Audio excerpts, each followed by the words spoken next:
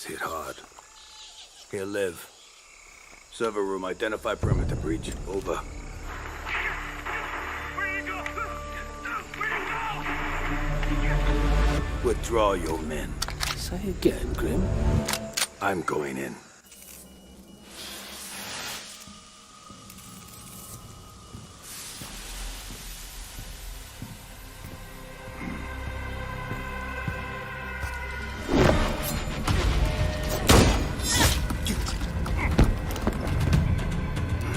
My turn.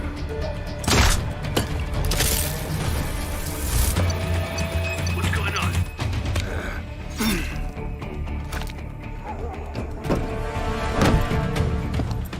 What the? Impossible. Didn't think you spooked this easy. Micro recon drones. Cute.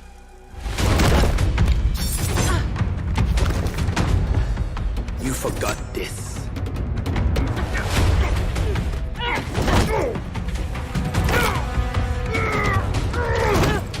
The data key on your jugular.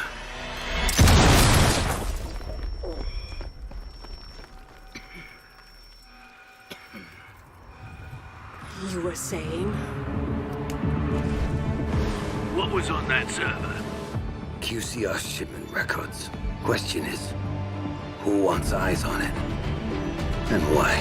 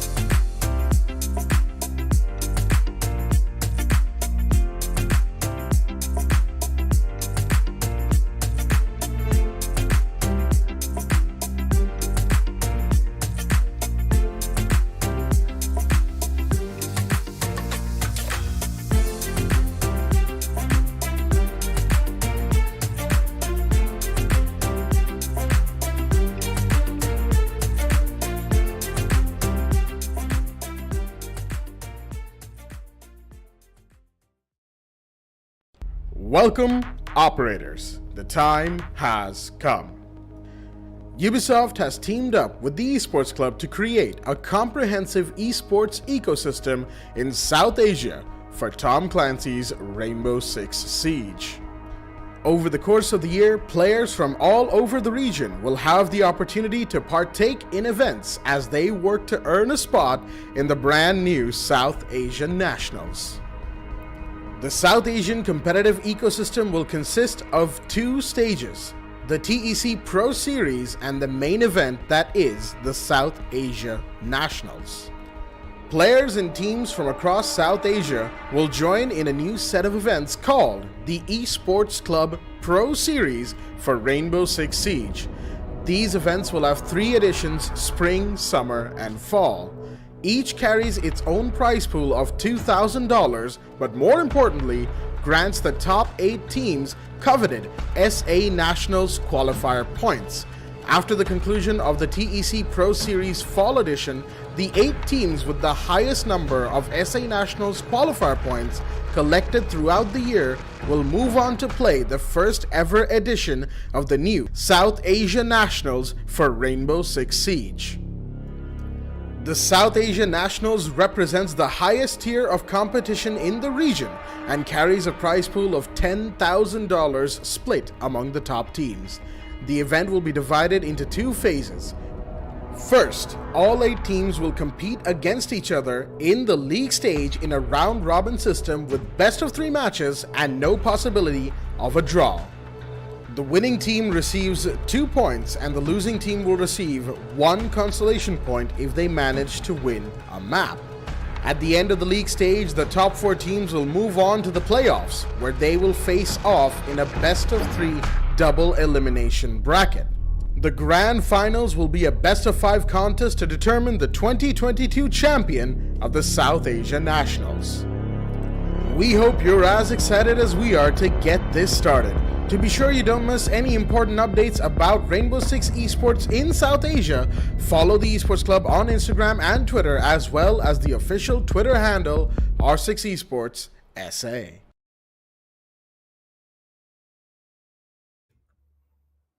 Alright, ladies and gentlemen, welcome back to Rainbow Six Siege South Asian Nationals, supported by Ubisoft, powered by Zotac Gaming, hosted by the Esports Club, and of course our broadcast partner Loco. We are back with day 13 of the group stages, and of course tomorrow will be our last day of the group stages to determine exactly which team will be qualified towards the playoffs, and there's only 4 seats for it. I'm your caster for today, Baba Gusta. With me, I have my co-caster, the real CCV, as we are here to talk about the entire prize pool and talk about the matches itself entirely. So I've got to ask you a question, CCV. Yep. Talk about these two important matchups and also a prize pool of 11,000 US dollars. What do you think is going to happen on these two matches here between Hunters, MRCZ, Shaheens, and MLT Esports?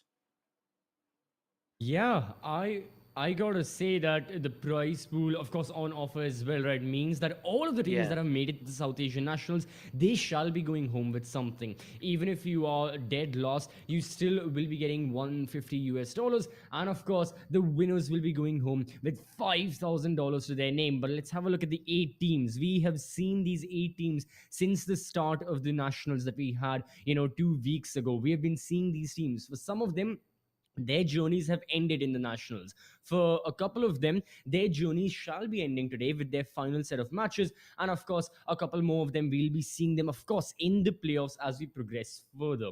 But talking about the playoffs as well, before that, we have the 2 final play days of the group stages, are set matchups that will be taking place today. Matchup number 1, highly anticipated Hunters up against MRCZ, followed up by Shaheens against Militant. Another very intriguing and interesting matchup, but for very different reasons. Tomorrow, we shall be seeing Hunters face off against the likes of KIRA Esports, and Phalanx up against Won't Stop Peaking will be the last matchup these teams will be playing in the Nationals, and the last matchup we will be seeing before we head into the double elimination playoffs. Man, so many matchups, and now we are just left with only 4 matches left of the best of threes. Hunters versus MercenarieZ, Shaheens versus Militant Esports for today's matchups as of now. Day number 12. Actually, it's day number 13. Again, apologies. But for now, let's take our main focus towards Hunters LFO versus Team MercenarieZ. We've seen these rivalries being made all the way towards 2019, or should I say even much more behind that, where you always get to see these two teams go head to head against each other. Sometimes we get to see Hunters win one of their matchups, sometimes we see MRCZ win one of their matchups. But if you take a look at the whole series, all the way from summer, spring, fall, Hunters LFO have been undefeated when they went up against Team MercenarieZ. Granted, at the Yep. first of the summer series, we did get to see MercenarieZ secure their first win up against Hunters LFO, but when it came to the grand finals, 3-1, with Hunters securing their win in towards the grand finals.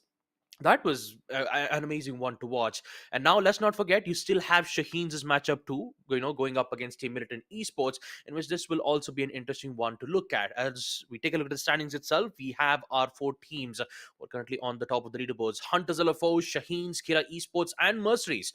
All 3 of them have secured 10 points, whereas MercenarieZ is still in 9. So even if they do secure a win or not, highly depends on which position does MRCZ wants to be in.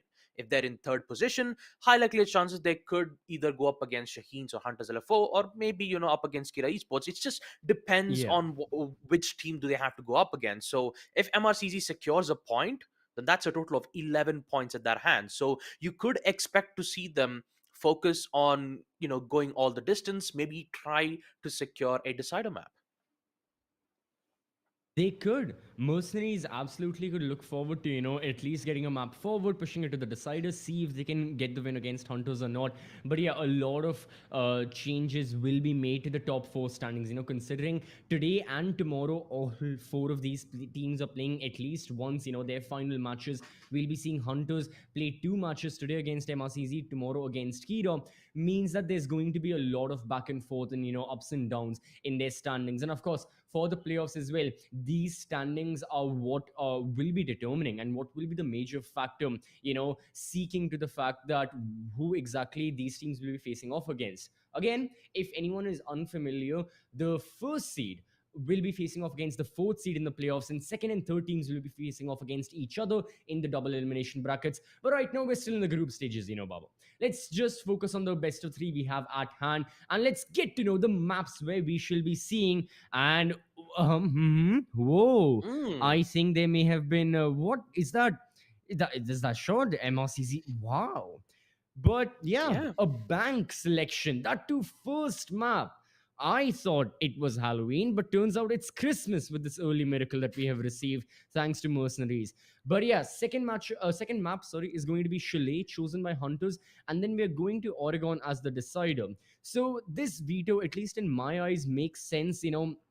MRCZ, these guys know Clubhouse very well. But yesterday, we saw the kind of thrashing, Hunters gave to the side of Shaheens with 7-1 being the final score. Mercenaries were like, you know what? Let's not go to Clubhouse. Hunters have chosen Chalet. That's a strong suit of both of these teams. I mean, it's going to be a very difficult fight there as well.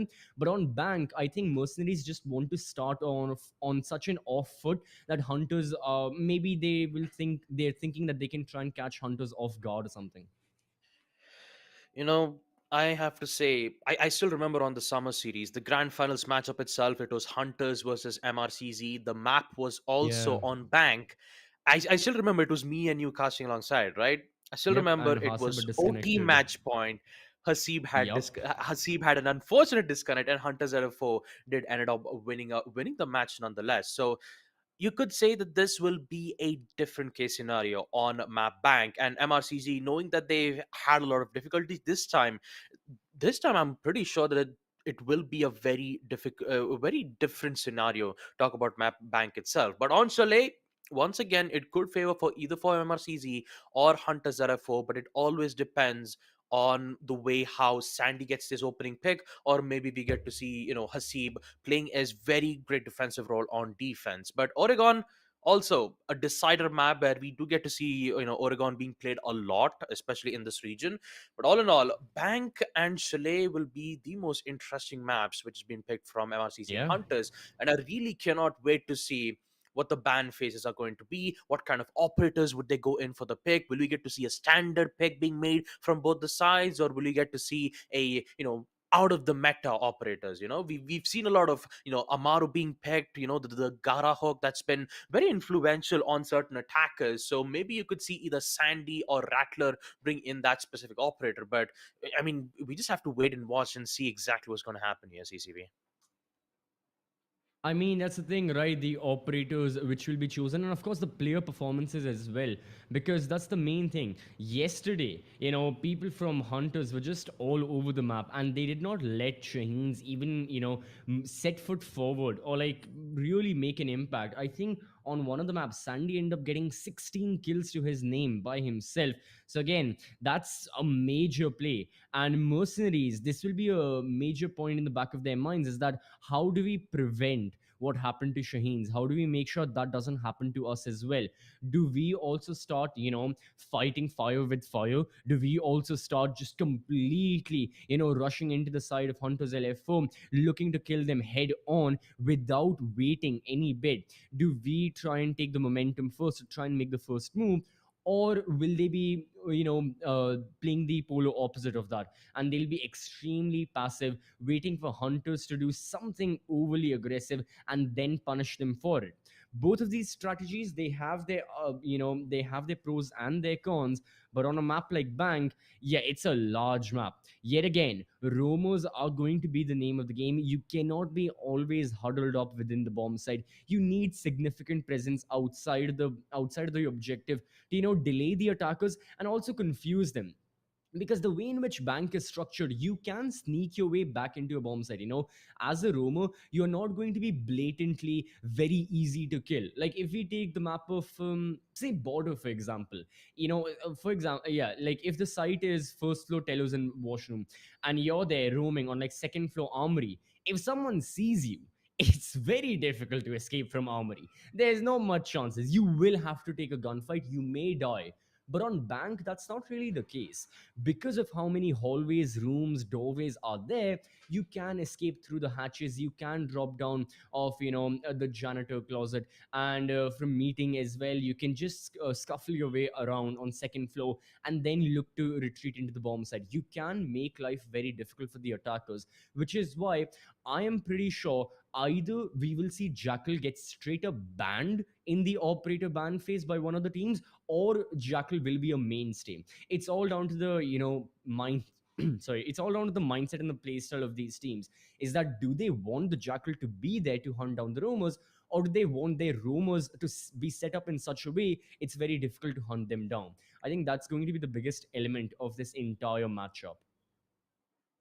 Yeah, I totally agree on you, CCV. The main goal for the attackers is to make sure that they hunt down the rumors first so that they can, Right. focus on the side thoroughly and also without facing any issues. Now, since when it comes to map bank, you could expect a pulse being brought out, especially if the site is on towards second for CEO/office, mainly because pulse can provide good amount of information. And plus, since the whole site is soft walled, especially the floors, you can just go in for a C4 attempt and get those kills itself. And plus, since you'll be giving a lot of information itself, you can have information from players who are arriving from stock window, you can have information from the entire hallway itself, you can provide distractions. There are so many elements on bank in which you could force the attackers to focus on one particular place instead of the site, in which it can waste a lot of time, and it will be a difficult stages for the attackers, especially knowing that the whole thing is a 30-second meta where the attackers needs to go in for the push. And if they have a lot of problems when it comes to having less amount of manpower to proceed in towards the site, where the defenders have good amount of control and a lot of denials from the smoke gas canisters, you could even include Goya's Vulcan shield, you could even Yeah. combo it well with the castle's armor panel, just like we saw the matchup in yesterday's. We did get to see a combo of armor panels and Goya's Vulcan shield Vulcan from a shield. match by Yeah. Team UWU. Yeah, it can happen on map bank too, but we should also focus on the bans as well, right? Because for both the teams, MercenarieZ and Hunters LFO, they have the rivalry that we've seen between them. It's been a long, long time once again. So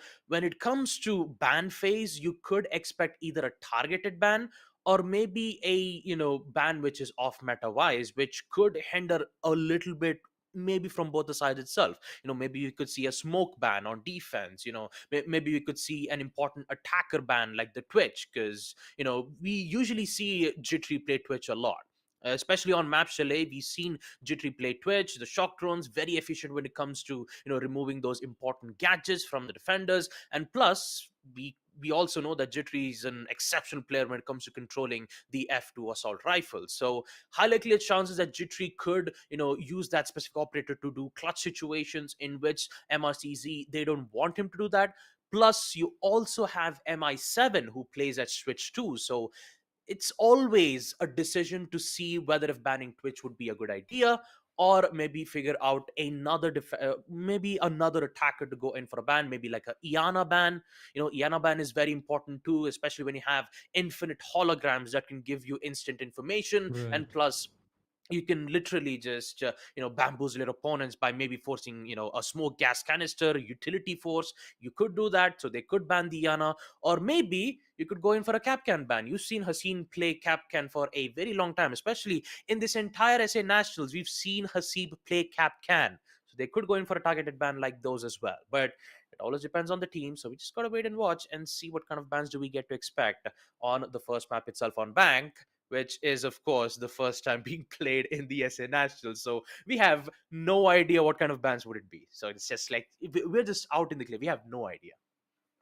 Yes. Now all we need to see is Cafe just picked up. And Yeah. after yesterday, Baba, during the conversation we had of Cafe and Bang, I went back and I just started thinking, why exactly doesn't Cafe get picked up often?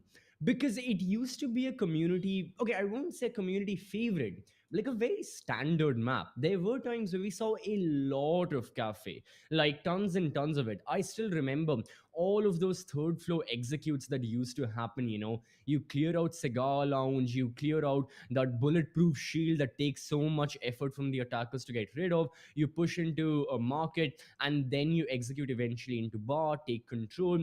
Because on Cafe, really everything is there. So much verticality helps the attackers and even the defenders. You have, a huge operator pool that you can pick from and derive your composition. If we take third floor as an example, you can go the Mira route, bring the Mira, have her in set up all her utility in bathroom, have the Jaeger ADS is protecting her, and then that way she can look into Cigar. You can get that, Mira setup. Or you can go the Echo and Maestro route, where you just have that one dedicated anchor alongside Smoke, and the Echo and Maestro sit within the bomb side. And of course, the Evilizer Yokai drones prevent the diffuser from being planted.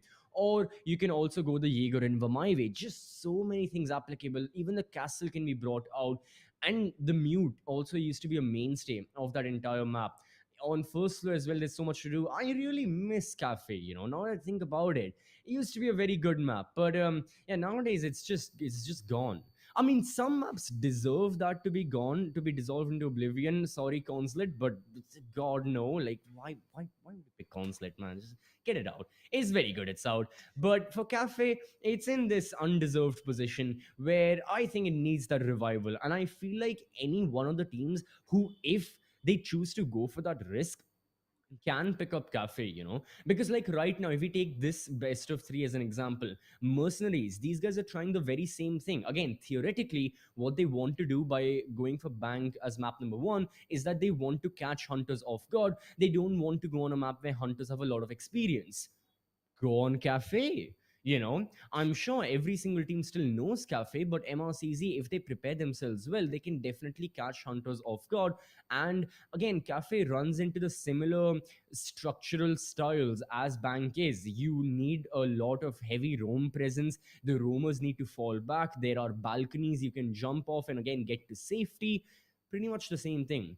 But regardless of that, we hope and we pray Cafe gets picked another day, and we make sure it's definitely in our prayers and with us. If not literally, then in our hearts and minds. But no, coming back to the case at hand, Bang still being map number one.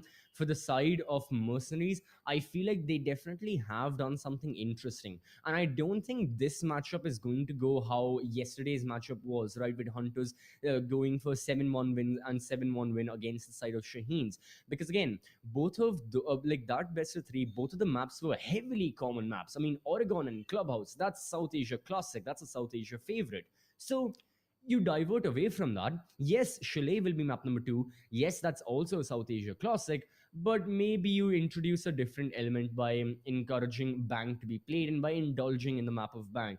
And I think MercenarieZ can be successful, but still, they cannot forget the basics of Siege. MRCZ, they themselves have been having some of the problems early on. Now MRCZ are looking a lot more solid. There was a time, especially at the end of the fall edition of the Pro Series and at the start of the Nationals, where MercenarieZ, a lot of changes were happening in their roster. In the interview MRCZ had given as well, right, they were saying that again Haseb was studying for his exams, I believe. That's why he wasn't playing. So MercenarieZ were left without sorry, they were left without their IGL. Without the IGL, very difficult, have a move on in the rounds. Ashrit had to step in, analyst, coach, player. They recently have picked up Din as well, who again is a star player. No, nothing away from him for that matter. But still, having him in a team, building the team with him in as well is quite difficult. But still, now is the time to see how MRCZ will board off against one of the best the region has. Once more, it's time for the age-old matchup that is Hunters up against MercenarieZ. Two of the best teams in the South Asia region are now going head to head.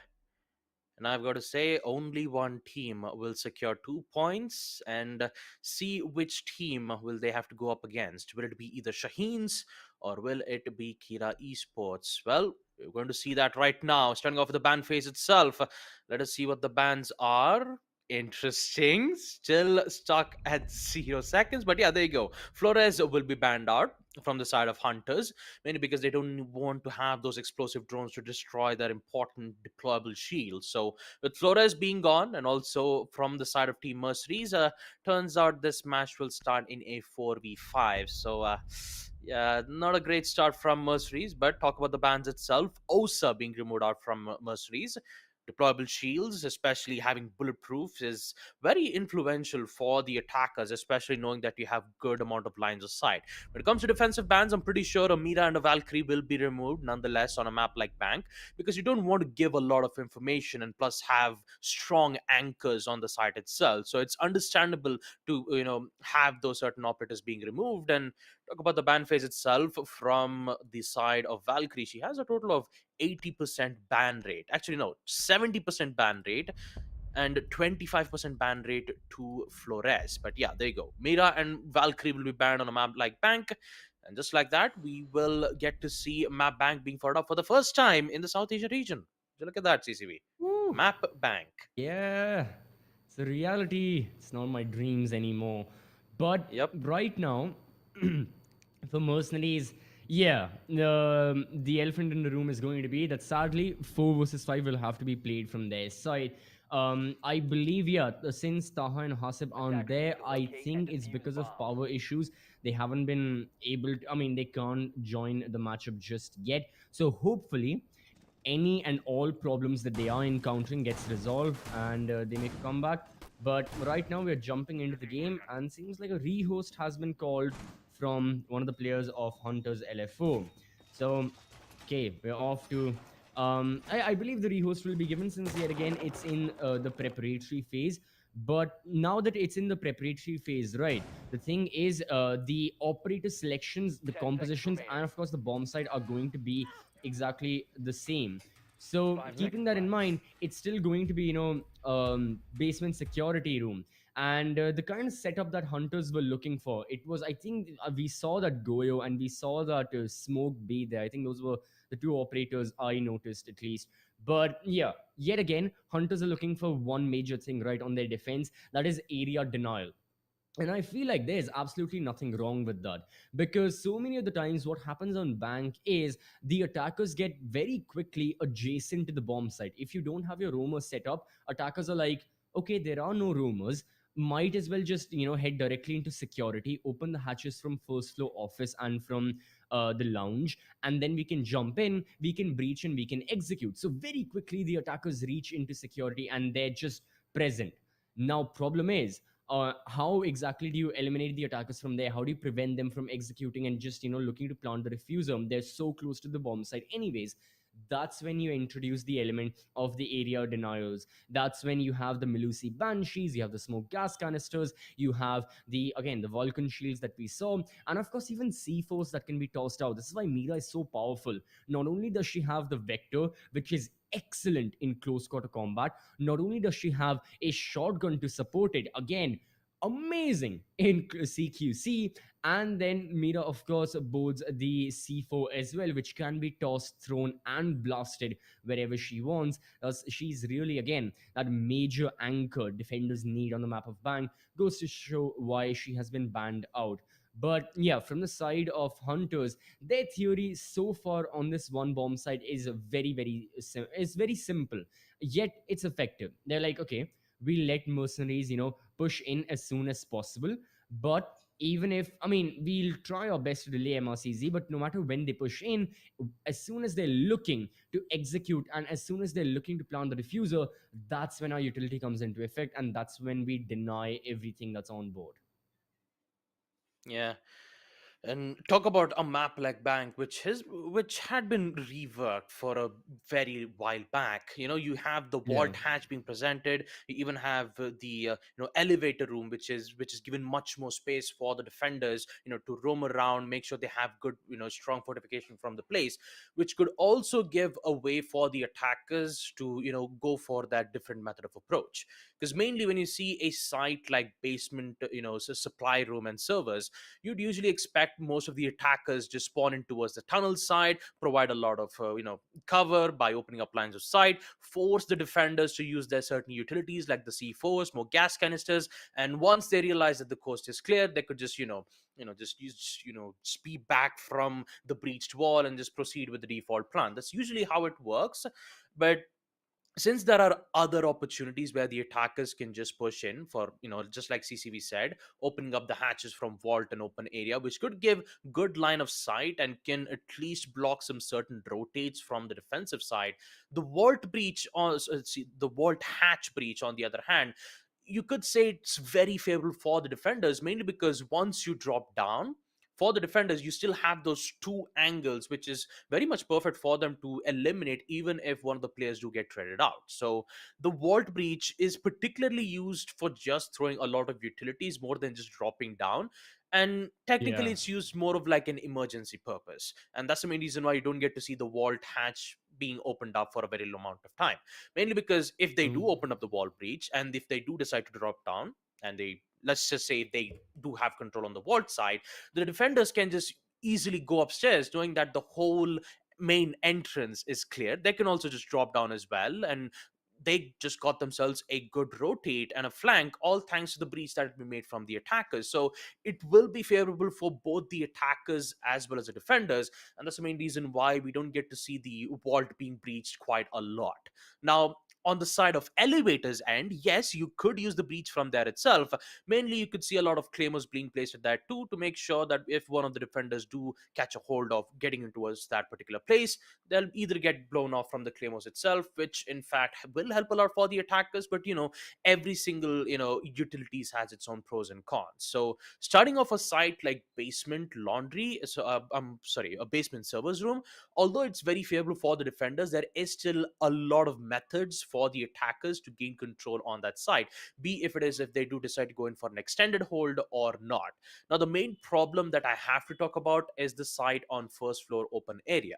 Say that if you did secure basement side, say if you did secure second floor CEO side, the main difficulties for the defenders is usually towards the first floor open area room, knowing that the True. attackers have tons of open areas, especially right from outside the building. You even have the open area window where the attackers can usually have long sights of angle just by opening up some soft breached walls that can have instant access towards it. And the defenders, they're just basically, going blind. So even though information game on that particular site is not really that useful, they could just usually go in for maybe a lot of denial operators, just like you saw the Goyo and smoke being used a lot. But all in all, it just depends on what kind of site does Hunters LFO would prefer to, or maybe from the side of mercenaries. But all in all, the only thing that I can speculate is that when it comes to the basement side, expect a lot of denial operators, and when it comes to a site like first floor and second floor, you'd expect to see a lot of roam games being made on defense. Yeah, that is true. The first floor bomb site for the attackers, like you mentioned, there's just so many avenues for them to enter from. And of course, two different directions as well. Attackers can push into like second floor stock office, and they can come in from, even second floor CEO for a proper roam clear and all that from one of the windows, rappel in, jump in and clear out the defense.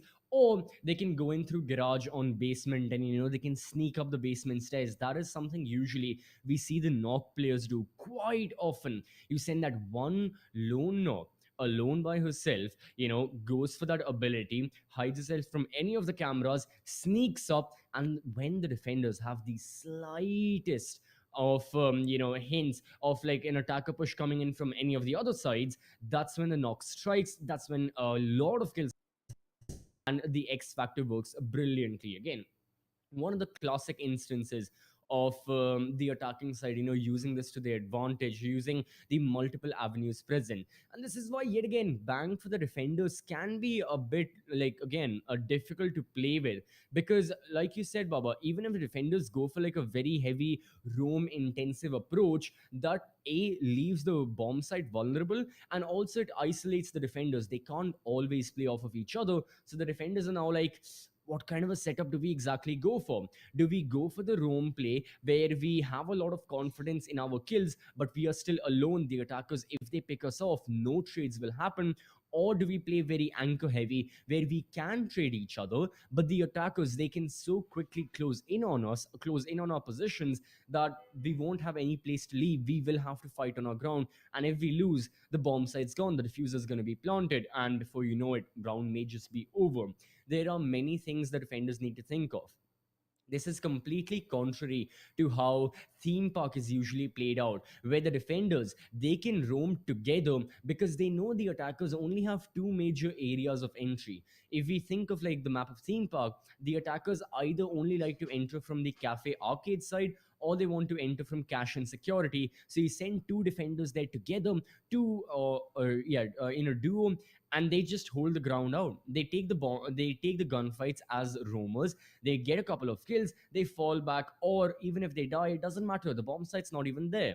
On bank, just not possible. There is just so many angles, so many windows. It's not as restricted. Really, bank is one of those larger maps where it's going to be very easy for the attackers to get those lines of sight established. Okay, maybe on the basement floor that's not really the case, but still, regardless of that, the defenders ought to be very, very careful with where they where they step forward and which angles exactly they're looking to go for. So yeah, early on for the side of Hunters, knowing it's a 5 versus 4, they do have that advantage. Mercenaries, I guess, stick together and just find out exactly what's the best way to proceed, because yeah, we have seen the 4v5s from MRCZ, right?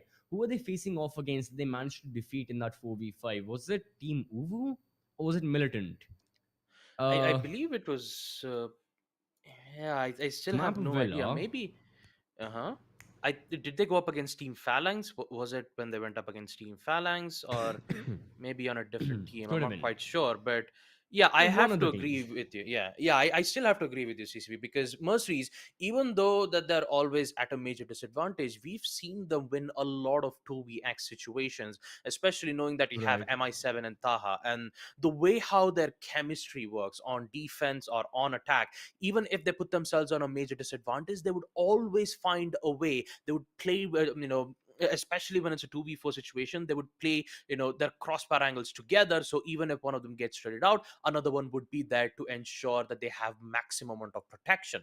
That's the reason why Mercenaries is considered to be one of the greatest teams in this region, mainly because they know how to convert those 2v situation into a 2v0, still being even with them being at a major disadvantage. So even though if it's a 4v5, doesn't mean that MRCZ is out of the game just yet. They can still come back, they can secure a lot of rounds. But if you guys are wondering exactly what is happening in the lobby itself, since Beat had a lot of issues from his end, so we had to take in for a rehost, which is in fact a rehost being used by Hunters LFO, not from Mercenaries.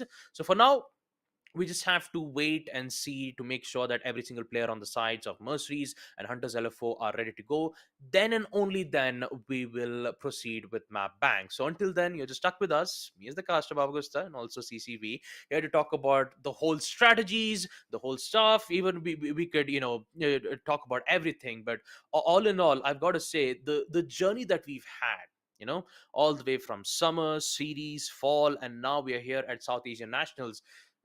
Group stages are coming to an end, CCV. And now afterwards, we have the playoffs.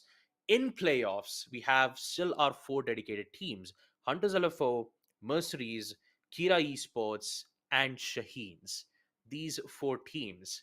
And only one will be crowned as the victors for the South Asian Nationals. And I've got to say, the amount of journey these teams have had, all the way from qualifying, all the way from securing points, and also, big kudos to all the 8 teams in the South Asian Yeah. Nationals that have been, coming all the way, for Team UWU, Team Militant Esports, despite having a fresh new team, they still showed an amazing performance. Except, especially Team UWU, despite having a very bad start in the first half, we saw Team UWU go head to head against the best teams in this region. Although they didn't win on certain amount of maps, the amount of strategies that they showed us was absolutely amazing. And I really cannot wait to see what the future holds for these teams like UWU, Militant Esports, Team Phalanx. what usually we see Team Phalanx be an expert on map Villa, turns out they're actually an expert on map Skyscraper as well, on defense. So in South Asian Nationals, you get to learn a lot of things from these teams as well. And I'm Yeah. glad that I got to cast alongside with CCV, with Blackjack, with Aggressive, with Bullet, and sharing their experiences, knowing exactly what's happening in the battlefield itself. And it's an amazing experience to be in, folks. That is for sure. Yeah, see, now again, that's the thing about, the round robin format is that I have said this many times. I love the round robin format for this particular reason itself. Yes, it lengthens the tournament definitely, but that only means more entertainment and more excitement for the viewers. We are seeing teams play different maps every single day, face off against different opponents. Even if we see the same map, it's going to be a different result, right? um okay, let's just take Hunters as an example. Hunters facing off against mercenaries today on the map of Clubhouse is sorry, Clubhouse is banned on the map of Chalet is not going to be the same as, say Hunters facing off against KIRA on the map of Chalet. It's all going to be very, very different. But yeah, overall, it definitely has been amazing. The playoffs, certainly, you never know. We may see another MRCZ versus Hunters LFO. But right now, one thing is for sure, the match shall indeed be starting once again.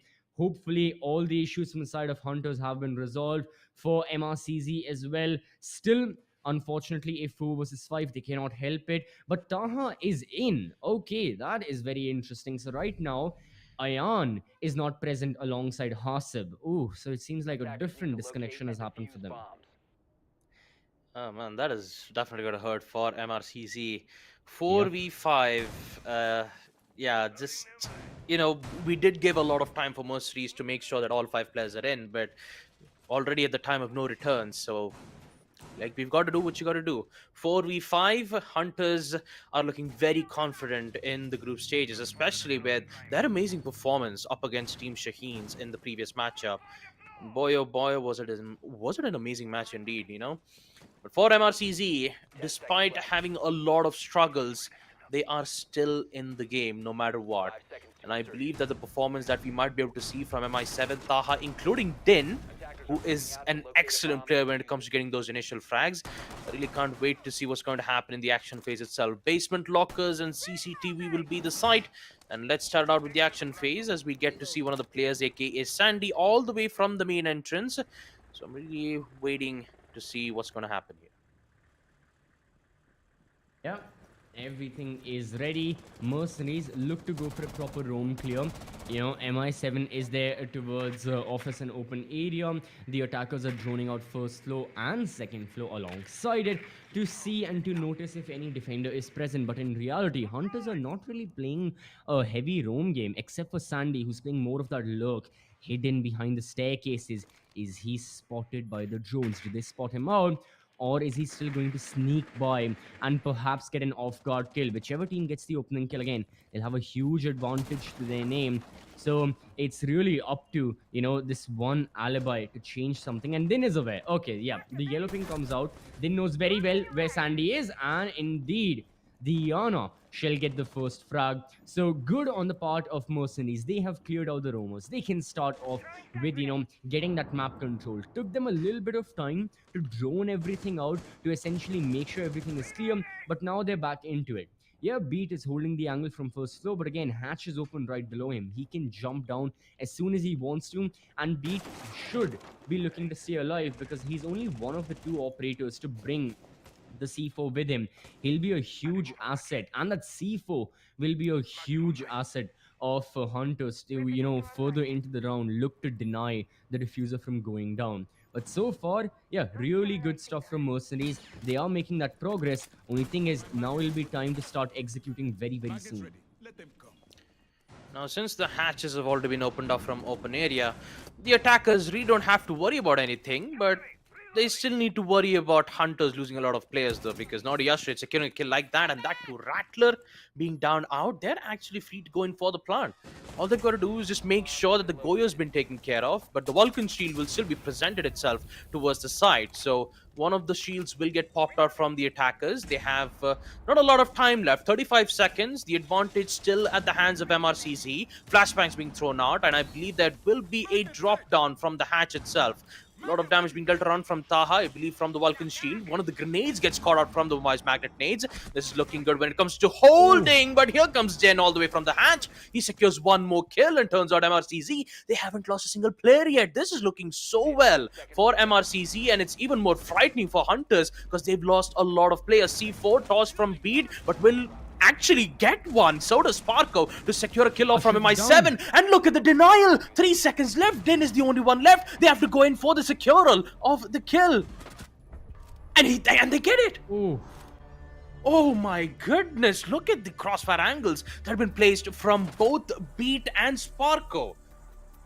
All the way from Vault, the C4 toss to secure the kill, and Sparko protecting his team to ensure that the C4 would get the kill nonetheless.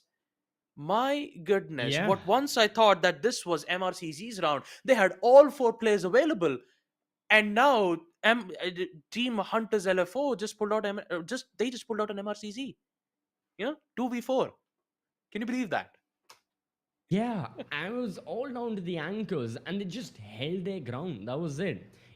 They waited and waited, and essentially they looked forward and they got the kill. It came down to, Beat and Sparko, and yeah, these guys did an excellent job of just sticking around, waiting for time, and then really going for those plays and really opting for the kill when they needed it the most. I mean, mercenaries were right around the corner, swinging by, on the doorsteps of Hunters. And then Hunters started to get back into it.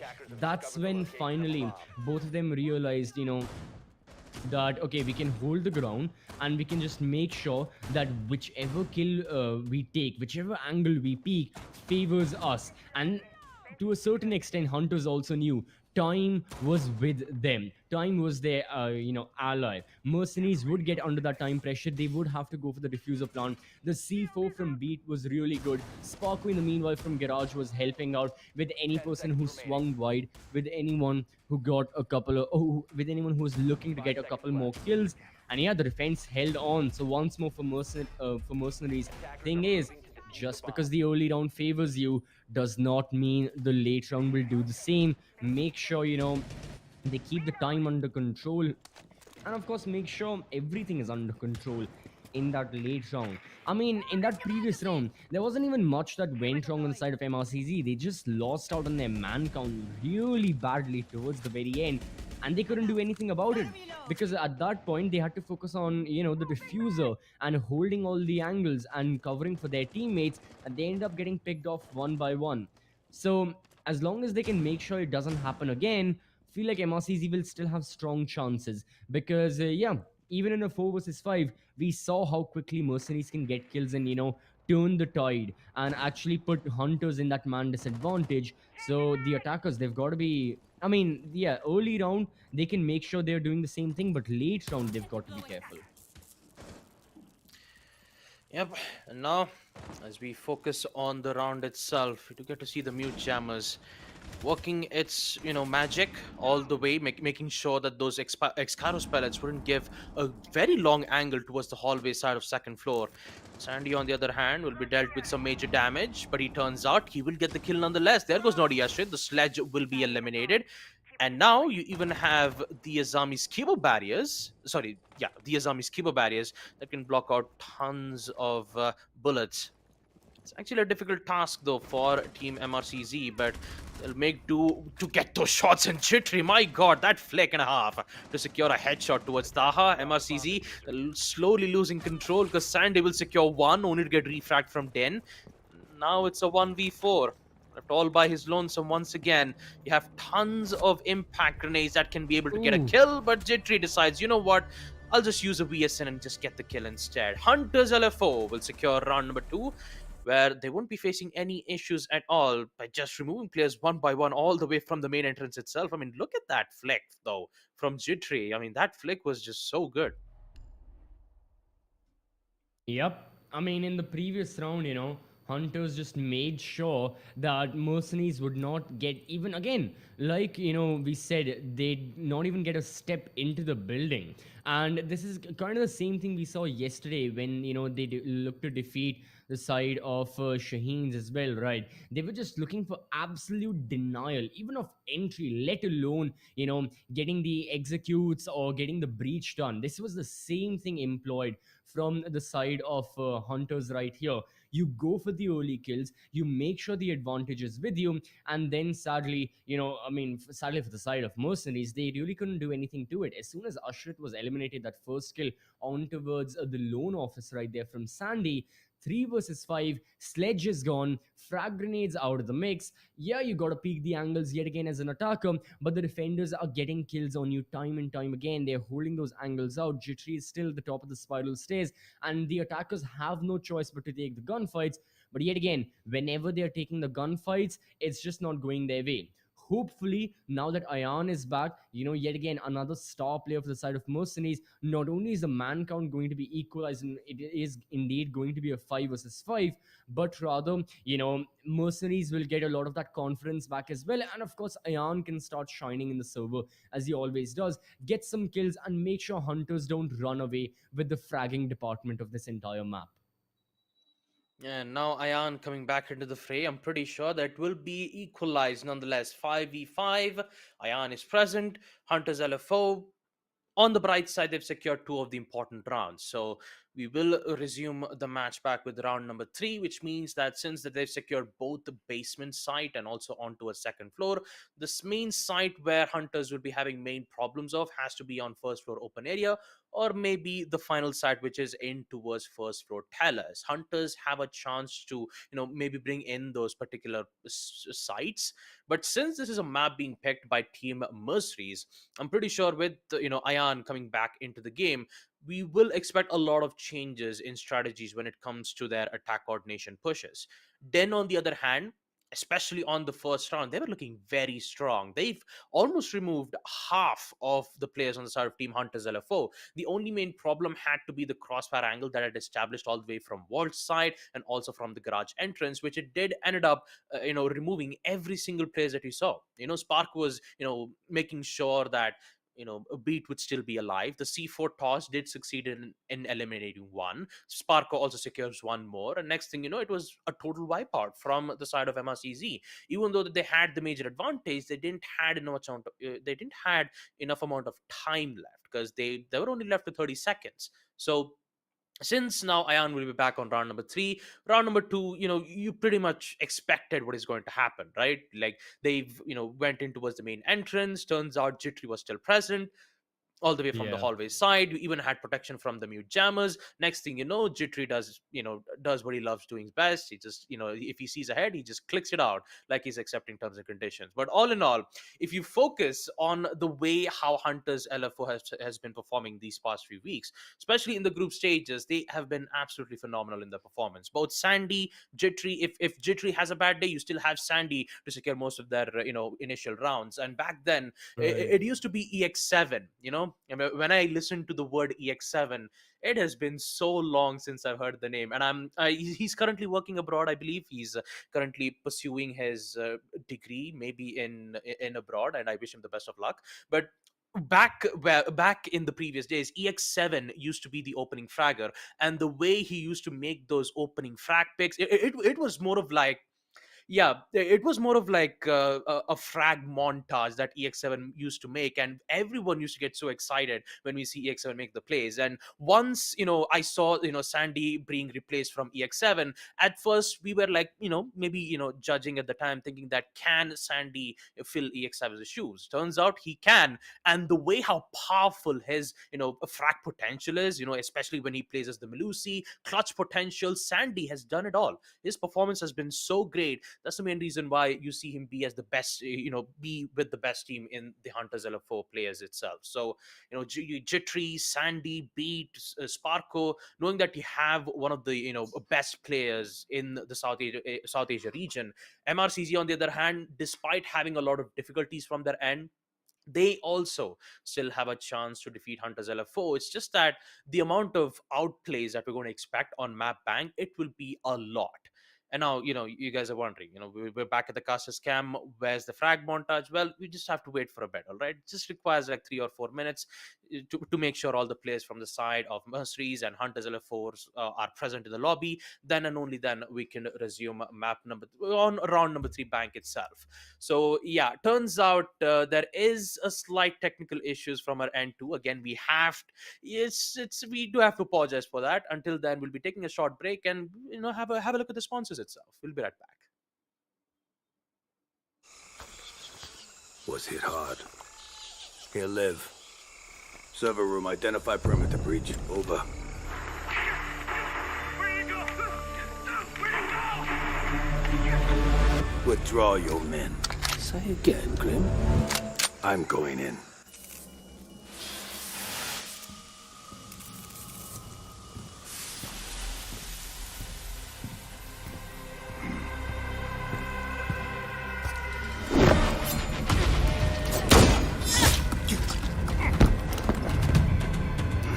My turn.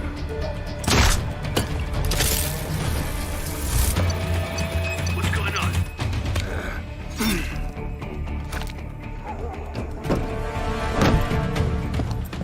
What the? Impossible. Didn't think you spooked this easy. Micro recon drones. Cute.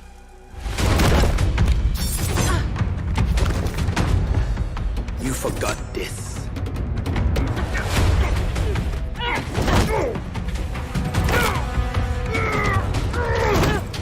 The data key on your jugular.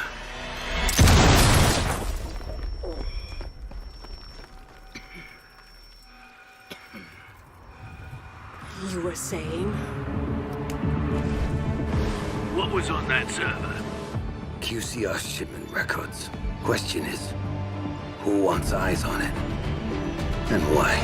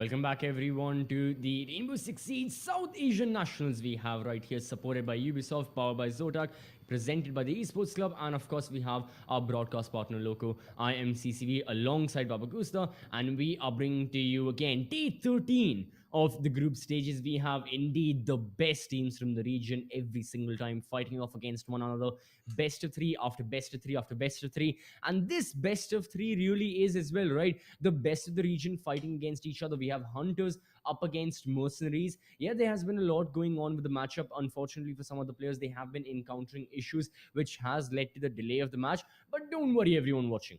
We have seen 2 rounds on the map of Bang. So far, Hunters are looking very, very strong. Mercenaries are looking to make that comeback as well. Now, the only question is, will they be able to or not? Let's jump back into the game. It's now a full 5 versus 5. Everyone is ready, and I hope the viewers are just as excited. Yep, the wait is finally over, folks. And again, apologies for the delays being caused around. But here we are. We are back with round number 3. The site will be on the staff room and open area, the site where it will be a difficult task for Team Hunters LFO to secure that specific site. So let's see, especially with Ayan coming back into the fray, we will have all 5 players from the side of MercenarieZ be presented towards ourselves. And now I really can't wait to see what's going to happen here, folks, on this specific map, Bank. A Bank, which is a map being picked by Team MercenarieZ. And since we're resuming back at a 2-0 scoreline, Hunters LFO are currently in the lead. But will it come to a major change? Let's find out. Well, absolutely.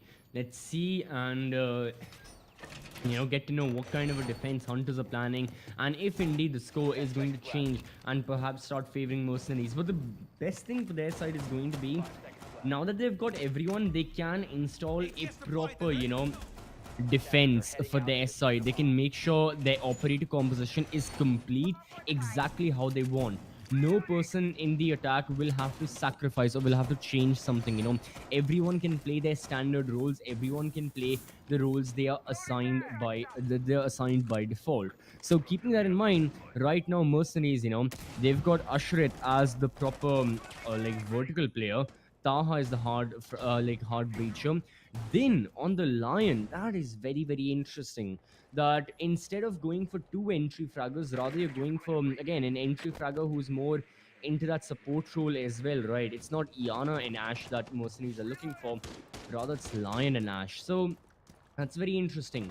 Not opting for that Jackal approach, rather it's Lion that's in their crosshairs. But No. they do it. It's a KIRA Esports. MercenarieZ have done that. Oh no. Oh. We're back at a 4v5 in a 2-minute mark. Oh boy. Oh man, that is definitely gonna hurt, but still the show must go on. C4 will toss out from Beat.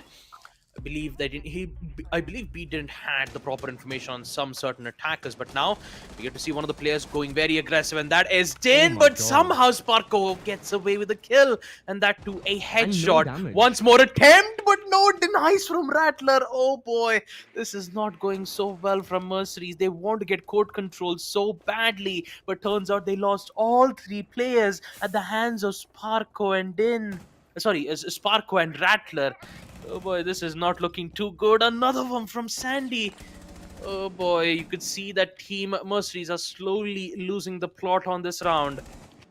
As now it's Taha left in a 1v5. Ace class situation for that to happen. Jittery whips out the deagle. Oh boy, a bit over too much, but in the end, Taha will still stay alive. But for how long? Beat is already on the way towards the courtroom, secures a kill. And just like that, we will see Team Hunters LFO secure round number 3. Oh boy, this is, oh man, a very bad start, especially that team kill that had happened from MRCZ's end. Oh boy, this is 3-0. Round number 4, basement lockers and CCTV room will be the side once again. And I really hope that MRCZ would come back very strongly. I hope to see MRCZ come back strong and make sure that whatever mistakes that they've made will be just rectified immediately on round number 4. I want that to happen, right?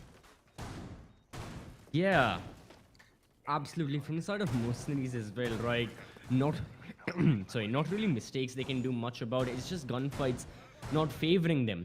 And there have been so many times in the nationals where this exact problem has bothered specific teams, where they just can't get grips with the fact that they're not winning the gunfights. Theoretically, again, there's not anything very different or anything impractical that MLCZ are doing. It's all standard Siege. It's really all that we've seen. Nothing out of the ordinary, nothing out of the box.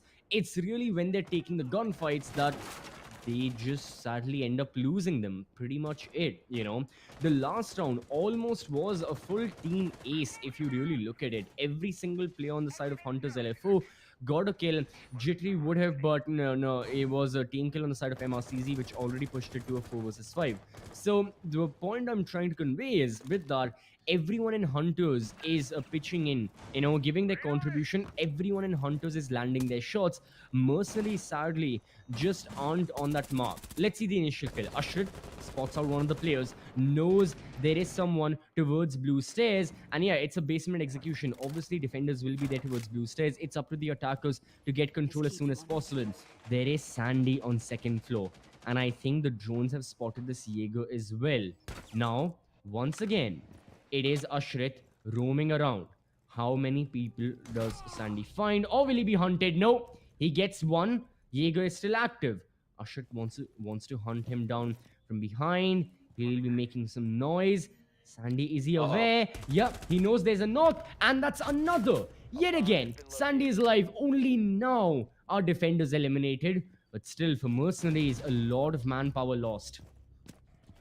Yeah, but MI7, he's currently the one who's trying to bring MRCZ back up once again. 3 important kills, especially with the PD5 LMG. Now, once again, Hunters are in the similar situation. Beat with the C4. Sparko also has the possession of the C4 as well. With the control of the site, you could say that MRCZ could mainly go in for a very good, split push. One pushing from the garage, maybe 2 players pushing from the server room itself. But they need good information, and turns out Din will be the one will try to remove the players out, but it's been pinged. They know that there is one bulletproof cans, which means that Sparko will know the exact moment when Din would push in towards the garage side, so they need to get their timings right. So I believe they'll use the Xcaros pellets as a distraction. C to go in for a plant, and here comes a denial. The Goya's Vulcan shield. If they can just remove Sparko, then it's more than enough to secure the win for Team Mercenaries. But the crossfire angle itself, it's a very impossible task for them to do. So MI7 takes a lot of damage from the Vulcan shield. Sparko once again, a tap-out attempt. Won't be able to find one as of now. C4 are still unused. All it requires for Hunters LFO to secure a kill, in which, there you go, that's the opening that they required. Then just patiently pushing all the way towards the garage side will secure the kill now. And now it will be 1v3 at the hands of Beat. Okay, somehow he gets a headshot.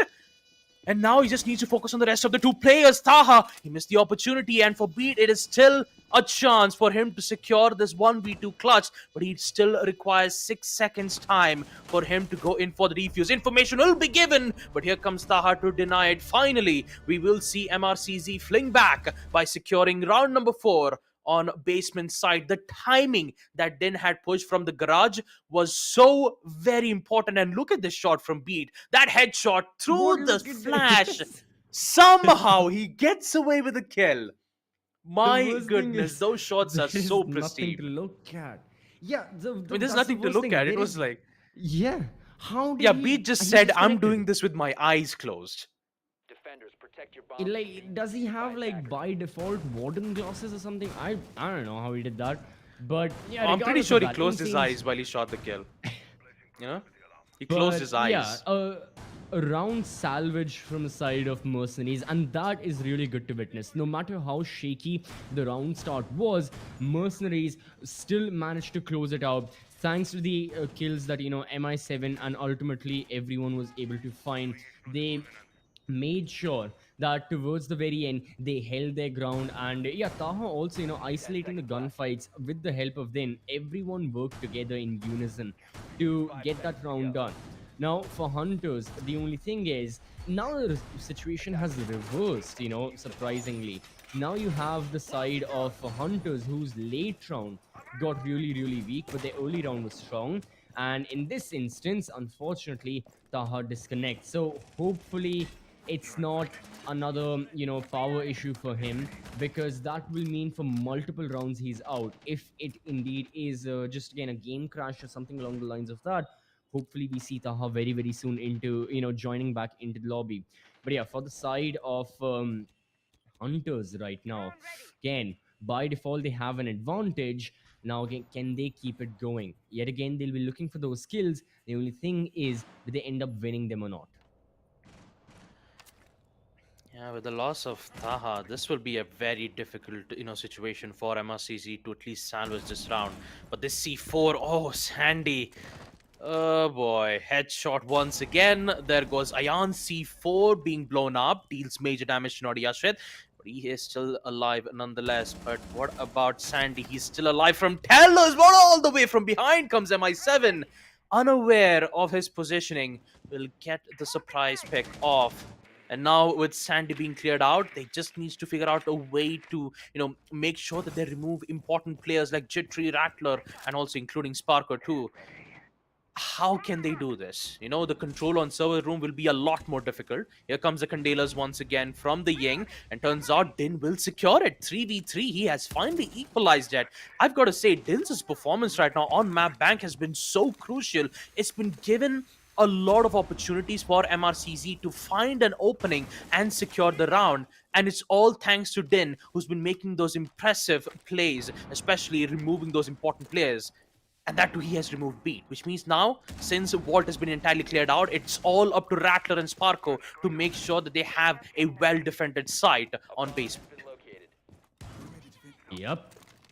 Now the anchors, they've got a lot of work to do, but still the anchors have got a couple of resources to their name as well, right? Like you mentioned, Rattler, 2 smoke gas canisters, Sparkle still has the C4, and then Jittery with the impacts, and of course Jittery's there. That's also plenty. Many a times that mercenaries are building the pressure on the defenders. The defenders are backed up into the same corners, in the same default positions they hold. They cannot progress forward.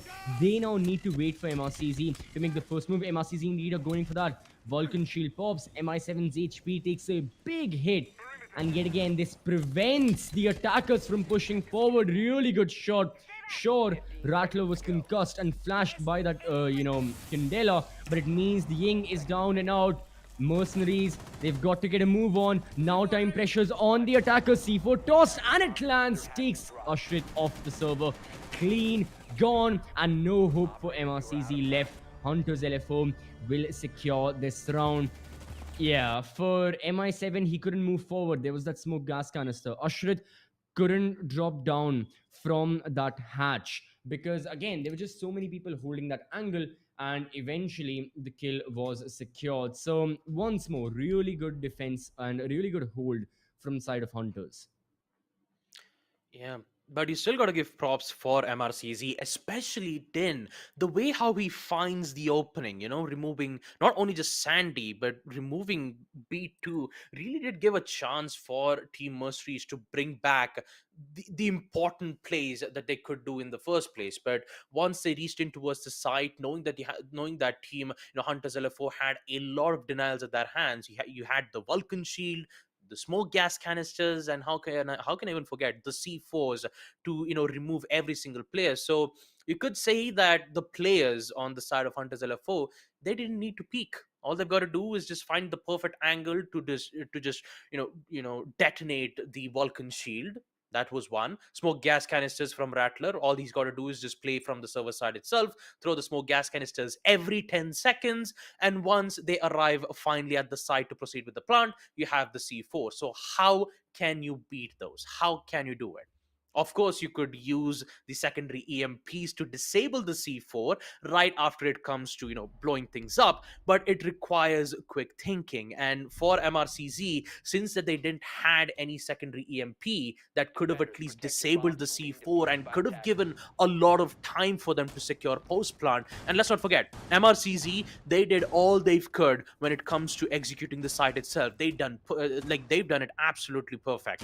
Din was there. Initial kills was there to remove the flankers and also making sure that he'll be able to remove one of the important players on the site. Din did most of the important work, so did MI7. But when it comes to the end of the rounds, when it comes to the execution phase, that is where Team MRCZ crumbled, and Hunters LFO are now looking for a 5-1 lead in round number 6. And this first half 5-1 victory, a 5-1 lead, will be a tough challenge for MRCZ to survive in the second half. Yeah, yet again, you know, Bank is one of those maps that really, at least in my opinion, I know statistics can differ, and in South Asia, honestly, I'm not going to talk about statistics like specific to this region because there aren't many. We have rarely seen this map. We saw this a couple of times in the Pro Series, but mainly it's been in what? Community Cups and all, and of course we can't always count those matches as an indication of, again, on the level at which these players are playing. You know, still, it's a lot of the similar players that play in the Pro Series and all that we see in the Community Cups, also different rosters. So yeah, keeping that in mind, in my opinion, Bank really is a very equal map. There are plenty of opportunities for the attackers to, you know, launch those executes and be good. Just as many opportunities are there for the defenders to hold their ground. So in all honesty, a 4-2 or a 3-3 half, regardless of the side you are on, is what teams should indeed be looking for. 5-1 just pushes the boundary a little too much in the favor of Hunters. And yeah, I gotta agree with you, Baba. This is going to make life a lot more difficult for the side of MRCZ. It's not end of the world for them. They can still make a comeback. They are mercenaries after all.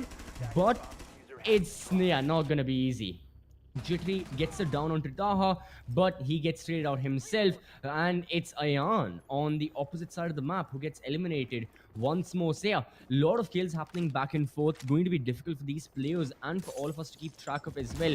Who's going to be staying where? Sandy, he dashes just in the nick of time away.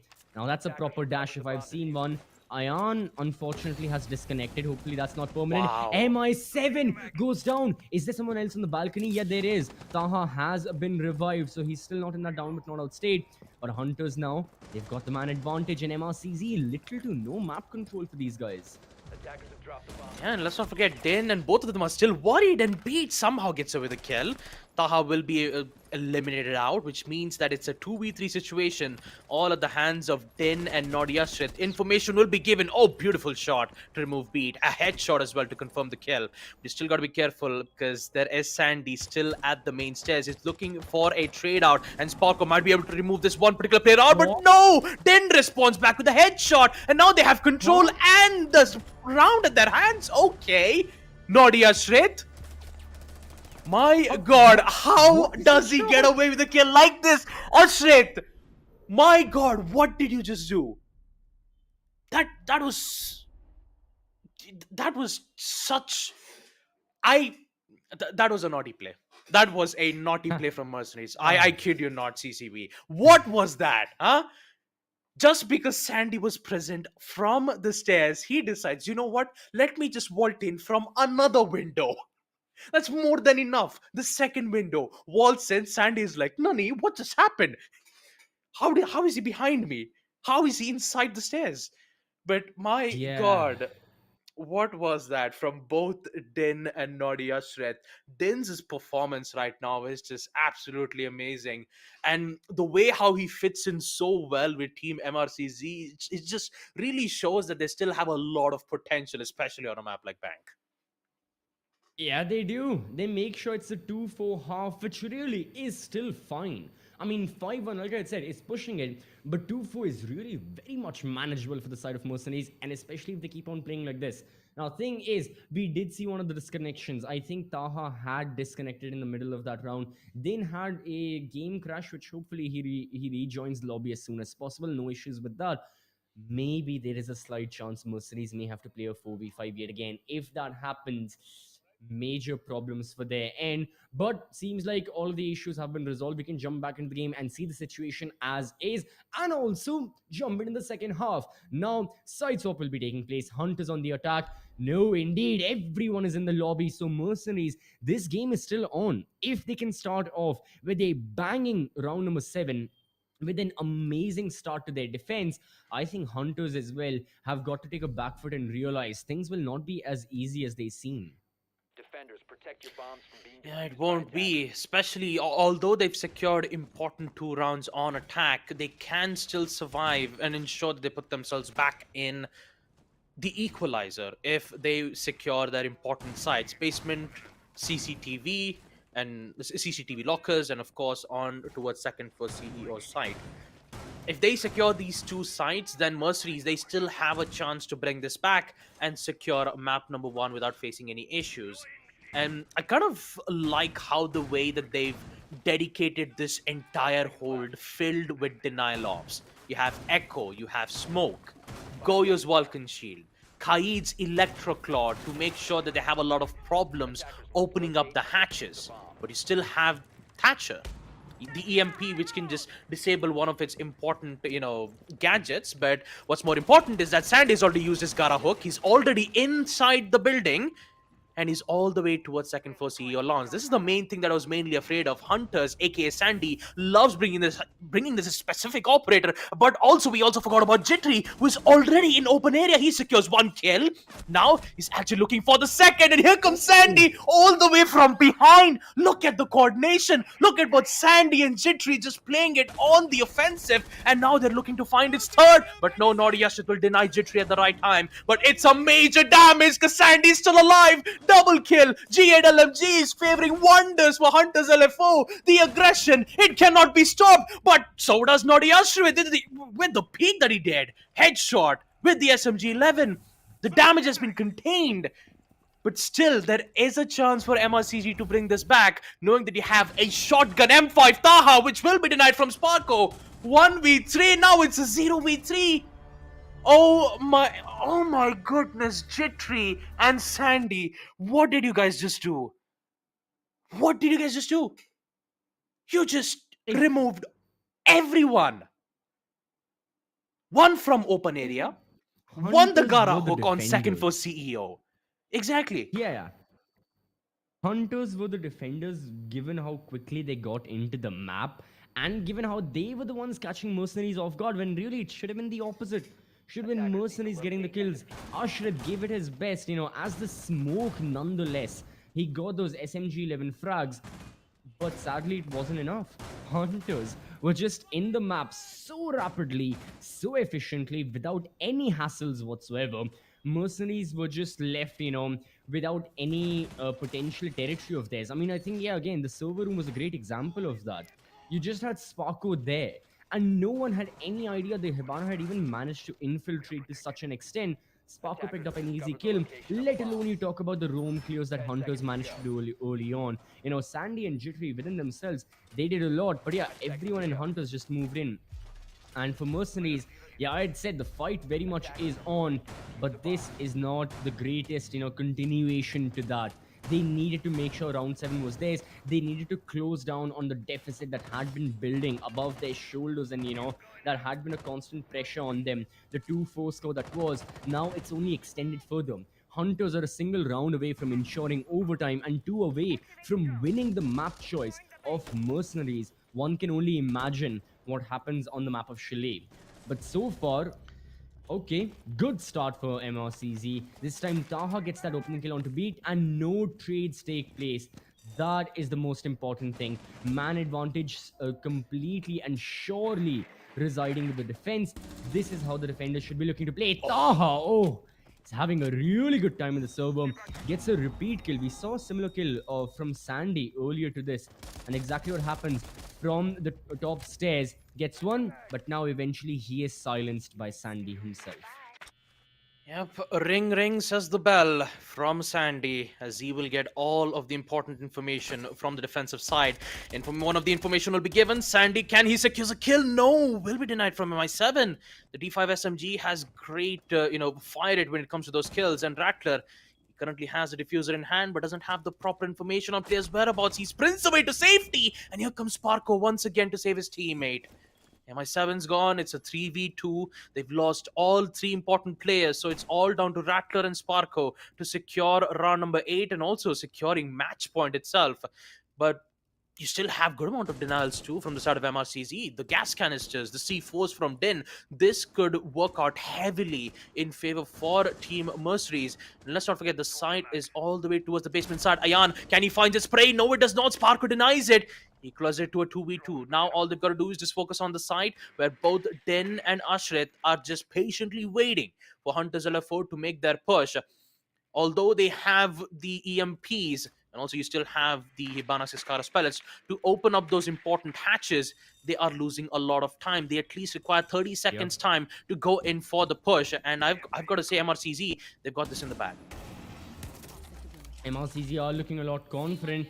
They know where Hunters will attack from. Hunters have got no choice but to execute from there nonetheless. Their hand in this matter is forced. So, hatches will be open. but still, time is of the essence. Information granted to the attackers, they know where these defenders are. Sparko has got 3 flashbangs to assist him in dropping down from the hatches, but the defenders also have the smoke canisters. Rattler goes down. It's really on to Rattler to make the play. Can he find one kill? Oh, he sees where Ashrit is, but it's an unfortunate team flashbang. Then jumps in. He gets eliminated. It's all down to the smoke. He downs one. Shotgun ready. Rattler swinging from behind. Does Ashrit spot him? Yes, he does, and he takes him down. Oh, Oh it's only boy. a matter of time where the smoke, again recalculated where to aim, rectified it, and again took the opponent down. Really good stuff. Mercenaries in their defense was an extremely close call towards the very end. But once more, MRCZ, show to Hunters, they are in the game. They're not going to go down without a fight. Hunters will have to do everything in their power to get the final 2 rounds if they so want to. And we all know who to thank for Taha, who will end up securing those 2 heavy frags, removing both Beat and Jittery. Although Sandy was still there for the refrag, MI7 also made sure that those kinds of plays would not happen, denying any chances for Hunters to secure this win. But I'm not gonna lie, Mercenaries, it was a very close round, and if Ashrit if Ashrit got himself picked out from that round, Hunters LFO could have just easily won that round without facing any issues whatsoever. But man, the M5 shotgun is very dangerous in close to mid-range, especially if you only have 80 HP left in mid-range. Well, you're pretty much downed, knowing that the shotgun just delivers a very powerful punch, especially when you ADS it, where it could just reduce the spread of the shotgun choke. But all in all, round number 9, Hunters LFO, they haven't secured match point yet. And for Mercenaries, they still have a chance to equalize it. And I kind of like the way how, Taha are currently playing in a very aggressive place all the way from the stairs itself. You have good amount of lines of sight being placed. Actually, apologies, it wasn't, it wasn't Taha, it was Din who's currently playing from the stairs. So you have good amount of lines of sight being made with the help of the Bailiff shotgun. So they know exactly if the attackers make their move all the way from the entrance side, in which they will do it right about now. You have 3 players pushing in from the particular place, and you also have Beat giving important information from the Argus camps. And I believe one of the information will be given all the way towards Tellers. They even have info on second floor. And guess what? MRCZ, they have no idea. And Jittery starts it off with a bang. Goes Taha. Now, Den, he will go in for the refrag. Beautiful done. Equals it to a 4v4. And MRCZ, they just gotta hang on. Yeah, I mean, Hunters are looking to close down. They're looking for this very horizontal kind of push. They don't want any sneaky plays. Oh, they want to enter from electrical, and that's where Rattler finds the breakthrough. Safe passageway now, made open for the attackers. They can push into open lobby. They can push into, again, the cafeteria side, and now look for even more kills. The breach can happen very, very soon, thanks to archives getting cleared out, thanks to the fact that, once again, the defenders are pushed back. So, mute jammers, how do you eliminate those? You've got the MPs, and breach is done. Cafeteria is open up for grabs. The defenders will be pushed back even further into the bomb side. Mercenaries, they need to fight this, Yet again, like I've said, MRCZ need to fight fire with fire. Go for the kills, go for the plays, and essentially make sure that it's going to be very difficult for Hunters to take those kills. It's going to be very difficult for them to progress forward. Ashrit lands the headshot. One of the attackers moving in. Oh, the diffuser's getting planted from Sparko. Can it be denied? There is that C4 the mute has. But no, MRCZ just want the bullets to work. And so far they have been. 3 versus 2. Make that an equalized score now. Oh, not only just that, you still have Sparko, who will secure one more. And now it's all at the hands of Ayan. Not a lot of time left. Beat knows exactly where the Jaeger's positioning is. Not a lot of HP left, and Beat won't have any problem dealing with the final player. Hunters will finally secure match point on Bank, which is, of course, a map being picked by Team MRCZ. A strong fight being made from both Taha and Den, who are trying to make their best efforts to eliminate most of the important players. Once they realize that they lost one of the particular sites, Sparkos has decided, you know what, the whole site is clear. Let's just proceed with the plant and force the defenders come to us. And that's exactly what happened. 6-3. Hunters are 1 round away of securing map number 1. And the site for MRCZs to be defending will be in towards second floor CEO/office. Gotta say, MRCZ, despite having major troubles, they can still come back, especially when you have powerful players like Ayan, Den, and MI7, who's been making a lot of impactful works. And how can I not forget about Nodi Yashrit, who's been so powerful, anchoring both the sides, and how precise his shotgun, how precise his M5 shotgun range is. Even if it is close or mid-range, he knows exactly where to aim, he knows exactly where to get the shots right, and also make sure that Hunters LFO do not have a post-plant situation. But this time, he'll be playing as Dubomai, so he won't be having any smoke gas canisters, but at least he'll have some protection from the flashbangs, which could get tossed out from Rattler. Yeah, it can get tossed out from Rattler, and all of that utility can ultimately help the side of Hunters LFO in, again, not only executing but whenever they want it. If there is that one rumor they wish to eliminate, they can throw the frags, they can throw the flashes, they can again disorient the person and make it easier to eliminate them, which is why MRCZ have got to be a lot more careful, especially these rumors. We can see them all across the map moving around. Then is there towards the elevator room as well. He wants to hold on the hallway. And then you have the silent player, the lurker, Ayan, just making his way around first floor lobby, looking to ensure he can find a kill. But Sandy is going to be the master of the lurkers. Rather, Sandy wants to focus directly on the bomb side. Or if he finds a kill, if he can sneak past the defense, this can be extremely valuable for the side of Hunters LFO. No one has spotted him just yet. Oh, now I think people are aware, but it's still Taha who goes down as the first kill, and it's going to be Hunters paving their way into the bomb site. Yeah, not only just that, MI7 will at least secure one of the important frags, and Sandy, his location might be compromised. There you go. Den will eliminate one of the silent attackers. And now, the advantage is at the hands of the defense. How can they mess this up? Hunters LFO, they lost a lot of bodies. They don't have grenades to even flush out one of the players connecting towards the courtroom. But Jittery might be able to get an important peek if he gets the proper timing. But talking about the time itself, they have 1 minute and 15 seconds. They've succeeded in opening up important lines of sight. But he forgot about Ayan, the silent lurker all the way from first floor tellers. He will secure his kill by removing Rattler. Now it's a 4v2. All in the hands of Jittery and Sparko, the most well players known in the South Asia region. Can they clutch this 2v4? They only have 50 seconds left. Sparko is slowly making his way in towards the side. So does Jittery. Nodi Yashrit. Can he secure the kill? Ooh. Oh, yes, he does. SMG 12 headshot it is. And now it's all at the hands of Sparko. 1v4. A difficult task for him to secure this clutch. And especially when you see Nodi Yashrit playing at his absolute best, will be denied immediately. Only 3 players left, once again using the Ace Summer Breach charge to use more of as a distraction. But here comes Den all the way from the teller stairs to finalize the kill and give a chance for MercenarieZ to secure one more point. 4-6. And I've got to say, the way how you've seen Sandy, who was patiently waiting from the main stairs, for a moment there he thought his location wasn't compromised. But when Den realizes what exactly was happening, he denied that flank. An amazing performance from that man right there. And that will at least give MercenarieZ the point that they need. 4-6. 2 more rounds on defense to secure overtime. But for Hunters, all they require is 1 round win on attack. Yep. Hunters, all they need is that 1 round. MercenarieZ just need to keep the momentum going. They're again going to go back to that strong bomb side that is going to be, basement. They'll be ensuring this round at least is a victory, and after that, once they have to go down to a tertiary bomb side, that's when problems may start to arise. But so far, things are looking really, really good. Hunters are on their way to ensure that they get the win, but MercenarieZ, like I said, things are looking good for their side. They just want to make sure that every single round is a victory of theirs. They'll be tackling this 1 round at a time, 1 bomb site at a time.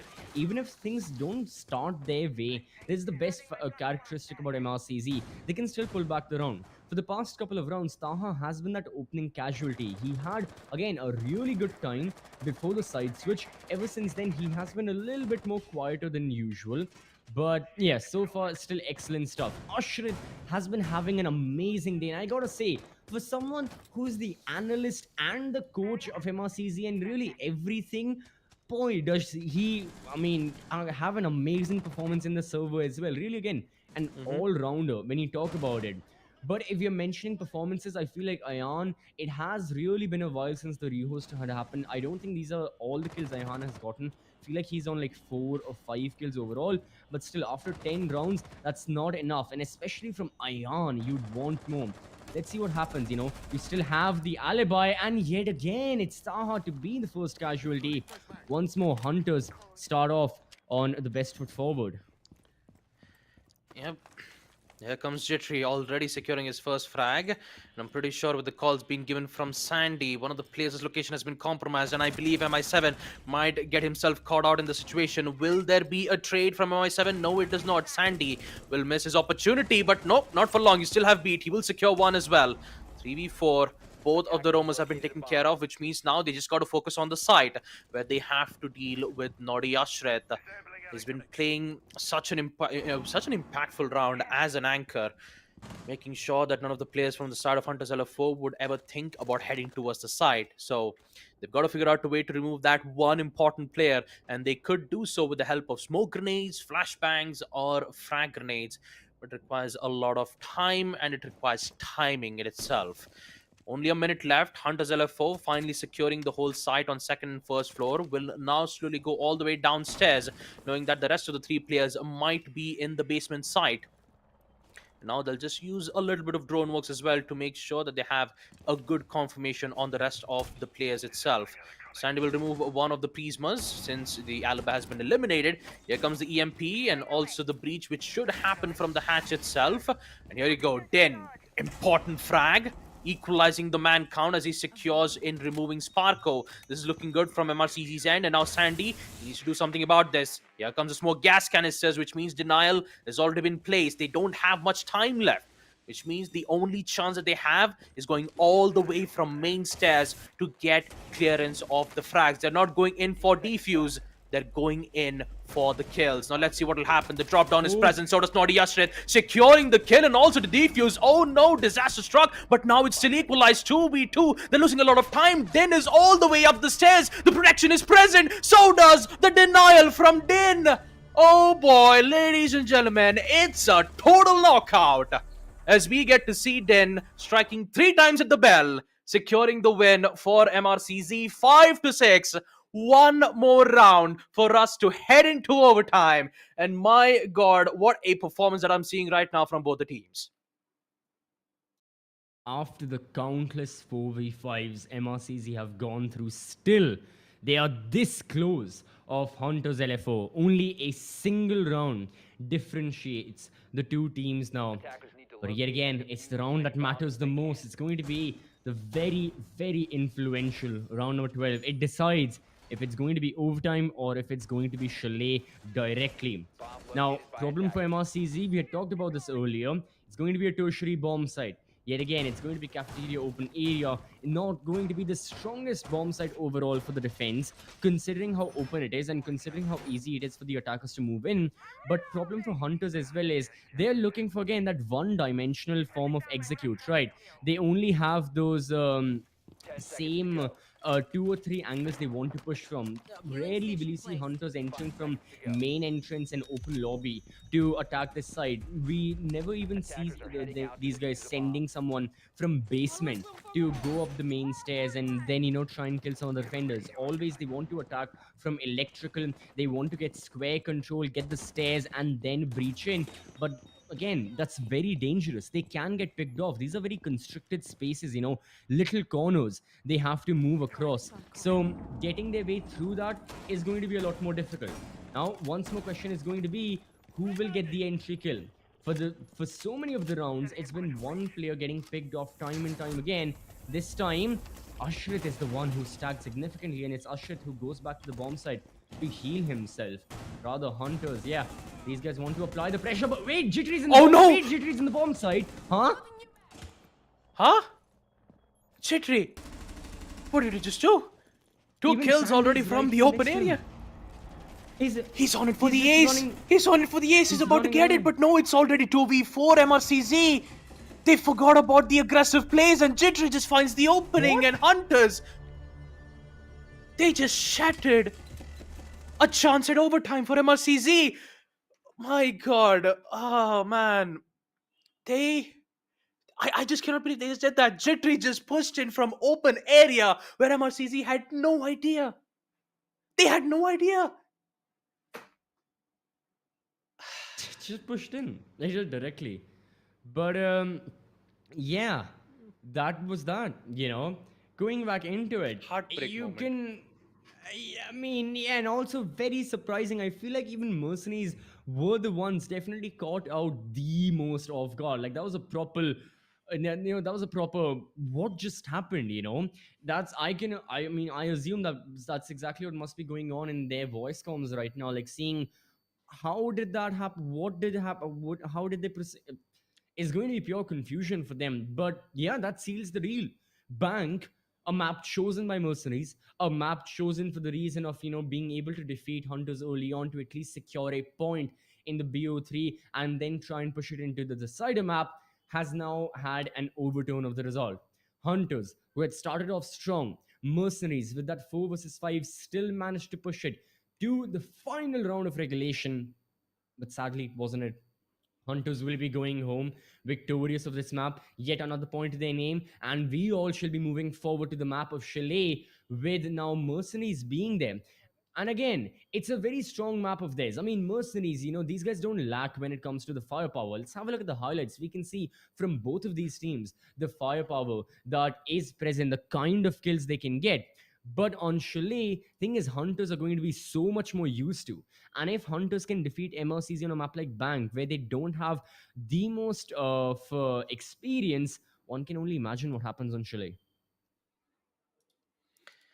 Man, like for a moment when you see, Mercenaries bringing things back up in the second half, along comes Jittery, the heartbreak kid, to just shatter it away just like that. In the final round, it was a 5-6. And to end things off like that really is going to put MRCZ on a bit of a difficult toll right now. But all in all, you still gotta appreciate the way how MRCZ performed the whole both of the halves itself, especially when you saw the impactful performance that you've seen from Din, and also this play from Nodi Ashrit. I mean, he's an analyst, he's a caster, he's a coach, and now he's also a player for MRCZ. Technically, he is an all-round.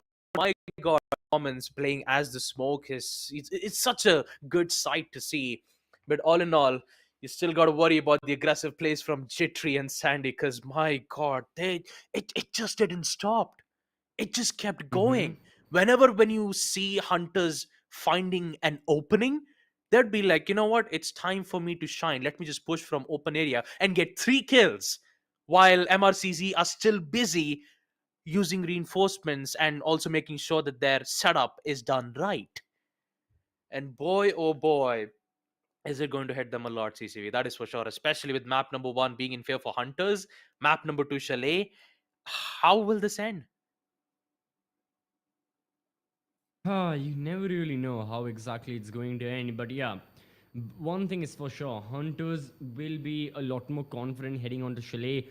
Mercenaries, they have been a lot of issues, with them, with their player count. Most importantly, they've just got to make sure that the roster they have currently, the 5 people that are playing, even though Ashit is, subbing in instead of Hasib, they still make the best out of it. Because really, all Hunters need is that one map win.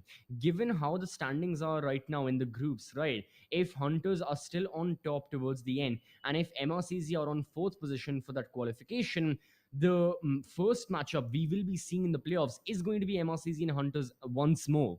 So will MRCZ be ready to face off against Hunters then? I'm pretty sure they like to face off against Shaheens or KIRA first, and then later on, be a lot more prepared to deal with the Hunters. But this time, yeah, Mercenaries just need to make the best out of the situation, take that win on Chalet. But right now, we'll be having a look at the map of Bang, where so many people had such good performances. And yeah, we saw a lot of kills take place. Yep, a lot of kills and also initial kills being heavily in favor for Hunters itself, especially Sandy. Three Exactly. opening frags, five opening frags to Jittery. My god. 9 kills from him and 11 kills to Sandy. Well, you still have our IGL for Hunters LFO Sparko having 12 kills. And also on the side of Team MRCZ, although Hasib is not present, Nodi Yasrid still performed excellent or playing as a smoke. He even made some impactful plays while he was playing on attack as well. 11 kills, 58% cost.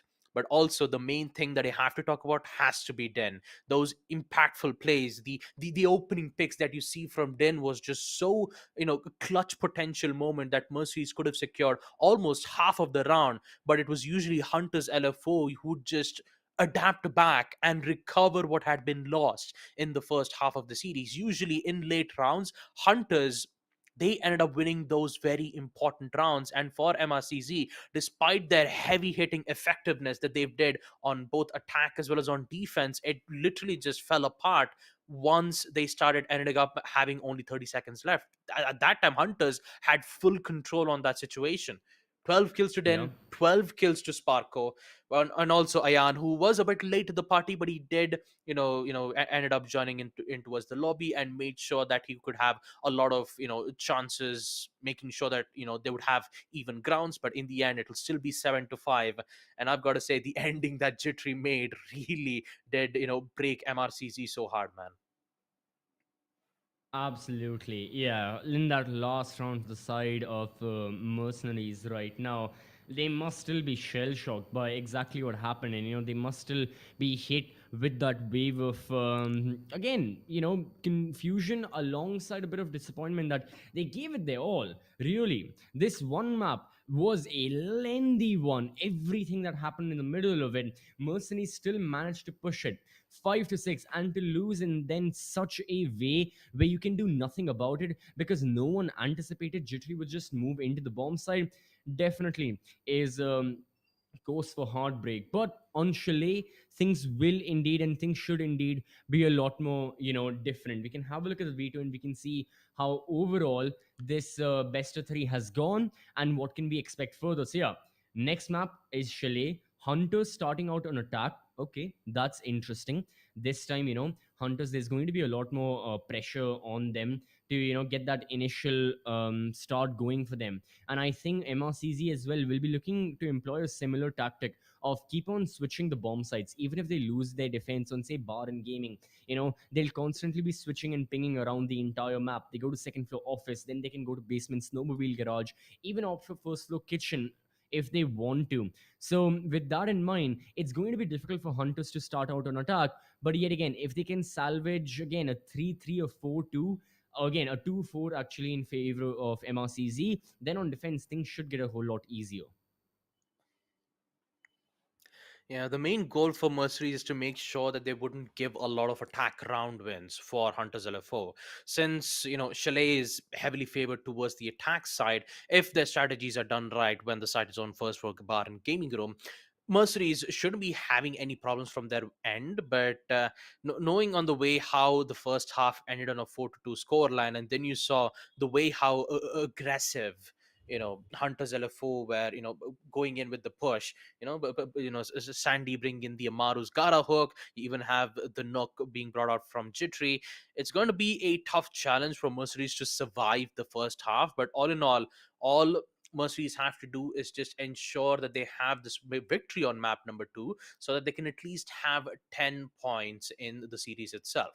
If they secure map Right. number 2 and goes towards the deciders, at least one of the team will secure 1 point as a consolation. So knowing that there is still a chance for MRCZ to at least secure a point on the map, they will do whatever it takes to secure map Chalet, even if it's a map being picked by Team Hunters LFO. So map number 1, even if it is 7-5, it will be you could say map number 2 will also be an amazing one to look at.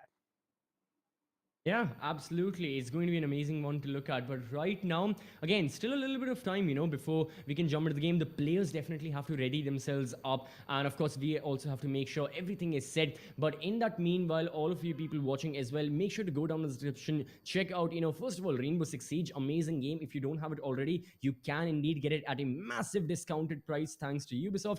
And of course, if you want to make sure your PC can run it and have a powerful performance for any other game of your desire, you can go down and check out the GPUs from Zotac. Indeed, all of us here at the Esports Club will just be back after this short break.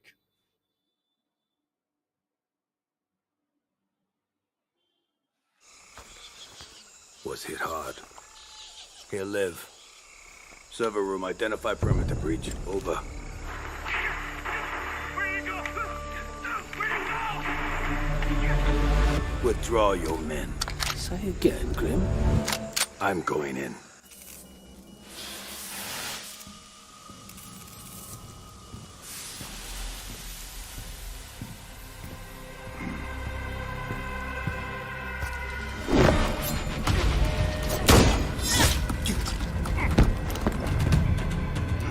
My turn.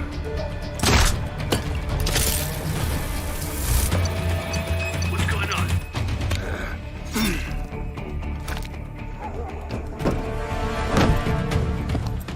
What the? Impossible. Didn't think you spooked this easy. Micro recon drones. Cute.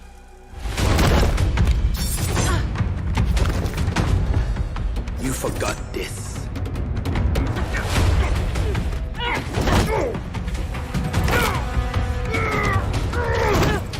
The data key on your jugular.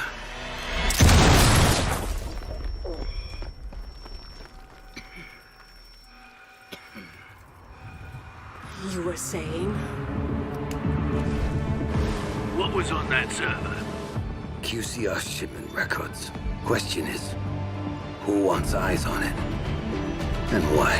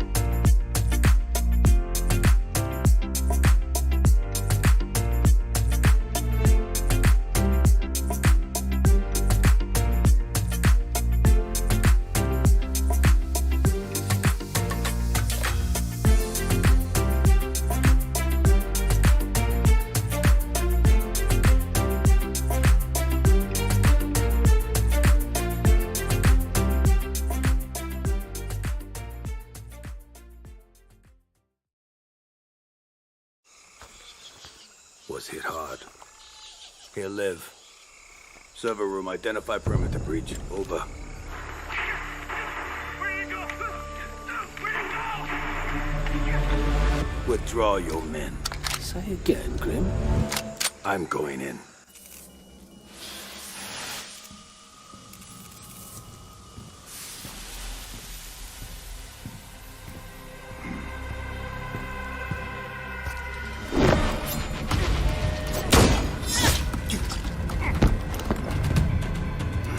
My turn.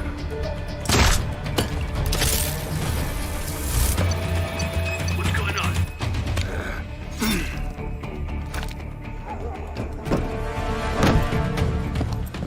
What the? Impossible. Didn't think you spooked this easy. Micro recon drones. Cute.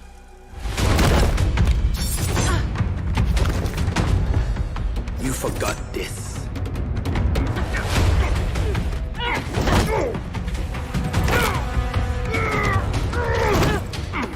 data key on your jugular.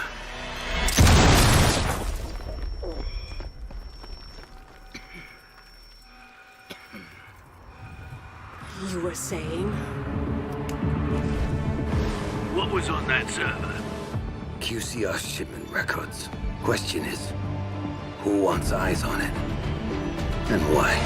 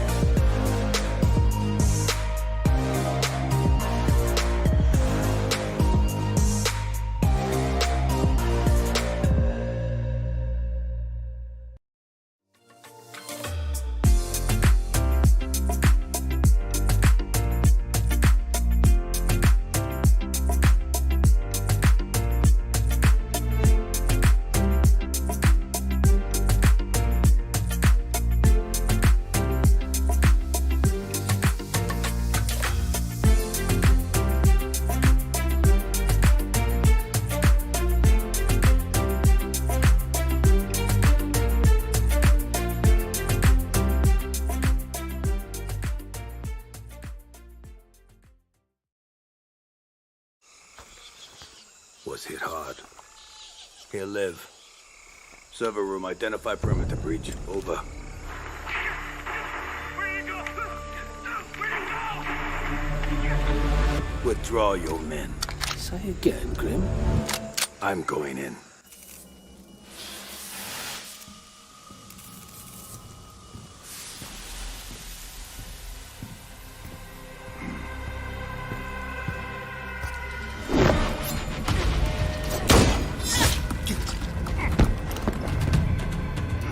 My turn.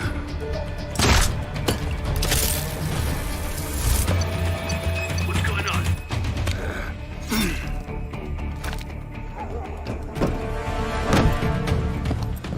What the? Impossible. Didn't think you spooked this easy.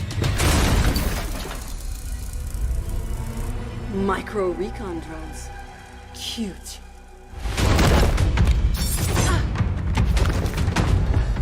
You forgot this.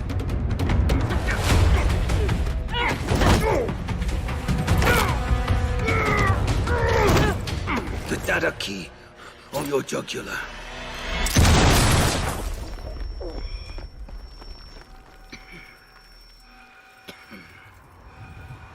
You were saying? What was on that server? QCR shipment records.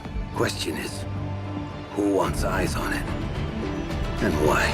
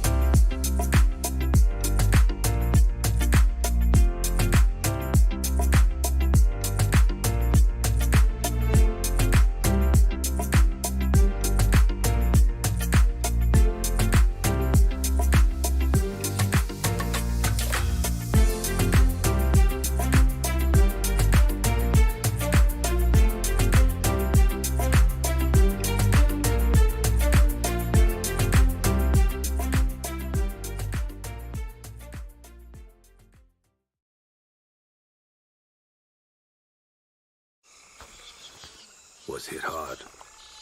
Here, Liv. Server room, identify perimeter breach. Over. Where you go? Where you go? Withdraw your men. Say again, Grim. I'm going in.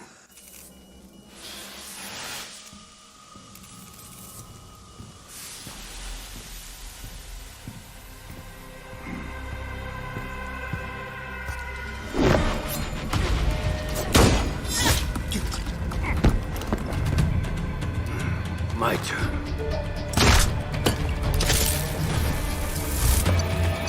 What's going on?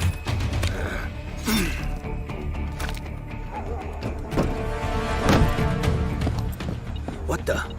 Impossible. Didn't think you spooked this easy. Micro recon drones. Cute.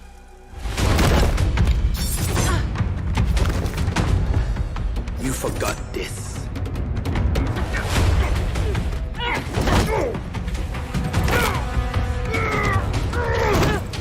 The data key on your jugular.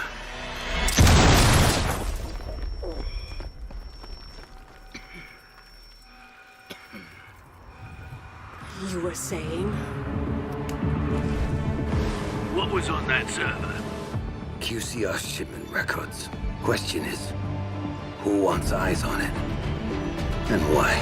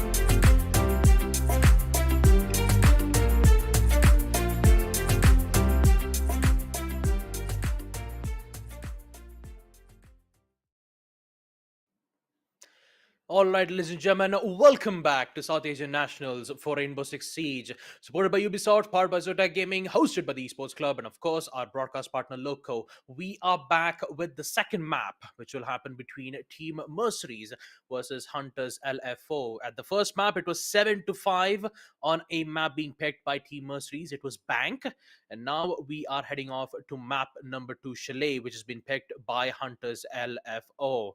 The biggest question of it all is, can MercenarieZ secure map number 2 and put us to deciders, or will Hunters LFO secure the second map as well?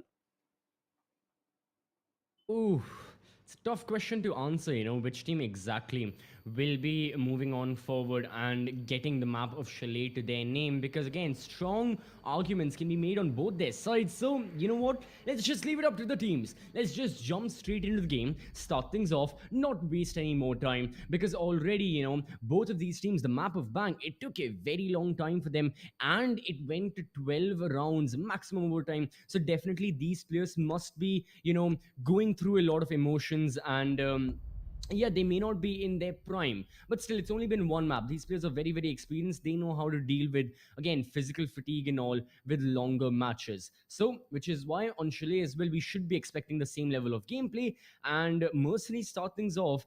Being on defense, they ban out Hibana. Now, again, Hibana is a hard breacher, but she's not one of those hard breachers that gets banned very frequently, let alone on Chalet, but they still opt for it. and Hunters go with again a Twitch ban. So yeah, these guys so far they are really focusing their bans heavily on the hard breach side of things, but Twitch also focuses on other aspects such as destroying so much of that defender utility. So it's interesting seeing Hunters be on attack first, ban out the Twitch. I guess Flores is going to be a part of their composition.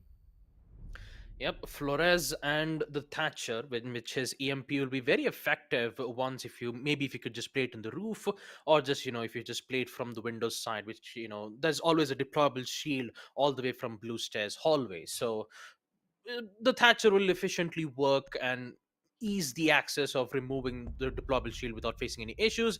And also we have Mira being banned on defense itself. Not a lot of changes being made. Valkyrie and Mira has been banned almost all of the time, which means that Azami will be available on map Chalet. So I'm quite interested to see what kind of cover system do we get to see from the defensive side. But for now, for Hunters LFO, out of all the matches we've seen in South Asian Nationals, they are yet to go towards the deciders. The main reason why I'm saying this is because all the 5 matches that they've played, when they went up against Team UWU, MLT Esports, Phalanx, Won't Stop Peaking, Shaheens, all of the matches that Hunters have played has ended their scoreline in a 2-0 scoreline. Not once have they entered decider up against any team at this point. So biggest question of it all is that can Hunters LFO continue their win streak of winning 2-0 once again up against Team MRCZ, or will they break the streak, putting us towards the deciders? High likely chance it could happen, or maybe we could see Hunters LFO secure one more round win on Chile, which is still a possibility, but I still have hopes for MRCZ. So let's see what will happen in the action phase as round number 1 comes to a halt, especially with the prep phase itself, the site being on bar and gaming room. So let's see how MercenarieZ will hold out on defense. Alright, so yeah, Mercenary are done with their, early preparations. Everything is set in stone. It's up to Hunters to go for their attack. On, again, bar and gaming, there are 2 major ideologies of, attacking. Either you threaten library first and directly, or you go and enter from Solarium, you clear out bedroom, clear out office, get library control, and eventually get the clearance that way. That is also, again, that's a lot more effective as an attacker, but a lot more time consuming as well. You will be spending so many of your resources, so many of your drones and manpower in moving on forward that ultimately it's going to cost you. But if you go to library directly, thing is, it's a lot more faster, but it's a lot more riskier. You will have to peek from the windows, and from there, defenders can pick you off. So, what's the plan? And what are Hunters thinking of right now? So far, yeah, these guys want to attack library directly. Vamai on top of Mezzanine has been spotted. They know there's someone else supporting and assisting him towards library and towards these hallways, which is why they want to isolate the gunfights. Oh boy. Vamai is gone, and even even Ayan falls down just as quickly. So that is Vamai Jaeger, both of them eliminated. Hunters LFO sadly going for a KIRA Esports, and right now you've got MRCZ unfortunately still crumbling to the ground. Every single kill that's happening, the defenders just have no reply to it whatsoever. No reply at all, and maybe MI7, he could be able to salvage a kill or 2, but in the end, will get traded out from Rattler nonetheless. My god, explosive performance here once again from Sandy, as he just finds the opening just by vaulting out the window. Gets 2 kills, removes the Vamai who was holding out with the deployable shield at Blue Hallway, one of the most strongest hold for the defenders, and Sandy just decides, oh, okay, there's a deployable shield, and no worries, I'll just get the kill instead. No, we don't need any explosions to remove out those deployable shield. We don't need the Sledge's hammer to destroy it. All it requires is just a G336 and an ability to just convert himself into a Ferrari and just peaks out of nowhere. Gets 2 kills, and just like that, Hunters will secure the win. One of the fastest round wins that I've seen in round number 1 itself, especially with the side being on bar and game room, because it usually takes a lot of time, right? Mezzanine hallway control and blue stairs control is always a difficult task for Hunters LFO to get it, and the way how Sandy bypasses both of those defensive hold by getting those 2 kills was more than enough to secure the win. It's more than enough. 5 seconds to go. Absolutely. Those 2 kills, started that entire chain effect.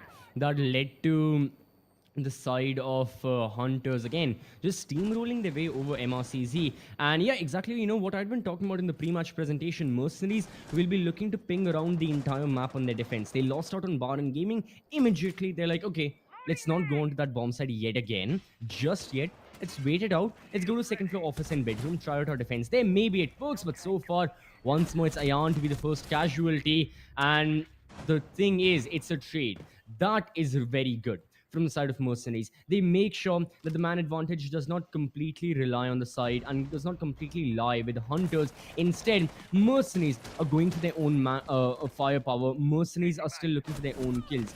Jittery, Sandy gone, those are your entry fraggers out the mix. It's really now down to the support players to, you know, still get entry into the bomb side, because with the defenders that are alive, so many of them being anchors, the two SAS brothers, you know, Smoke and Mute, it's going to be difficult for Hunters to still find that entry.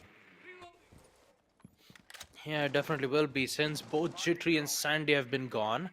They just have to rely on Rattler to see whether if they can get those important picks out. Especially removing Naughty Ashrit will be a huge boon, and they could actually do it with the help of those cooked knees. That's why Rattler is just currently playing from first floor kitchen, and with the help of the information being gained from the attack drones, he might be able to find at least an opening pick or two with the help of his grenade. And this is actually an interesting grenade toss coming in from Rattler.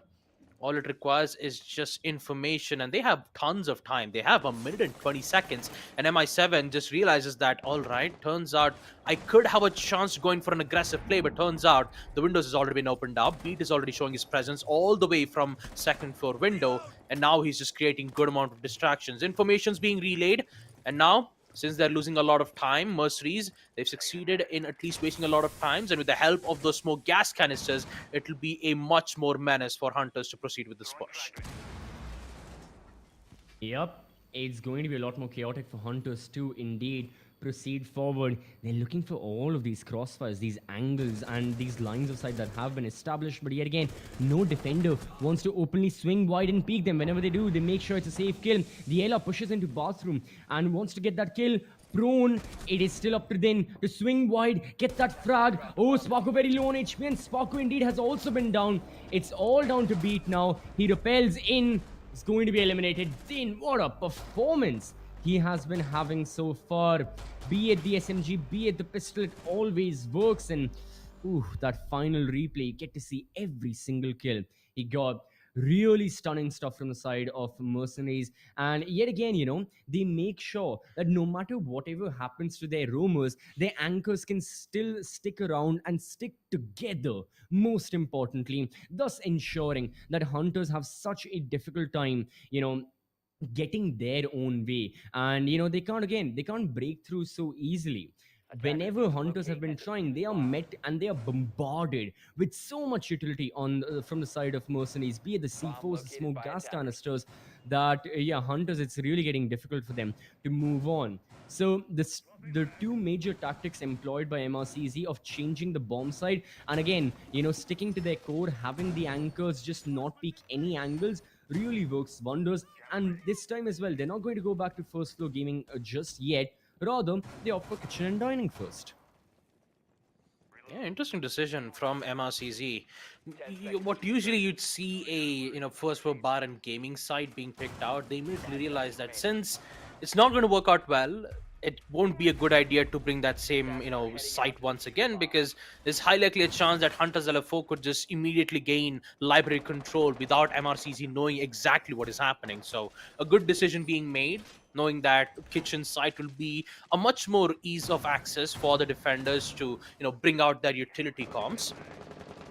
Although Goyo won't be brought out from the side of MRCZ, so they're heavily relying on those gas canisters, which will be used when the breach has been opened up for. But for Naughty Ashrit, he'll be dealt a lot of damage all the way from the window side of Trophy, so he's got to be very careful. Low on HP, informations will be given out from the attack drones.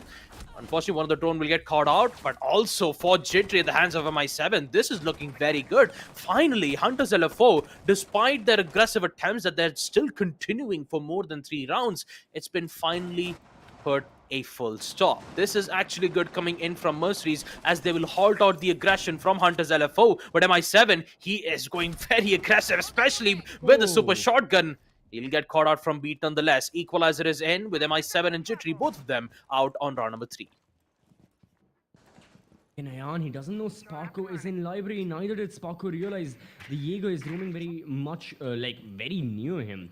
So, keeping that in mind, yeah, had Sparko died, that would have meant diffuser drop and a heap more of problems for the side of Hunters LFO. But no, Rattler's in the bomb side. He swings wide, picks up a double kill, and yet again for Mercenaries, they've been focusing so much on their roam game, they forget that the anchors are compromised in the anchors themselves. They didn't realize where the sledge sneaked through. So it's going to be a retreat for Ayan. He's got to fall back to the bomb side. Every one of these defenders needs to do that. But Ayan, oh my god, from fireplace stairs, gets a double kill. And this time it's the attackers who have no idea what just hit them.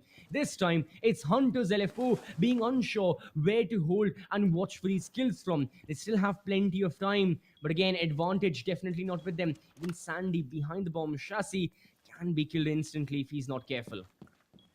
Yeah, and Sandy decides to spread all the way from kitchen's side, but Din is very cautious about this. He will secure the kill nonetheless and give MRCZ the round that they require on round number 3. And my god, the denials that we've seen from Din have been so powerful, and it's been forcing Hunters LFO to make an aggressive decision like this. Rattler, although he did secure 2 of the kills, Ayan has had to be the main hero on round number 3, removing 2 of the players while there was a bulletproof shield that had been placed all the way from kitchen side. I believe less amount of information from the attack drones really did help MRCZ secure the win on defense nonetheless. But now they'll be going back to the same site where Hunters had a quick round win in the first round itself. So now, the only question is, what will be the adaptation? What can we see major changes? Well, starting things off, we'll see Nordi Ashrit, who loves to play as the anchor most of the time, has made a decision to bring in the Mozzie this time, where he'll be able to deny a lot of information from the Mozzie Pest. He even has the C4 and a P10 Roni.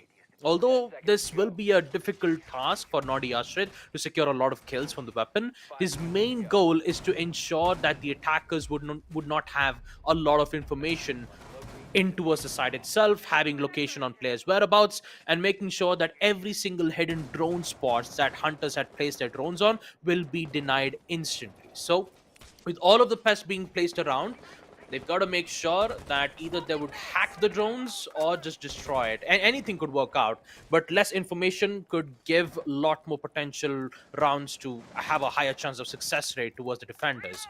So let's see what will happen in the action phase with round number 4 coming in play. Yep. Yet again, Hunters, we had talked about this previously, that they indeed will be looking for that 2-4 half on attack if possible. Or, again, if things really go their way, 3-3. But with how Mercenaries are planning and moving on forward, I feel like 2-4 is really going to be the main. Mercenaries will have that advantage, once the side swap happens. The only thing is, can they continue with it? And can they make sure and can they ensure the map is theirs once the advantage falls into their favor? And again, can they extend it even further? Much like what happened to Hunters on that map of Bank, where MRCZ almost looked to close it out, but it didn't happen. This time, Rattler wanted to go for the same play, wanted to be sneaky, go into the bomb side, go when no one was looking, but it did not go in his favor. This time, the anchors were a lot more careful, were a lot more conscious of the angles they were peeking, and it ends in his death. But it also means that the rumors are gone. Really nice swing from Sandy. Ayan is eliminated. MI7 down to very low HP. Oh, Hunters are applying the pressure. Mercenaries get no choice, but these guys, they have to fall back to site now. And thing is, there is plenty of time for Hunters to start doing, the hard breach and all that. Yeah, vertical on the side is still present, but somehow Jittery gets caught up from MI7 while he only has 1 HP.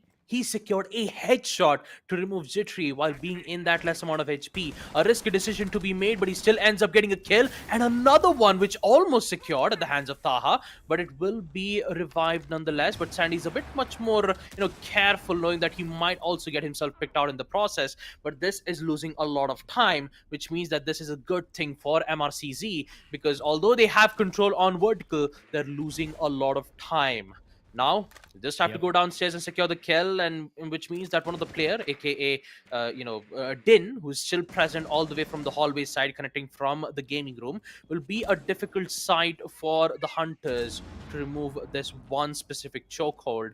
So now they're losing a lot of time once again, making a decision to push all the way aggressive towards the place. Sadly secures one, so does Taha to equalize it to a 2v2. Now here comes the main problem, because MI7 is very low on HP. Sparko currently has a defuser in hand. He finds one. Can he get a second? No, I think so. No, he does not. Taha secures the second too. And MRCZ just barely manages to get away by securing round number 4. My goodness.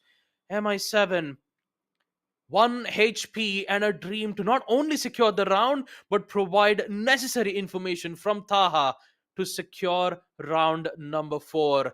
And now you see MercenarieZ as they are fighting back 3-1. And for Hunters LFO, I believe the time for being aggressive might come to a halt. Because if they still want to continue round number 5 with an aggressive plays like that, then high likely chances where they'll start to have a lot of problems, even with, having the initial pick being in favor for MRCZ. Absolutely.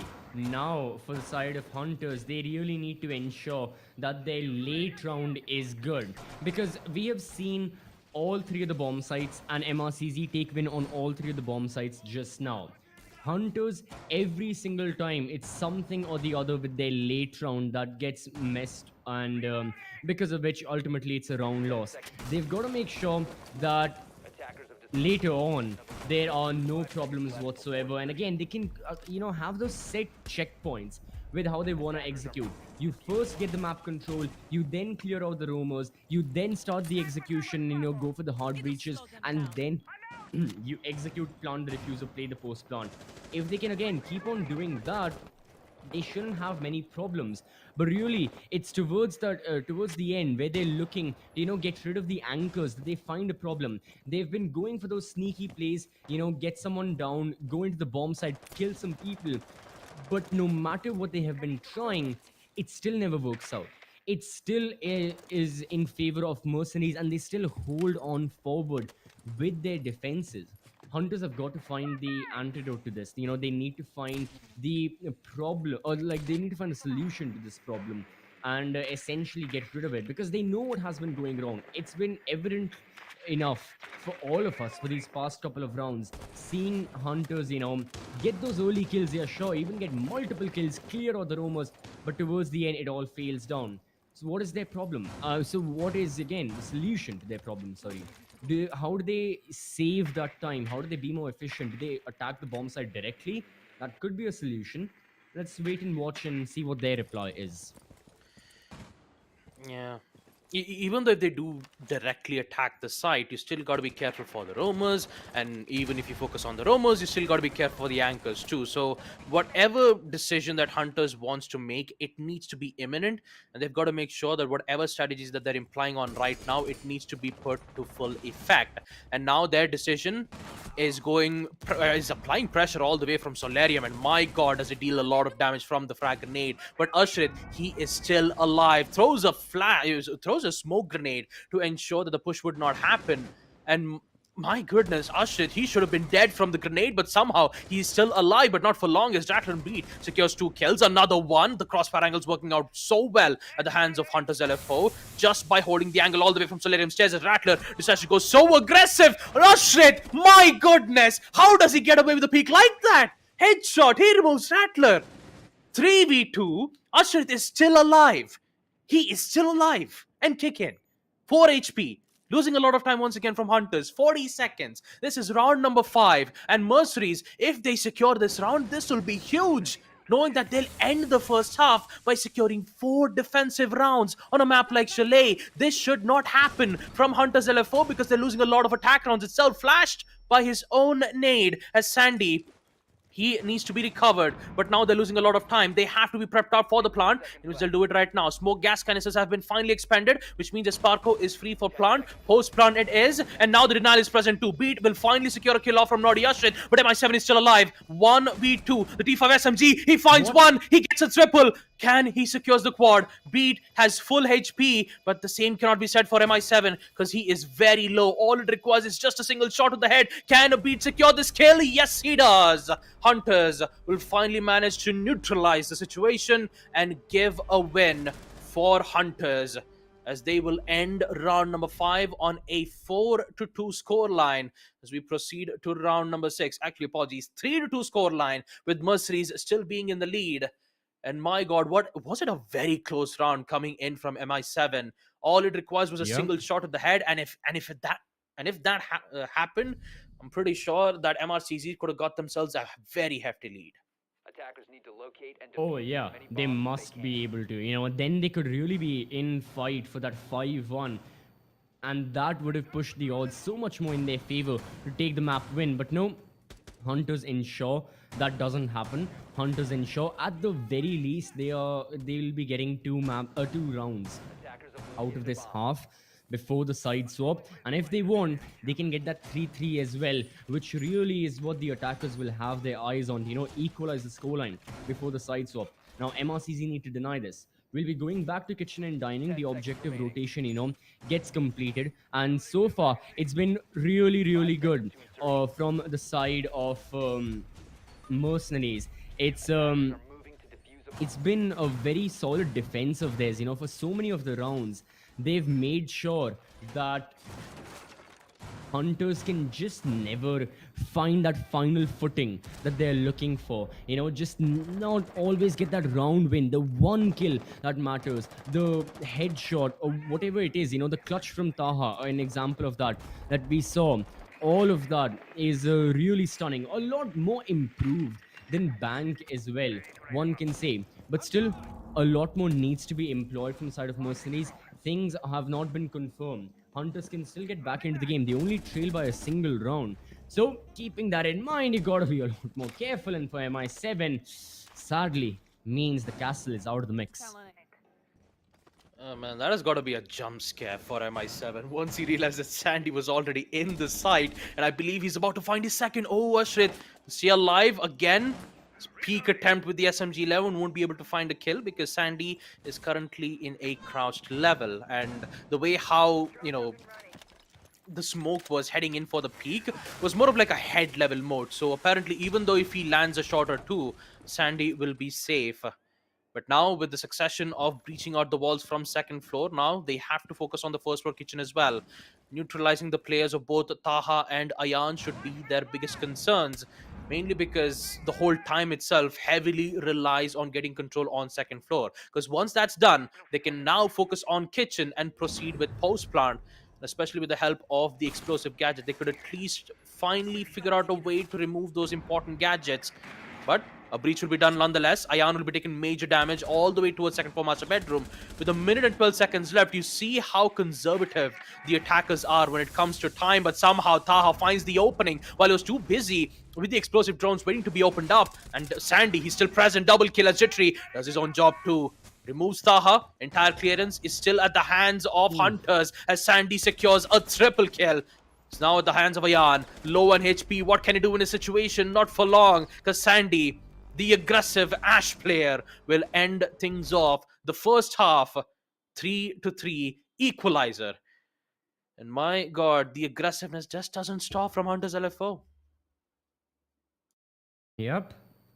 I mean, from the side of Hunters, this time as well, right? Kills really go their way. Everything works. And the way the roam clear as well worked, right? Mercenaries had a very heavy defendance and a very heavy investment into that second floor to make sure verticality was a major factor, because of which Hunters had no choice. They had to contest it, and they did, and rightfully so, it worked. So side swap is here, and believe it or not, Mercenaries never went for snowmobile and garage. Hunters are like, that's going to be the first site we want to opt for defense. Mira has been banned, which means that, really the crux of this bomb site is going to be how long can the defenders delay the breach from. We have seen that Sandy has brought out the bandit, so bandit tricking is going to be quite common, and without Hibana being there, yeah, the attackers will just have to rely on, Thermite and Ace Selmas to get it done, unless they really want to invest in that Maverick, which I feel like, yeah, you can go for a Maverick. Why not, opt for him? You bring the frag grenades as well. Frag grenades, which are extremely powerful on this basement bomb side. You can launch them from the ceiling, get a couple of kills if you are lucky. But overall, no, Sandy is going to be the main anti-breacher. You've got Rattler and the mute jammers as well. There's a lot of dependence from Hunters for this anti-breach. But like I said, it makes sense. No meter means you got to focus on this. And then, of course, you've got the hard anchor Sparko with those yokai drones to ensure that even if the diffuser wants to go down, it's going to be very difficult. But right now, it's the opening kill. And again, within 30 seconds, Ayan has found Rattler, eliminated him. Hunters on the back foot. Oh boy, quick trade already. And Jitri and Taha, both of them gets picked out quite early. But all in all, the advantage still stays the same. And it's still at the hands of Team MercenarieZ.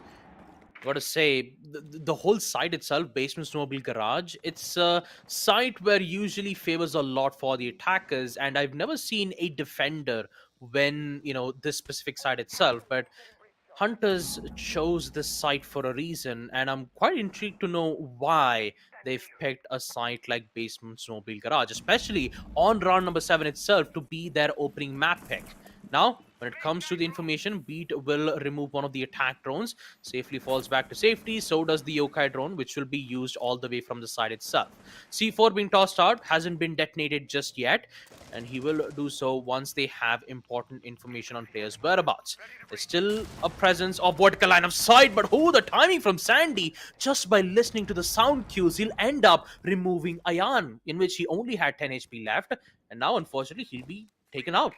Only 3 players left, a minute and 12 seconds. Explosive drones will be present to, remove those important lines of sight, but you also have Din to open up lines of sight too. So everything is present when it comes to protection-wise, but how will they push in from the side?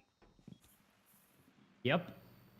If they can push in as well, right, it's going to be so difficult planting the diffuser. Not only do you have Beat present, but as mentioned previously, the yokai drones from Sparko are going to be very, very important. Beat is gone. That's nice. Now there's no one in Snowmobile Garage. Rather, it's going to be Sandy, clearing out from the blue hallway. He can peek, or he can even go for vertical control.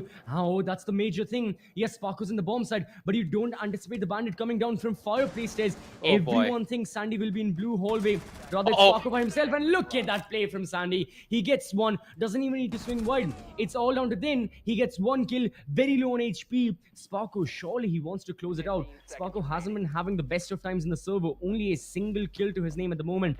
But when it matters the most, he can make it work. When it matters the most, he can change the course of action. 5 seconds on the clock. The Echo is watching, waiting. MP5 ready. Then will be sticking. Red pin goes through. And indeed, it shall be Sparko who secures that final kill and secures the round and gets the lead for Hunters as well. Yep, 4-3.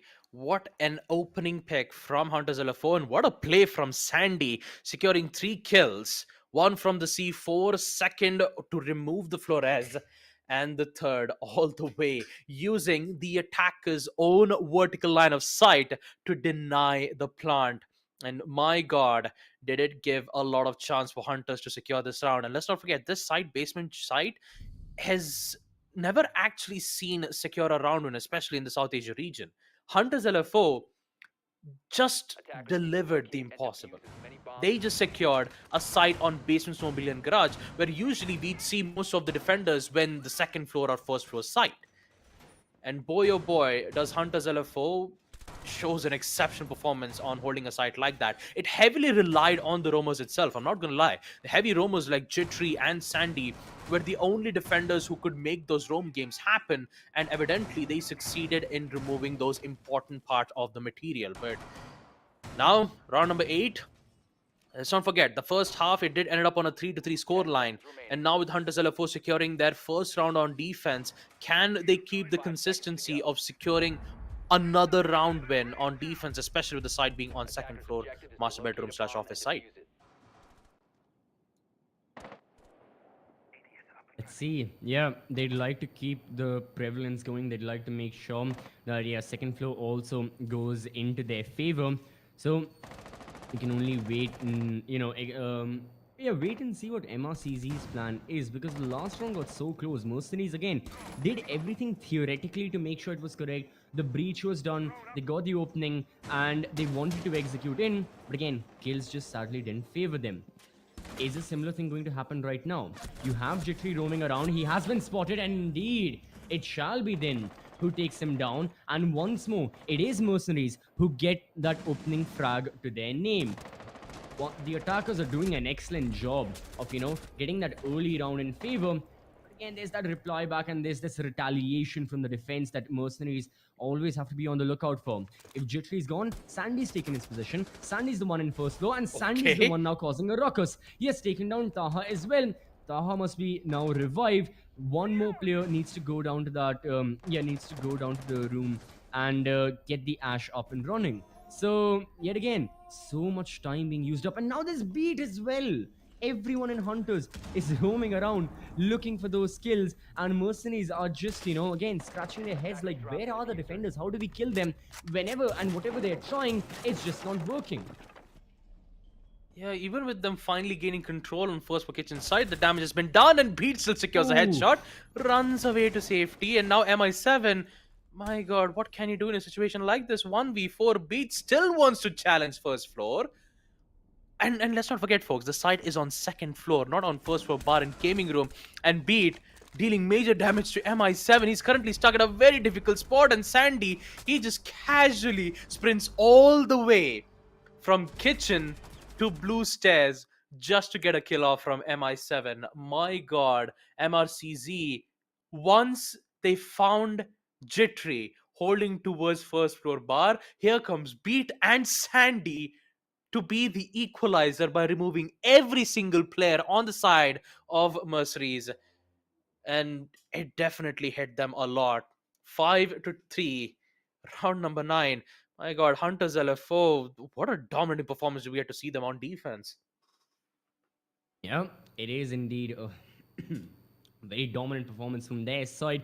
The kills are working. Even if the initial kill doesn't go their way, as soon as they lay their eyes on any attacker, they're like, no, we're still looking for a firefight. We will not, calm down. We will not be passive. We still want to take the charge, because the momentum rests with us. And Hunters now have this 2-round advantage. It's the same situation as it was on the map of Bank. A single round away from ensuring, overtime, and 2 rounds away from sheer victory. And also, again, same problems lash back for the side of Mercenaries. Taha has disconnected. Hopefully, again, it's not a lengthier issue when it comes to power and all. Hopefully, Mercenaries won't have to play a 4v5 or anything along the lines of that. If he rejoins as soon as possible, that's really, really well and good, because Mercenaries need all of their players. The last thing in the world MRCZ would need right now is to be in that 4v5 and, play their final rounds out like this before they head on forward into the playoffs itself. So, yeah, yet again, they got to be just hopeful Taha returns back, and we got to wait and watch as well what happens. But as far as gameplay is concerned, Mercenaries need to go for the kills. Mercenaries need to start fighting off against the side of Hunters LFO. They cannot stay quiet anymore. And that's Taha who has now returned. Really, really nice to see that it's still going to be a 5 versus 5. No issues. No issues at all. Taha will finally return back. And once they get the ready confirmation, we will proceed to round number 9 itself. But for Mercenaries, on the bright side, they know that Hunters will go very aggro by the time they realize exactly where their positionings are. So the main thing that Mercenaries has to do is be very cautious and be attentive, knowing at what positions do they expect to see Hunters make those surprise attacks. Drone works will at least help them to give major information, so they could exactly pinpoint the major players who would usually go aggressive. So usually it's either Sandy, Jittery, and Beat. You know what? We could even include a Rattler too. Why not? All 4 players from Hunters LFO loves going out of the site, which means that there is only one player from the side of Hunters, and that would be Sparko, holding both the sides itself. If you just remove Sparko out of the site, then both of the sites will be so free in a way that Mercenaries could proceed with post plant. All they've got to do is just send one player in the site, proceed with successful of post plant and let the rest of the 4 attackers play with crossfire angles accordingly. Once they do that, they have the entire site on control. They can even make sure to provide good amount of protections. Trade outs will be made, and Mercenaries, knowing that Hunters LFO will be playing a lot of aggressive play styles, they'll be able to neutralize them, knowing that they will come towards them instead of the attackers coming to them instead. So with the action phase coming into play, and with Hunters already prepped and ready with their setups, we'll get to see how Mercenaries proceed with this round. Yeah. Once more, Mercenaries. This time, they want that Solarium entrance. They want to move on forward, but again, thin trophy room downed, out, and eliminated. It's been 40 seconds in the action phase. Your sledge is gone. Beat wants to go for a run out. Oh boy. Wait. Yes. He can't. Oh, Oh, no. The element of surprise is gone now. Uh, And feels bad And- whenever that happens. When you're going for the rotates as well, right?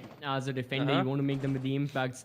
It tends to happen, and yeah, definitely hurts. I think there was, again, this only happens when there's that sliver of like the wooden barrier below, which prevents you Yeah. from going in. But no matter, but yeah, again, no matter the reason, beat no successful run out for him means that Hunters will have to look for other avenues within the building to opt for those kills. Absolutely, CCV. For Hunters LFO, they already did secure initial frags by removing Den out of the place. So even with Beat not being able to go in for a run out, they could at least figure out a way to remove them off by letting the attackers in the building. But that instead will give an advantage for Ayan, as this time he will secure a kill off from Sandy. He's been a menace for Mercenaries for a lot of time, and so does Beat, in which he will be neutralized from MI7 nonetheless. This time there is a chance for Mercenaries to secure this round, but still got to be careful for Rattler, who's still all the way from Blue Hallway, and Jittery currently playing as the Frost. Let's not forget, Mercenaries require at least 30 seconds for them to proceed with the push, and now Bar and Gaming Room, since they're currently in towards second floor library, the only best choice for them is just drop down from the hatch, and that's exactly where Sparko is still present. So if they can just remove Sparko out of that place and proceed with the push, this could be very well done. But Jittery removing Taha is going to put Mercenaries on a very bad equalizer state. It's 3v3 Hunters. I figured out the opening, and now with time losing out a lot, Rattler, he might be able to find the player out. The Flores, can he get a shot? Yes, it does. Equalizer has been gone. Rattler won't be able to get the shot off from Naughty Ashret. And now Jittery, having the high ground potential control using the hatch, Naughty Ashit will just decide to go in for the plant. Good decision. Jittery will use a secondary shotgun. Sparko missing a lot of shots, and now it's only 40 seconds for Jittery to succeed the kill. But no, Naughty Ashit runs away to safety. This is looking so well for Mercenaries. How can this go wrong? Not at all, because Naughty Ashit will secure the win on attack finally by playing accordingly for post plant. A job well done. They knew that Spark was playing from the hallway side, so going from the hatch was a very bad idea, and they just decided to just plant in from a different site, have the control of one of the players watching the planters back, and just like that, we will see Hunters lose the round on round number 9. Very unfortunate, and I've got to say for Naughty Ashit, an impressive play in round number 9.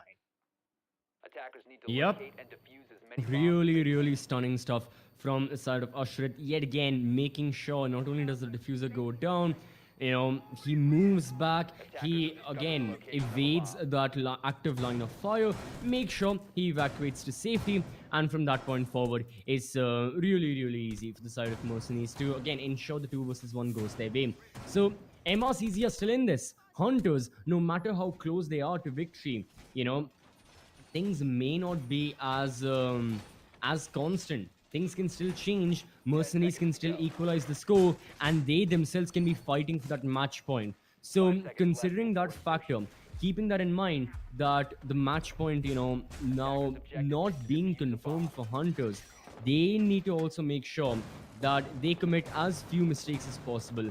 They essentially, again, just simply move on forward and get the job done. You know, they don't need to go for runouts. They don't need to overpeak the angles. If they get the initial kill, play from a safer angle. play the game of the roamers, where you back off after a couple of shots have been fired. You don't have to go in towards the attacker's territory. You pull them in and then strike. That's the mentality Hunters should be applying. But again, it's easier said than done. Hunters just need to make sure that, yeah, for their side, you know, they actually do that. But yeah, so far, yet again, great start. Sandy finds Din, and that means that once more, which team has the man advantage? It's the defenders. Yep. And for Sandy, currently he has a total of 17 kills in the second half already. 17 kills. His opening picks have been through the roof, and he starts to 18. do once more. Second kill. Sandy secures another kill playing as the Frost, which has less fire rate. And somehow he gets away with a kill. Flashbangs will be thrown out from MLT. Will be able to blind both of the players holding down from Mezzanine, but unfortunately won't be able to get a kill nonetheless. Very unfortunate. Sandy still wants to contest, deals a lot of damage, and here comes Chitri once again, removes Taha out of the place. What is happening? MercenarieZ, how are they falling apart? Especially with these single peaks that we've seen from both Jittery and Sandy. It's so powerful that they cannot find a way to remove these important players out. And now MI7 needs to figure out a way to equalize it. It's still 2v4. They could remove these certain important players. And Jittery, still being alive from the Solarium stage, they still cannot handle it. Sandy and Sparko, both of them are present. They will handle out the Solarium push. And just like that, folks, we will see Hunters LFO secure map point on Chalet. My goodness, both Sandy and Jittery, no matter how many times they would love to go aggressive, a single peak, their aim is so precise that a single peak is more than enough to secure a kill and also the opening pick for Hunters, which will put MercenarieZ in a very bad state. At this time, it's usually MI7 and Taha who's been trying to, put themselves back up to the equalizer. Most of the situation has been 2v2 or a 2v4 situation. And MercenarieZ, even with them having a major disadvantage, they still try to bring it back. But it's still not enough, especially when the trade out comes back from Hunters. It's all over. What can they do here, CCV? Is there any chance that MercenarieZ could bring this back? There is that small likelihood MercenarieZ can bring it back. No mobile garage. They can win there. Yet again, last time we went to this bomb site, it was that 1 versus 1 between Din and Sparko. That Sparko only narrowly managed to win because, again, time pressure was just far too much on the attacking side, and MercenarieZ, they had no choice but to go for the diffuser plant. If that is prevented, if MercenarieZ are, again, a lot more efficient with the way they attack, and they can, again, ensure the first kill is theirs and not a casualty on their end, that can definitely help them out a lot more. So yeah, a comeback is possible, but it's so difficult for MercenarieZ. Hunters are looking again for a flawless, group stage as far as they are concerned. Meanwhile, for MercenarieZ, if they lose this out, it means, they'll be confirmed on 4th place. They'll be facing off against Hunters yet again in the playoffs, if that happens, which will be, again, very, very soon. It's only a matter of 3 or 4 days, I believe, when these two teams will be facing off against each other yet again. That's very, very interesting. But yeah, right now, as much as MRCZ are concerned, still, there is time, there is that chance. Get a move on and make sure you do not lose out. Oh, and he goes for the non-out, and it works. Look at that information. Sparko's Yokai drone told Jittery where the person is, repelling on the big window, go kill him. He did that. There is an instant trade, however. So yeah, still, pressure being applied from the side of MRCZ as well. Yeah, and Beard really needs to be careful because he is currently stuck in a very small room. He'll get caught out from Nodi Ashret. And now there is trouble bothering around from the side of Hunters. Sparko, he doesn't have any info on MI7's whereabouts. Oh boy, that is definitely going to hurt. That is definitely going to hurt for Sparko. 2v4, Jittery, very low on HP. The Pete and Roni, although it requires good aim to secure a headshot, the damage that it delivers is very low, but somehow Rattler will get away with an important kill, and that is Ayan. Headshot to secure the kill, but you still need to focus on the rest of the 3 players. So both Jittery and Rattler will go back all the way back towards Wine Cellars. Electroclaw will be placed to block any certain summer breach charges that will be denied opening up, which means that they have one angle that both Rattler and Jittery can focus on, and a C4 to deny those plants.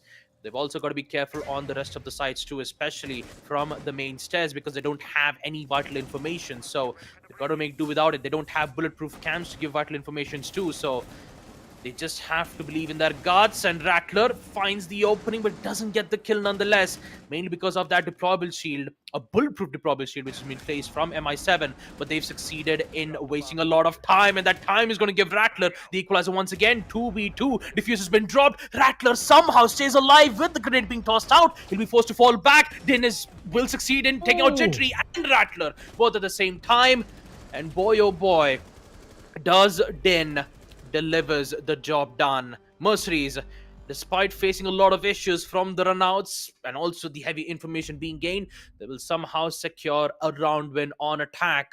And now we are back at the round of ones. Oh boy, why do I have a feeling of deja vu, CCV? Because this was the same situation where we saw Jittery pushed in towards first floor open area on map bank and ended up winning the round for Hunters LFO. Do you really think it's going to happen the same thing once again? In a similar manner? Ooh, it's very difficult that also happens. It is indeed very difficult that Hunters this time on their defense can pull something like that, but they can get like a flawless round or so. Thing is, same thing for MercenarieZ. Yet again, it's so close, one cannot guess what happens next. You just have to again wait and see how it takes place. So keeping that in mind, yeah, once more for the side of MercenarieZ, you know, just ensure this round is the same as the previous one. Ensure that there is no change in the attacking strategy. In the same manner, you move on forward, you get those skills, and in the same manner, you proceed with that execution, with the overall strategy as well. So yeah, keeping that in mind, for the side of Hunters LFO now, what changes are brought out into their defense? They're still playing again quite anchored up. They've got plenty of people, you know, within the bomb site itself. A couple going for that classic extension, as you always do when it comes to second floor office. You know, you take up all of those surrounding areas. You make sure all of the rooms are under defender control early on, and you tend to keep the defender control as long as possible. Sorry, but yeah. One defender in basement spotted out, I believe so. And then Taha will be looking for that kill. And yes, Taha indeed finds the opener. Jittery was isolated, already gone. No trades whatsoever. Hunters LFO are indeed on the back foot. MercenarieZ now have got the advantage to their name. Yep, an important one of that too, because once they realize that they have good information regarding Jittery's whereabouts, they had to remove him at all cost. Which means now Hunters have information on on the side of MercenarieZ's location, knowing that they're in towards first floor. Maybe they'll use some cooked nade to remove some of the important players, but also you still have Sandy, who is patiently playing in towards the library side and somehow gets away with a kill. MI7 goes down, an important pick as well, as he will recover the round with an equalizer once again. 4v4. Those yokai drones will give ample amount of information towards Solarium stairs, but all Hunters have to do is just hold their ground, and evidently they do so by denying Ayan's aggressive push all the way from the bathroom side. There goes two players. Sparko is still alive, and now Taha, he needs to figure out a way to get those important kills, and he will make so by pushing all the way from Solarium, providing good amount of support towards Naughty Ashrit, because they are heavily relied on focusing towards the post plant, and that's why Rattler had to push all the way to hold his ground from that deployable shield. Again, pick being made. He's going to fall back knowing that there's a cooked grenade. Now, Rattler is in a very risky place, but he wants to be there mainly because of those smoke gas canisters to deny the default plant, but instead he goes out at the hands of Taha. Revival will be made. Actually, refrags will be made from Sparko. 2v3. Once again, Naughty Ashrit playing in a very aggressive state, but they have information from the yokai drones. You can see the yellow pings being made from the defenders, and now just need to figure out a way to remove it, but instead Beat gets away the kill. Sparko's grenade, a nade gets caught out from Sparko. Now it's a 1v2. Din can secure this, but will he though? Oh boy, it's a very difficult task to do it. It's now 1v2. He's actually going in for the revival, but no, Oh. Sandy gets it at the right time for the trade. And just like that, folks, we will see Hunters LFO winning map Chalet 2-0 up against Team MercenarieZ. They haven't lost a single map in the SA Nationals group stage itself, ladies and gentlemen. And that's the main reason why Hunters LFO are considered to be the best in the South Asia region. 2-0, 5-7. And 7 at the hands of Team Hunters LFO. And by God, what a powerful performance do we get to see from this team.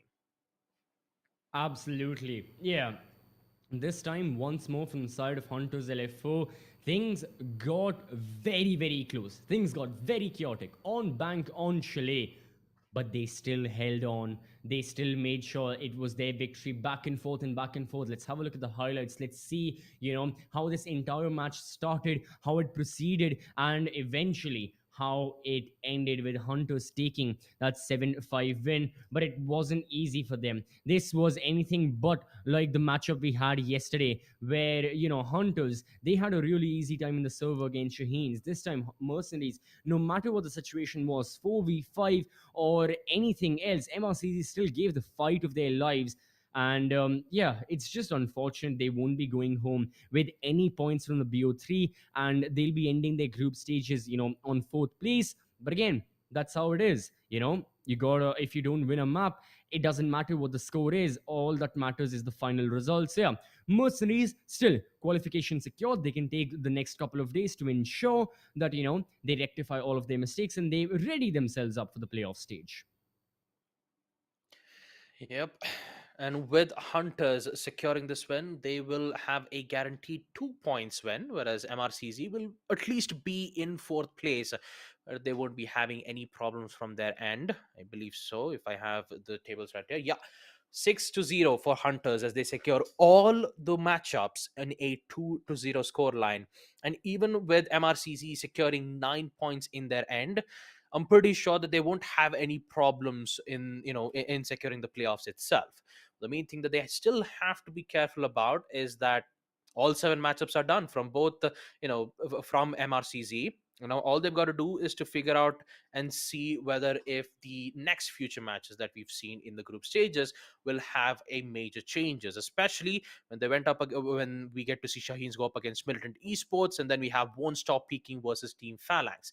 If those major changes does happen, maybe we could see a lot of changes, but I'm pretty sure MercenarieZ shouldn't have any problems with the standings itself whatsoever. But when it comes to the performance that we've seen on map Chalet, an amazing performance from both the teams, especially MercenarieZ.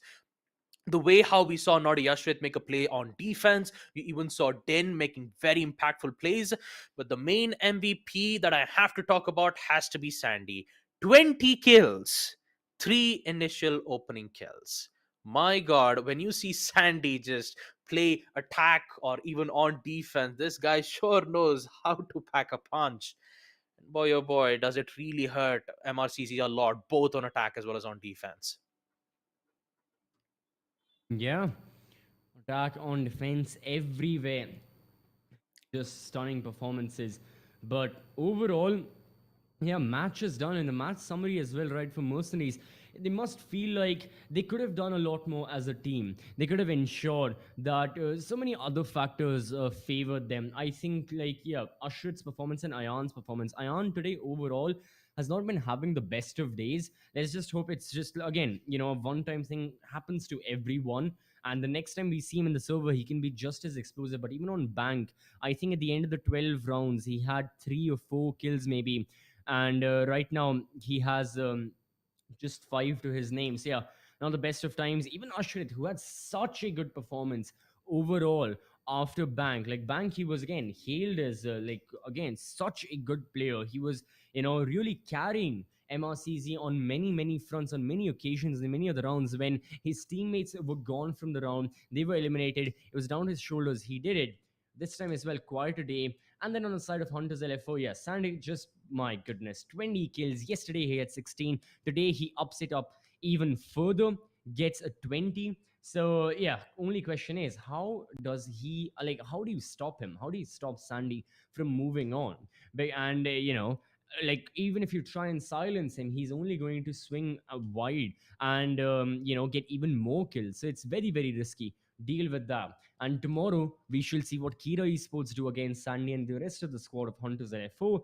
But yeah, as mentioned, for Mercenaries, this marks the end of their group stages. And yeah, it's really been a good performance. They didn't have the best of starts, but still securing a playoffs, a qualification spot is very well and good. Yep. I'm pretty sure that MRCZ will be or at least happy about their performance in the SE Nationals. And, knowing that they almost cracked a case on both the maps, on Chalet and Bank, it was good attempts, but still, in the end, it will be Hunters who will reign supreme. And also, let's take a look at the player spotlight, and it's none other than our young star Sandy.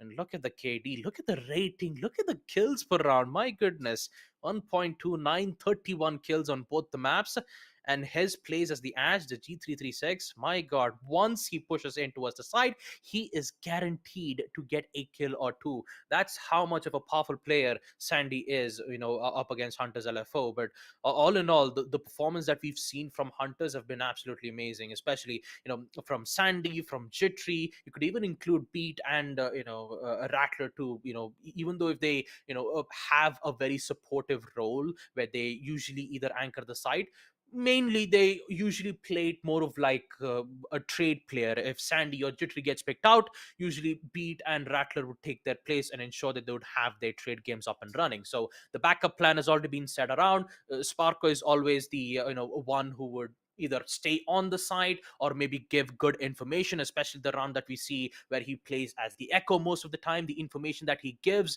and Jittery getting the confirmation on the kill, the information gain is just mainly because of Sparko. Without Sparko, Jittery, Sandy, Rattler, and Beat wouldn't have any information on players' whereabouts. And you could say that Hunters, the way how they played on both the maps, they played it so well as a team. The coordination is top notch, and I really cannot wait to see what's going to happen. When they go up against KIRA Esports on their final matchup. But all in all, you will see Hunters LFO in the playoffs as well, and also the rest of the three teams, Shaheens, KIRA Esports, and Team MercenarieZ. The only difference will be which team will be going up against who.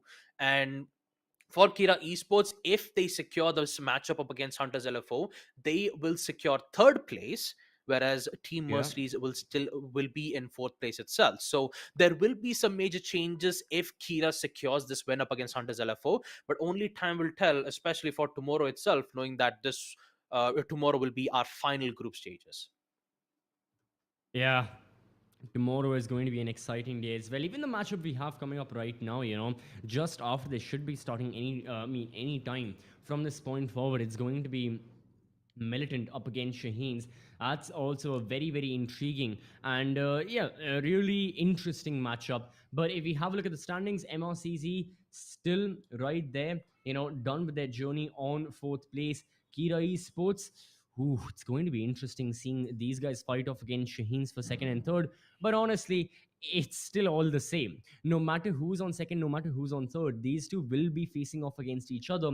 So with how things go, most likely what we shall be seeing is that only and only if tomorrow we see Akira win against the likes of Hunters LFO and we see Shaheens win today against Militant, then potentially we can run into that encounter of Hunters may not being, they may not be first, but yeah, with how it is right now, most likely these should be our final standings of Shaheens being on second, KIRA on third, Hunters on first. But still, a lot of a change. Maybe Shaheens don't win a map today against Militant and KIRA, get a map against Hunters, or perhaps even get the win. So much to be discussed, so much to be found out, so much to be decided. But for the time being, our next matchup is indeed going to be Shaheens up against Militant Esports. Militant still without a proper best of three victory in the entirety of the South Asian Nationals, will be looking to end on a more positive note. Whereas for the side of Shaheens, yeah, they just won the win. Maybe they want to look for that first place, counter against the side of Hunters. At least try their luck in doing so. Many, many questions. Yeah, there's a lot of questions that we have to talk about, especially on the second match. But for now, folks, we'll be taking a short little break because, for the players for both MLT and, Shaheens to come back, we have to take a short little Yeah. break. But we'll be right back as soon as possible. Until then, take a look at the sponsors.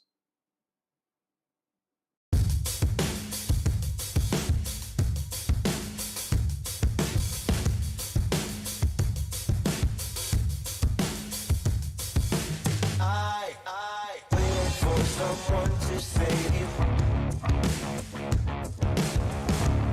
I wanna tell you something new. You drove us both into a wall. I drive away into the night and I contemplate for a while. Don't you think you wanna be for the best if I pack my stuff and leave sooner than this? Don't you think you wanna be for the best if I pack my stuff and leave sooner than this? Don't you wish I would've been someone else? I wanna feel your gap without making a mess at you. Oh, won't you tell me something new? I wanna tell you something new.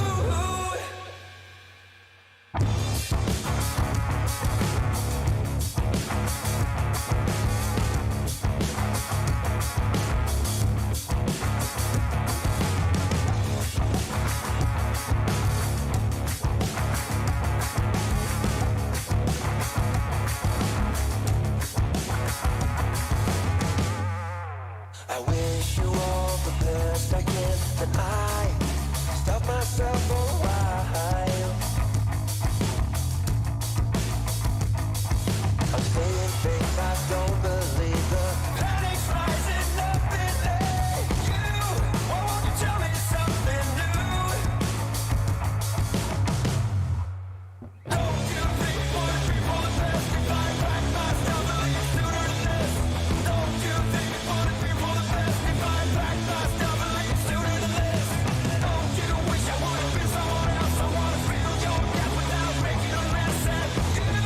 Why won't you tell me something new? I wanna tell you something new.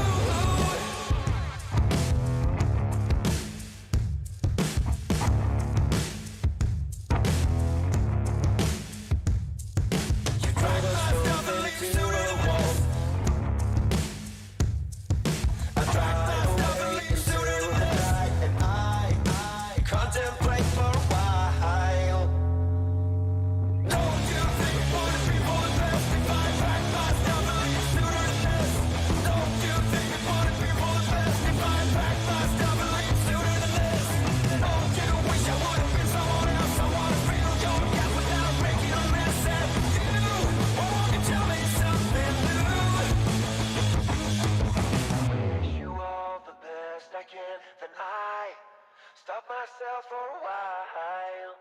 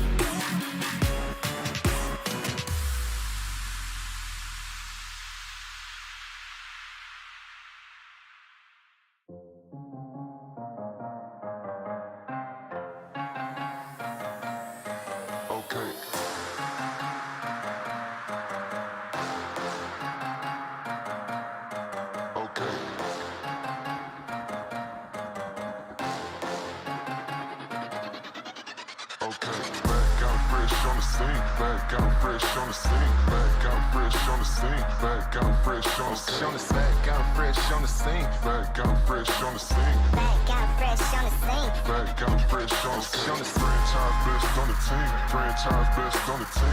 Franchise best on the team. Franchise best on the team. Franchise best on the team. Back out fresh on the scene. Back out fresh on the scene. Back out fresh on the scene.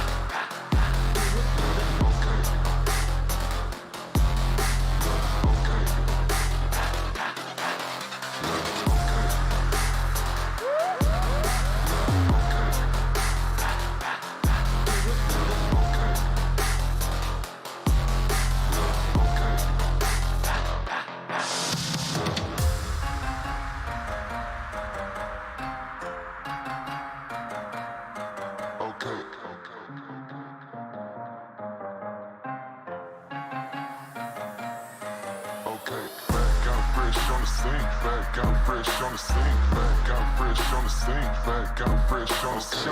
Back out fresh on the scene. Back out fresh on the scene. Back out fresh on the scene. Back out fresh on the scene. Franchise best on the team. Franchise best on the team. Franchise best on the team. Franchise best on the team. Franchise best on the team. Back out fresh on the scene. Back out fresh on the scene. Back out fresh on the scene.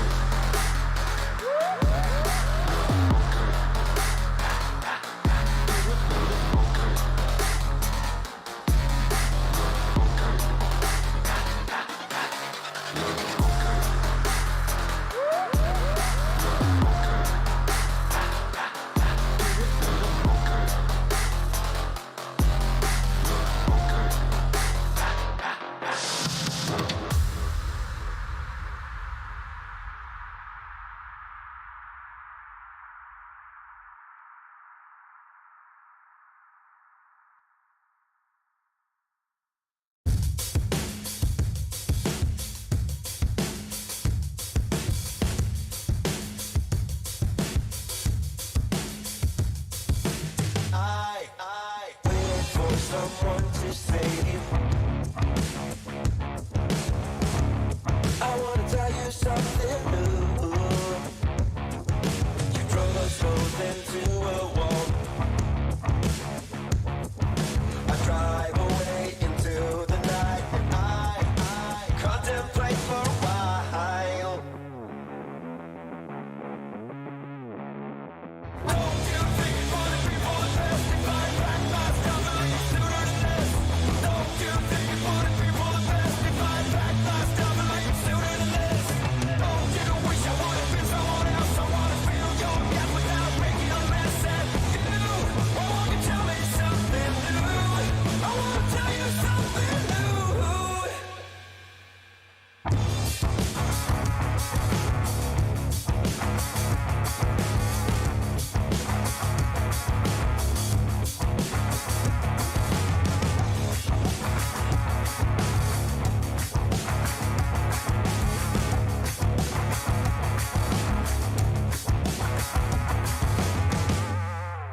I wish you all the best I can, and I stop myself for a while.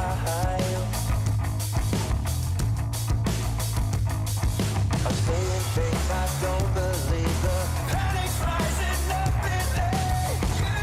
Why won't you tell me something new? Don't you think for the people that testify back last time I used to learn this? Don't you think for the people that testify back last time I used to learn this? Don't you wish I would have been someone else? I wanna feel your death without making a mess at you. Why won't you tell me something? Was hit hard. Here, live.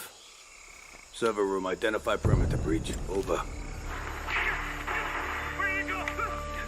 Where you go? Withdraw your men. Say again, Grim. I'm going in.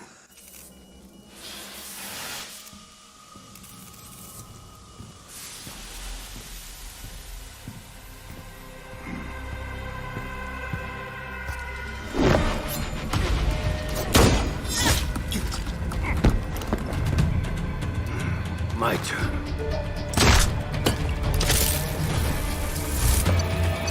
What's going on?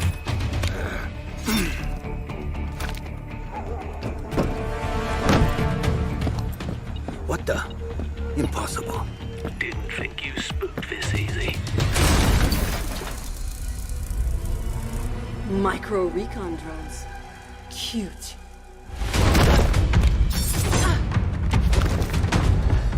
You forgot this.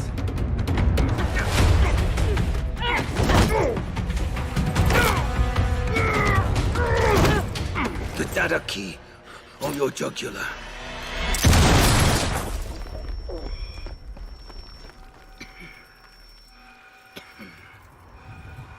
You were saying? What was on that server? QCR shipment records. Question is, who wants eyes on it? And why?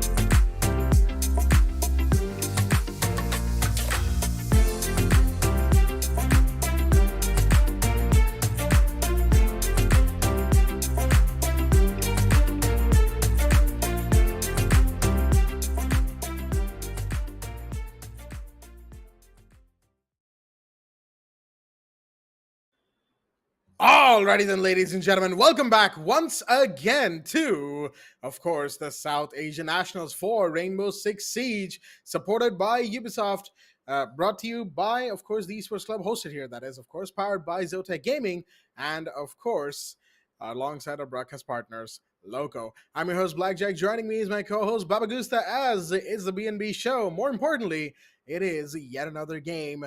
Day 13, Game 2 of the SA Nationals. Of course, we've just had a riveting match between Hunters LFO and MercenarieZ, the age-old game that we all love to talk about, we all love to cast. But now to shift gears and focus on Game 2, MLT Esports versus the Shaheens, which is, of course, the match that we'll be going into right now. Baba, coming hot off the Hunters game, how are we feeling for this one?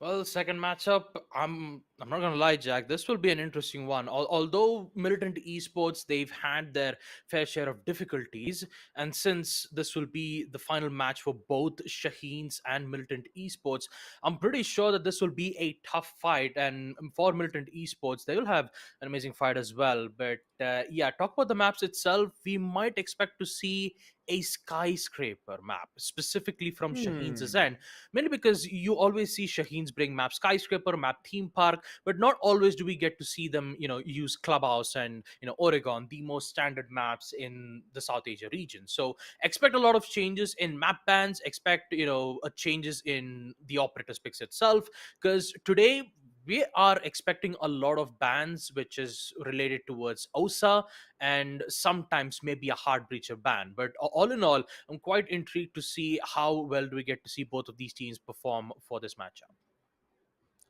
Absolutely. Of course, Shaheen's currently, I'm pretty sure they are second on the table, the points table of the Nationals, if I recall correctly, directly under the Hunters, and having faced their first defeat yesterday as well, something that they will not be happy about. It was a 7-1-7-1 affair. Hunters spared no quarter in that fight, and Shaheen's, well, let's just say that this match, Militant Esports are basically going to be facing Shaheen's at their fullest fury, which well, let's just say I'm not envious of the position Militants are in, already in a bad way as it were. There's basically no chance for them to qualify for the top four at this point, given that they only have one match left and they are simply too far behind in terms of points. They're basically playing right now for their, just to salvage their pride, as it were. Trying to be as nice about this as I can, but of course there is an air of finality to this match that cannot be denied. Militants, at this moment, they will just try to get whatever they can, get whatever one-ups against the Shaheens they possibly can. It's a very difficult fight in any circumstance, of course, folks, but in this circumstance particularly, it's probably one of the worst situations for them to have been facing the Shaheens. I mean, don't get me wrong, facing Shaheens as they are now, as we go into the group standings, is already a tough ask. but with them being all the way down at the bottom of the table, no wins on their board at all, yeah, they've had a rough nationals. Yeah, they definitely did. All the way at eighth place, where at least they will secure 2 points, mainly because most of the matches that we've seen from Militant Esports, they did go all the way to map number 3. Now, those certain maps was up against Team Phalanx, where we had all 3 maps, being brought out, and we did get to see Militant Esports go all the way to map number 3 when they went up against Mercenaries. And that's the main reason why you see 2 points being registered at the hands of Militant Esports, because they had 2 matches ended up on an overtime. Sorry, which ended up on deciders, and which they did ended up losing both of those matches up against Mercenaries and Team Phalanx. Now, since this will be their last match for today, going up against Shaheens will be a difficult task. And I'm pretty sure that although even if Militant Esports would win, there won't be a lot of changes being made on the positionings. Maybe sure they could go all the way from having 4 points in total, but all in all, what matters the most is that Militant Esports, I'm pretty sure that they'll give the best performance when they go up against Shaheens. But if we take a look at the map videos itself, map number 1 will be picked by Shaheens, and they'll make a decision to bring in Villa. Second map by Militant Esports, they'll choose to bring in the standard map Oregon. And last but not the least, Border will be picked nonetheless. And once again, Cafe will be banned at the last from Shaheens, which means we won't be able to see Cafe in group stages. My God. We still have hopes on tomorrow, though, but I'm not quite sure if we would able to see Cafe being brought out. Yeah, although I am happy that we saw Bank right in the Hunters game just a little while ago. And that was a close game on that map as well. I'm pretty sure any live match that is on Cafe, would certainly be a match to look forward to, folks. But like Baba said, still nothing for the live matches of the Nationals group stages. Now, you might be thinking, he's specifying a live match as well, because we actually had a Cafe pick on one of the postponed matches for the Shaheens. I believe it was Shaheens versus Mercenaries, which was, rescheduled and played off stream, where Cafe was in fact in play. And I believe Shaheens did actually win that map. It's a shame we didn't get to see it, but of course, some, circumstances stopped us from being able to stream that match. So apologies for that. Right now, we'll simply have to wait for Cafe to be played live at any given point, which, who knows, it might happen, it might not. Of course, most importantly for now, Border is the decider game. However, with Shaheens versus Militants, there's a big question about whether or not we will actually get there, which is to say, to Border. As Villa and Oregon are 2 maps Shaheens are very, very well versed in. And, especially given that they lost 1-7 on Oregon yesterday to Hunters, they will not be taking that map easily, even if it is still one of their best maps. Yeah, Shaheens will make sure to get this victory no matter what. So for Militant Esports, even though if they will give their best performance, knowing that they have to go up against the second placed team, Shaheens, will be a difficult task for Militant Esports. But for Shaheens, it shouldn't be much more of a problem for them. But yeah, Villa, Oregon, and Clubhouse, I believe that would be the 3 maps being played from both Militant Esports and Shaheen. Standard maps, nothing out of the ordinary just yet. And when it comes to bans in operators, pretty sure it will be the same too. We won't be able to see any differences at all. We will have the Thatcher ban, the normal Mira and Valkyrie ban, which gets banned out every single match, no matter even if it is Chalet, even if it is Skyscraper or any other maps. They don't want to play either a Valkyrie or a Mira, because both of the operators on defense are very strong when it comes to gaining information and also defending the site having the information, especially when you bring out the Mira. So they don't want to have those certain operators being played, but it still opens up with certain operators like the Azami that can provide you with extra support cover thanks to the keeper barriers. But for now, enough about speculations, as we definitely focus towards our first map. Villa will be brought out. Militant Esports will be on attack. In fact, there'll be an attack on all 3 maps, and Shaheens will be defending on all 3 maps as well. So let's start off with the ban phase and see what kind of operators bans do we get to see on both the teams. Here we go, folks. Map number 1 between Militants and Shaheens is now live. As Shaheens are the first ban, and they will decide to get rid of the Thatcher. I mean, Villa and Thatcher, yeah, it's a combo that is one to be feared and one to be respected. And of course, a combo that is not going to be allowed here tonight. The first ban of the match has happened. The second one will be Jackal. Looks like we're going back to the ranked bans, as it were. Thatcher and Jackal already taken care of course. And that means that, well, we're not probably going to be seeing anything too particularly special in the defense bans. Yeah, they're probably Valkyrie and Mira. There you go. Valk, the first one taken care of. I mean, at this point, we've talked about these bans, these operators, why they get banned so many times. But for those who might not have been there, for those who might have forgotten, basically Thatcher's EMP, it simply takes out too many gadgets at too large of a radius, and that is why he gets banned so often. Jackal, in the meanwhile, an expert at tracking roamers, and wait a minute, that is a mute ban, so Mira will be allowed here in Villa. That's an interesting decision from the Shaheens.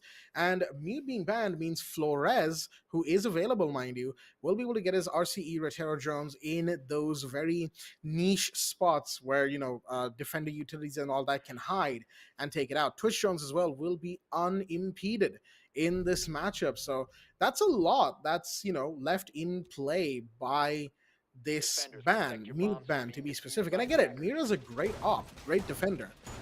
But with the Flores and Twitch in play, I'm not sure if the mute ban is all a wise option. Anyhow, before we get back into all the bans and stuff, let's have a look at the 10 players in the 2 rosters that are here for us tonight. From the side of Militants, of course, we've got Cheesy, Spidey Time, Hecko, Killsteel, and Phoenix. And from the side of Shaheens, we've got Dr. Skywalker, Envy, Caesar, and Mighty Ali.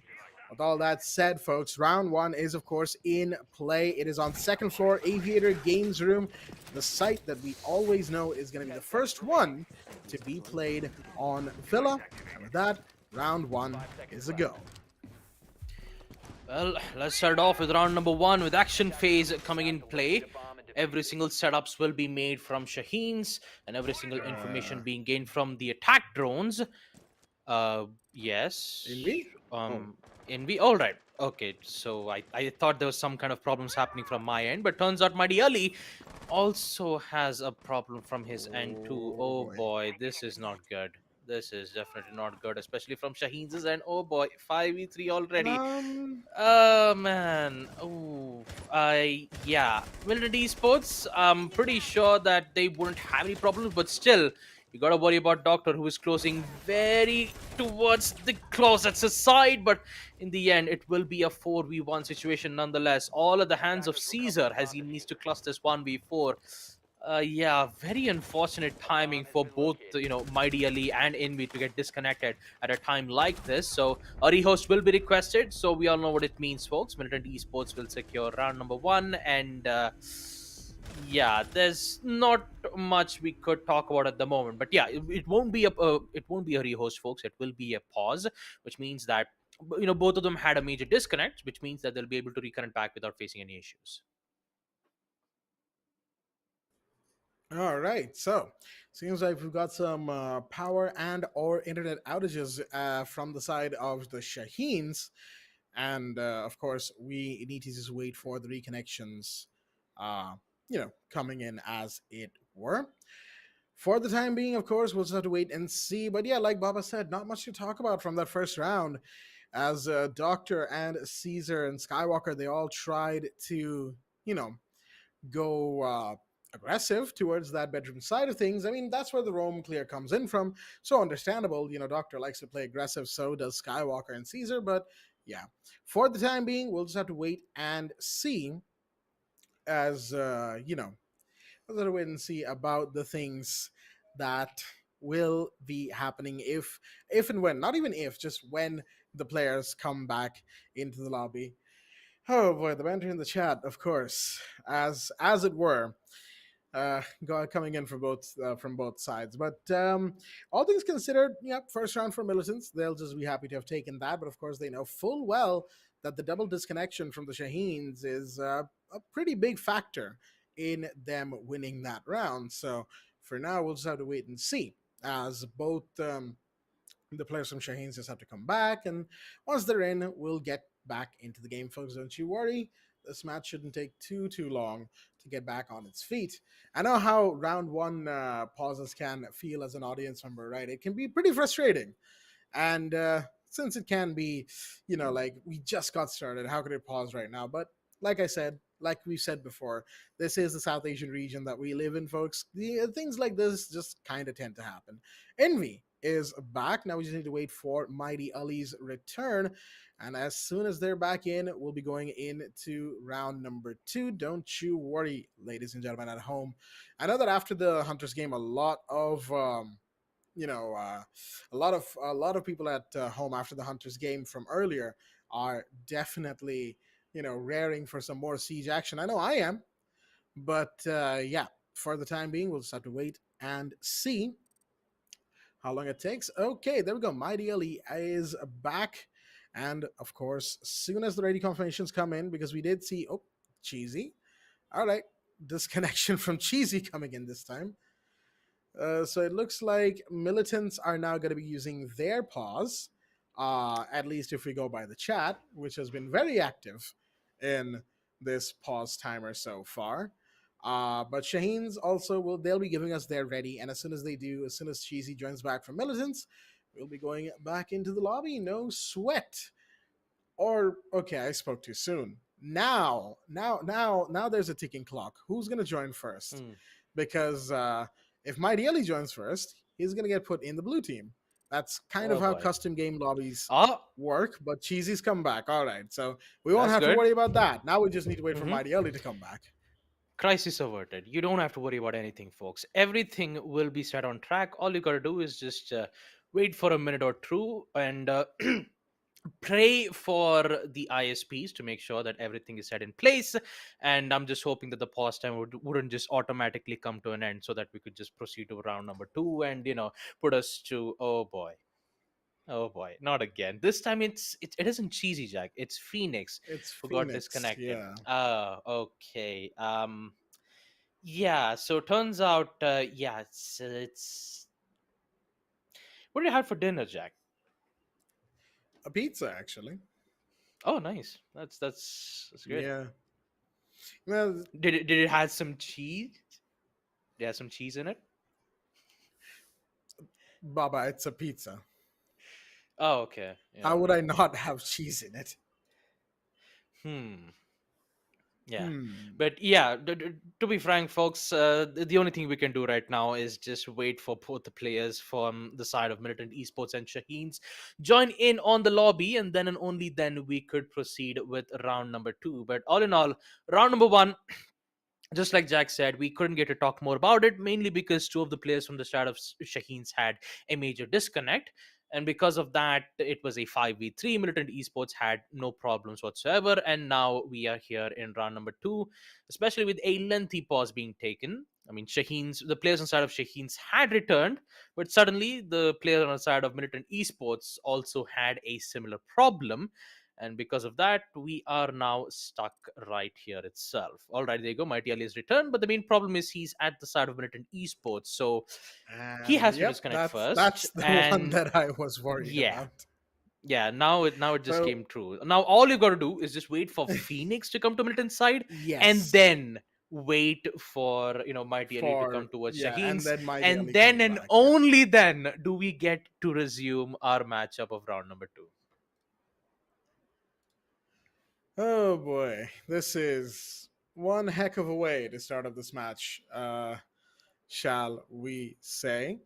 As we're still waiting on the players to come back, we are not sure what happened to Phoenix, of course, as we did see Cheesy was talking about reconnecting for something or the other, some graphical setting change that he needed to undo, and that required a restart, I guess, probably some texture update or something. But for Phoenix, we don't actually know what happened. Could be a game crash, could be an internet crash, could be anything, really.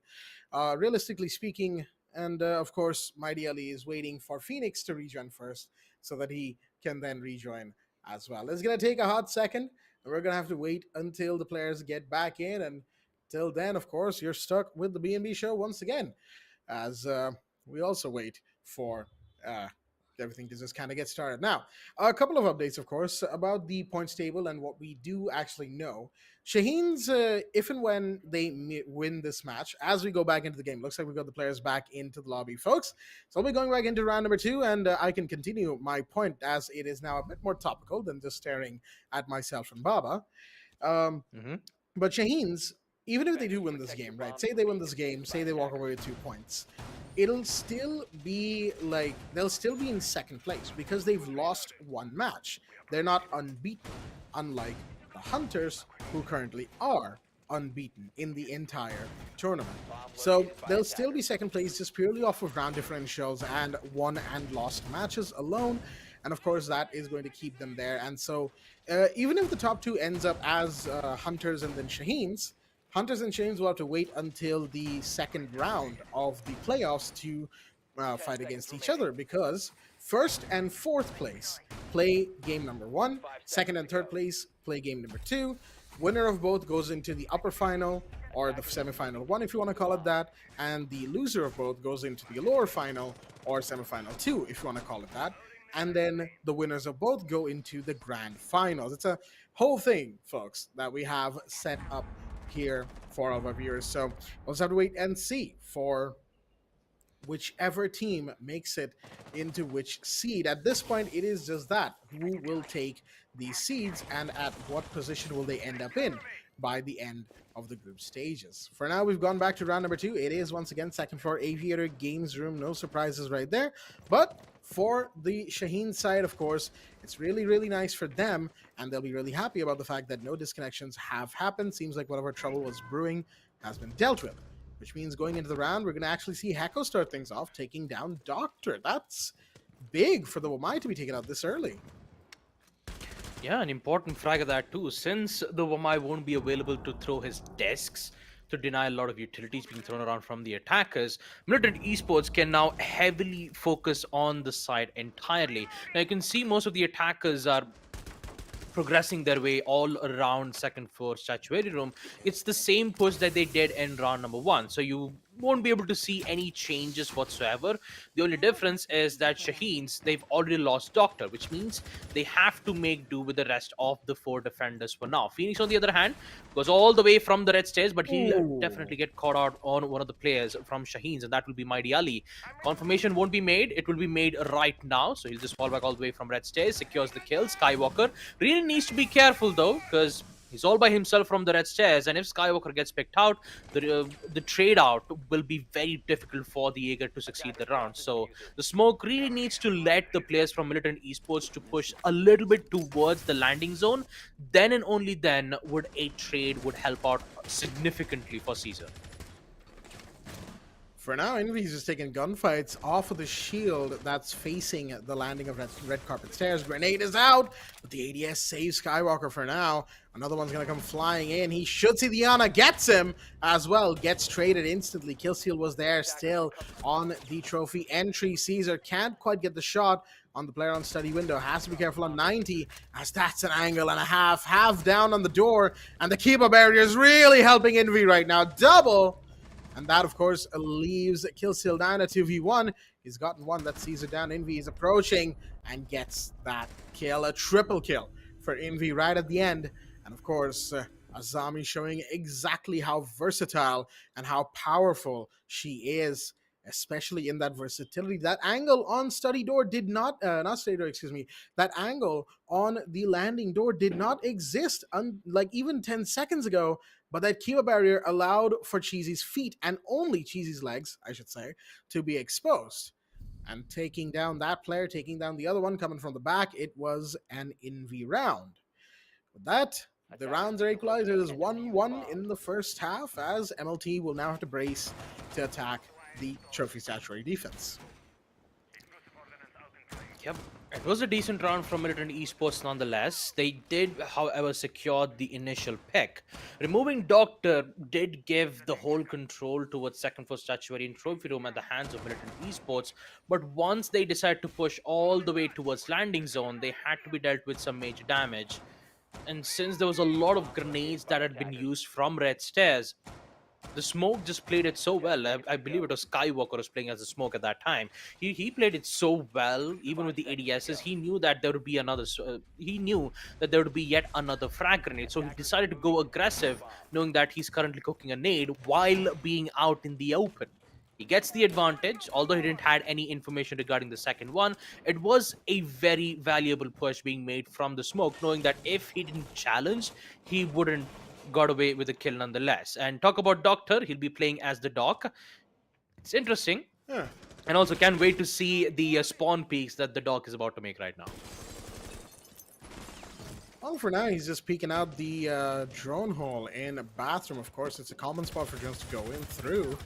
And if anybody gets careless, has their feet exposed to that drone hole, of course, that's another area that this Doc can take advantage of. But no, he's actually going to cross into Astro and sit there as the Twitch drone comes in, takes care of the Goyo Vulcans that are inside of the bathroom itself. Grenades are going to go out. That should take care of the utilities on the bedroom door. The Doc himself is there, but no, another grenade from Spidey will catch Doctor once again. Not the best of starts for Doctor in this particular matchup. But mind you, from the side of the militants, we've only seen everyone on the bedroom side. It's a very one-dimensional push that they're going for here. Shots are fired again, but Skywalker squeezes himself into the corner. Somehow gets away with that, but will be chased down. Killsteal taking that. Caesar takes damage in the meanwhile. The bedroom push is in, but Mighty Ellie from down below comes around, gets one. That's Killsteal off the board. Makes it a 3v3, equalizing the situation. No C4s on the side, but it doesn't matter. Phoenix goes down. There goes Hecko. It's all up to Spidey time now. Caught inside a bedroom with no avenue of entry other than going into the bathroom, which is a death sentence, given that the Goyo is watching. There you go. Mighty Ellie will get that. And not even allowing Spidey time 1 foot into the bathroom. There you have it, folks. Round 3 now goes to the side of Shaheens. Yeah, even with the major disadvantage that they had with Militant Esports securing 2 of their important kills, it was Mighty Ali who had to step up, getting 3 kills and also the finisher to give Shaheens the recovery and the win that they needed on defense.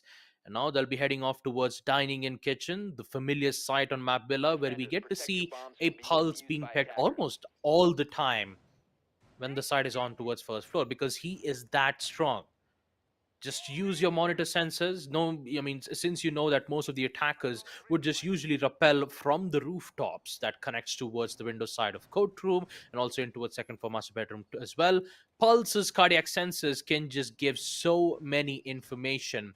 He knows, like, he'll know exactly if one of the attackers do make their presence known once they enter in towards the building. So when it comes to the counters, yes, they could have, they could have brought in the IQ instead, find the cardiac sensors and just remove him off without facing any issues. But you still got to be careful of those C4 plays. So it's quite interesting to see with Cheesy still bringing in the Zero. Having the Argus cams would really help the attackers when it comes to disabling most of the important gadgets. And what's more important is that he also has a secondary hard breach, so he could just, remove the hatch without facing any problems whatsoever. Doctor, on the other hand, wants to contest the windows side of Red Hallway. He won't be able to find one as of now, but at least he will deal some minor damage towards Phoenix, who's currently playing as the Amaru. Interestingly enough, he'll just use the he'll just mainly use his inverted repel all the way from the astronomy window, hoping to find an opening pick or two, and that's exactly what he's trying to aim for. But turns out the way how we see the placements from the side of Shaheens, we see 2 of the players playing from outside the side. You even see Doctor playing from the gallery's end, also from the main entrance, and you have the Jaeger playing from second floor. But the main thing is, he's playing all by himself. Killsteal will start things off by removing the pulse instead. Oh, this is good. This is good. By removing the information, Shaheens, they don't have any information regarding the players, and this is actually looking good from the side of Militant. That was a very good kill indeed. Sniping the pulse early. Mighty Ellie has been pretty good as well in the first few rounds so far. 4-1 in 4 rounds. That's the first death for Mighty Ellie as well. Envy comes around, finds Spidey time. That's on the pantry stairs. Will gas it off as well to make sure that nobody gets, antsy about approaching. Phoenix taking a bit of damage in the meanwhile. trying to take a fight, possibly one way or the other. As we'll just have to see which is the next gunfight to happen. Skywalker is peeking a really long angle right now, but there's a Zofia far closer. Envy goes down in the meanwhile. That's a big drop as well. Hecko finds Doctor. The smoke is DBNO, so it's effectively a 2. We make that a 1v4. Skywalker's position now given away thanks to these shots fired. There should be somebody approaching from the back. Does he know this? Not quite yet. He hears it though. He wants this kill. Shots are fired. He gets 1. Can he get another? Oh, he does. Wait a minute. This could actually happen. Phoenix is down. Oh boy. And it's all up to the Zofia now. Killsteal, the last one standing. Skywalker suddenly turned things into a very doable situation. Revive will come in. Phoenix is back up on his feet. Shots are going to be fired again. Skywalker's position is revealed. Does he know where these players are? He knows their general location. Sees the Zofia. Can't quite take the shot. He's still looking for this. He's still looking for the kill. Does he know who has the diffuser? That is, of course, Phoenix. If Phoenix goes down here and now, it's going to be very difficult indeed. But Killsteal shuts him down before the 1v4 could happen. It was so close. But unfortunately, he overextended on the table right there. Falling back into the bomb chassis would have probably been the smartest and safest idea there. But in the heat of the moment, there wasn't enough time, I feel. And of course, that's why Skywalker goes down. So close to winning the round for the Shaheens, but Militants hang on by the skin of their teeth. That execution was quite sloppy. Everyone was taking 1v1 gunfights for no reason whatsoever. There was no coordination in that final 4v1 there. And they really would have lost it had it not been for the Zofia picking up the slack at the last possible moment. 2-2 is the scoreline. We're in round 5. It's back to Aviator Games Room. Well, you could say the same thing to Shaheens as well, right? You saw you saw both of the defenders. I believe it was Caesar and Envy. Both of them were playing at the table side itself. Both of them getting caught out from the same angle. It was like, if one person gets picked out from the bench's side, another one chose to take this place only to get removed out from the Hibana nonetheless. So for both the sides, Shaheens also did make their fair share of mistakes. They could have, handled it in a different way. But all in all, Skywalker, an amazing attempt to almost have a 1v4 clutch. But in the end, it will be Killsteal who will deny that clutch nonetheless. A very close round, close encounters for both the teams. And now in round number 5, the site will be on second floor side, and turns out Hecko's been downed and confirmed at the hands of Mighty Ali, who's currently playing as the Bandit. So apparently, Mighty Ali did go all the way at the Windows side of main stairs. He did find Hecko, and he eliminates him, which means that both the grenades and the hammer won't be available for them to open up lines of sight, nor be able to use a cooked nade to remove one of the defenders, which means that they are free to roam and not worry about some certain grenades, but you still need to be careful for the Iana and the Nook. So those 4 grenades are still available for Militant Esports to make sure that they would find a chance to remove 1 or 2 players. And I believe that's the main reason why you see, the players on the start of Shaheen, Caesar and Mighty Ali, both of them are still in towards first floor because they want to challenge Cheesy and Spidey Time. Because if that does not happen, then Envy wouldn't have a stronger hold towards the landing zone. That's exactly where you have those, angles being prepped up so well. But Cheesy instead decides to win the gunfight by removing Caesar. And with it, he'll be able to equalize it on a 4-4 score, on a 4-4 man count. Alright then, 4v4, as the Nook has taken one back. Cheesy's possibly looking for another, but Doctor finds Killsteal. In the meanwhile, that is a big drop, and Doctor's first kill in this matchup. So Doctor seems like it's time for this player to awaken. Shots fired towards him. Skywalker still being very cautious about bottom of red right now. That is, of course, where he is situated. There is a player on first floor, just not anywhere close to where this smoke is. At least for the time being. It's the Nook, Cheesy, who's looking for grenades from below. Spy Time taking damage. In the meanwhile, there goes another gas grenade. Phoenix will take a bit of damage, but Spy Time finds Mighty Ellie. Well, okay, Mighty Ellie was in the art door for whatever reason. Okay, interesting decision right there from the Bandit. Gets taken down, though. Bottom of main stairs, Cheesy droning himself in And Envy has to be careful. That drone has given away his position as an Iana Gemini was heard out. And the Gemini is seen. He pushes out. Okay. Fearless Envy gets another one as well for his trouble. As that Kiva barrier is going to go off, and again, giving protection to the stairs area is seen by the Nook, but Cheesy losing that gunfight, leaving Envy in full control of this region. It's all up to Phoenix now, the last one standing.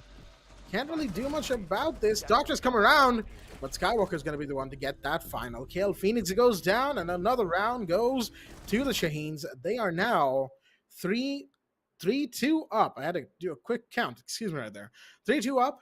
As, of course, that means that they have, just muted the ability of the Militants to take a lead here. The Militants will have to work extra hard. If they manage to make it 3-3 in the first half, going into defense on Villa, that's actually a good position to be in still, as they've taken 3 rounds on the attack. But again, it's trophy statuary. We all saw what happened here last time.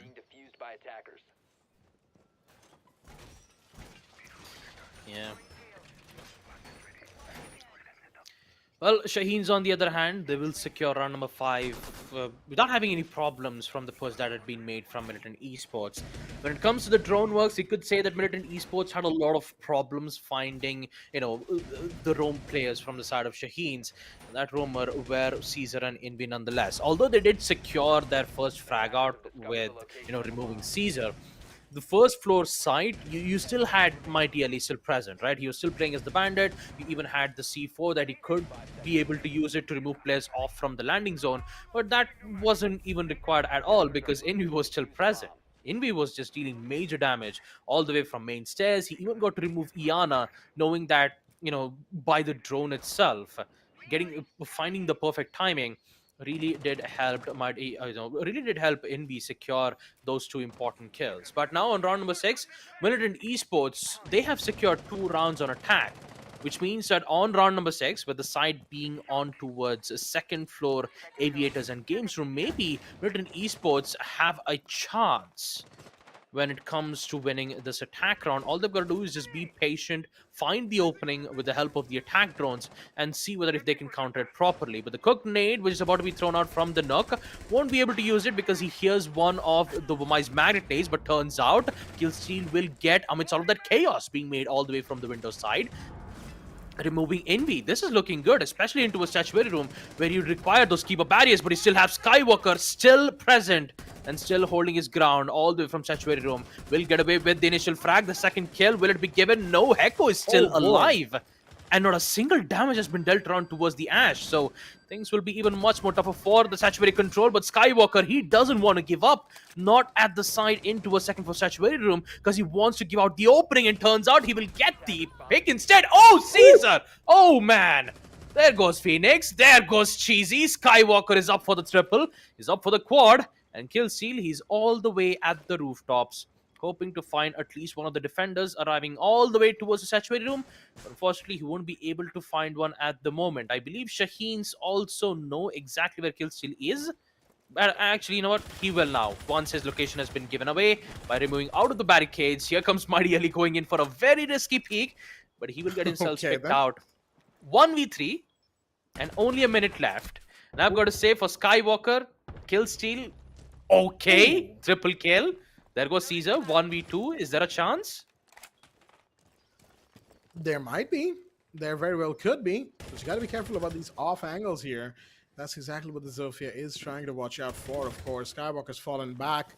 Doesn't want to pursue this angle and kill Steel. He's fully aware of how dangerous an angle like that can be. He's going to go in through the bathroom instead. There's a player in Astra waiting for him. That player, of course, being Doctor himself. Kill Steel. Waiting patiently. 30 seconds. There we go. Because of the low health, it wasn't going to take much to finish off the Zofia. Doctor does the deed. And with that, we proceed to the second half, which is at a 4-2. Shaheens with a pretty decent first half. I'm not going to lie, they did look a bit sloppy in a few of these rounds here. And the rounds that they did lose, of course, were probably their sloppiest overall. But who knows, maybe on their attack on this map, they can turn things around, be a bit more, be a bit tighter on their coordination, a bit tighter on their teamwork, and get the win finishing off Villa nice and quickly. Now, mind you, Villa is Shaheens' pick. So they've brought this map out, and of course they'll be going to Oregon thanks to Militant Esports picking that map in the second confrontation, second round, whatever you want to call it, second map, which is Oregon. So they've got familiar maps to play with and plenty of home turf advantage right about now. So the question is, how far can the Militants stretch things, and how far can they stretch it, and can they stretch it into a victory? Now, since Militant Esports, despite having a lot of troubles on attack, they will at least end the first half on a 4-2 scoreline, which is in fact a decent end on the first half. Now, since now we will see Militant Esports focus heavily on defense, you will still get to see some changes being made from the operator's pick itself. Spidey Time bring in the Mozzie, and you also have Cheesy with the Aruni Surya Gates. Those Surya Gates will at least help them when it comes to not only gaining information, but denial of utilities will also be made from this one simple gadget, and it could be used accordingly when it comes to cooldown. But they still have to worry about one of the attackers, and that will be Doctor. My god, that peek and a headshot remove kill steal is definitely going to put Militant Esports on a much more major disadvantage, and especially with a cooked nade that's going to deal Hecko with a lot of damage, will be forced himself off on a 30 HP.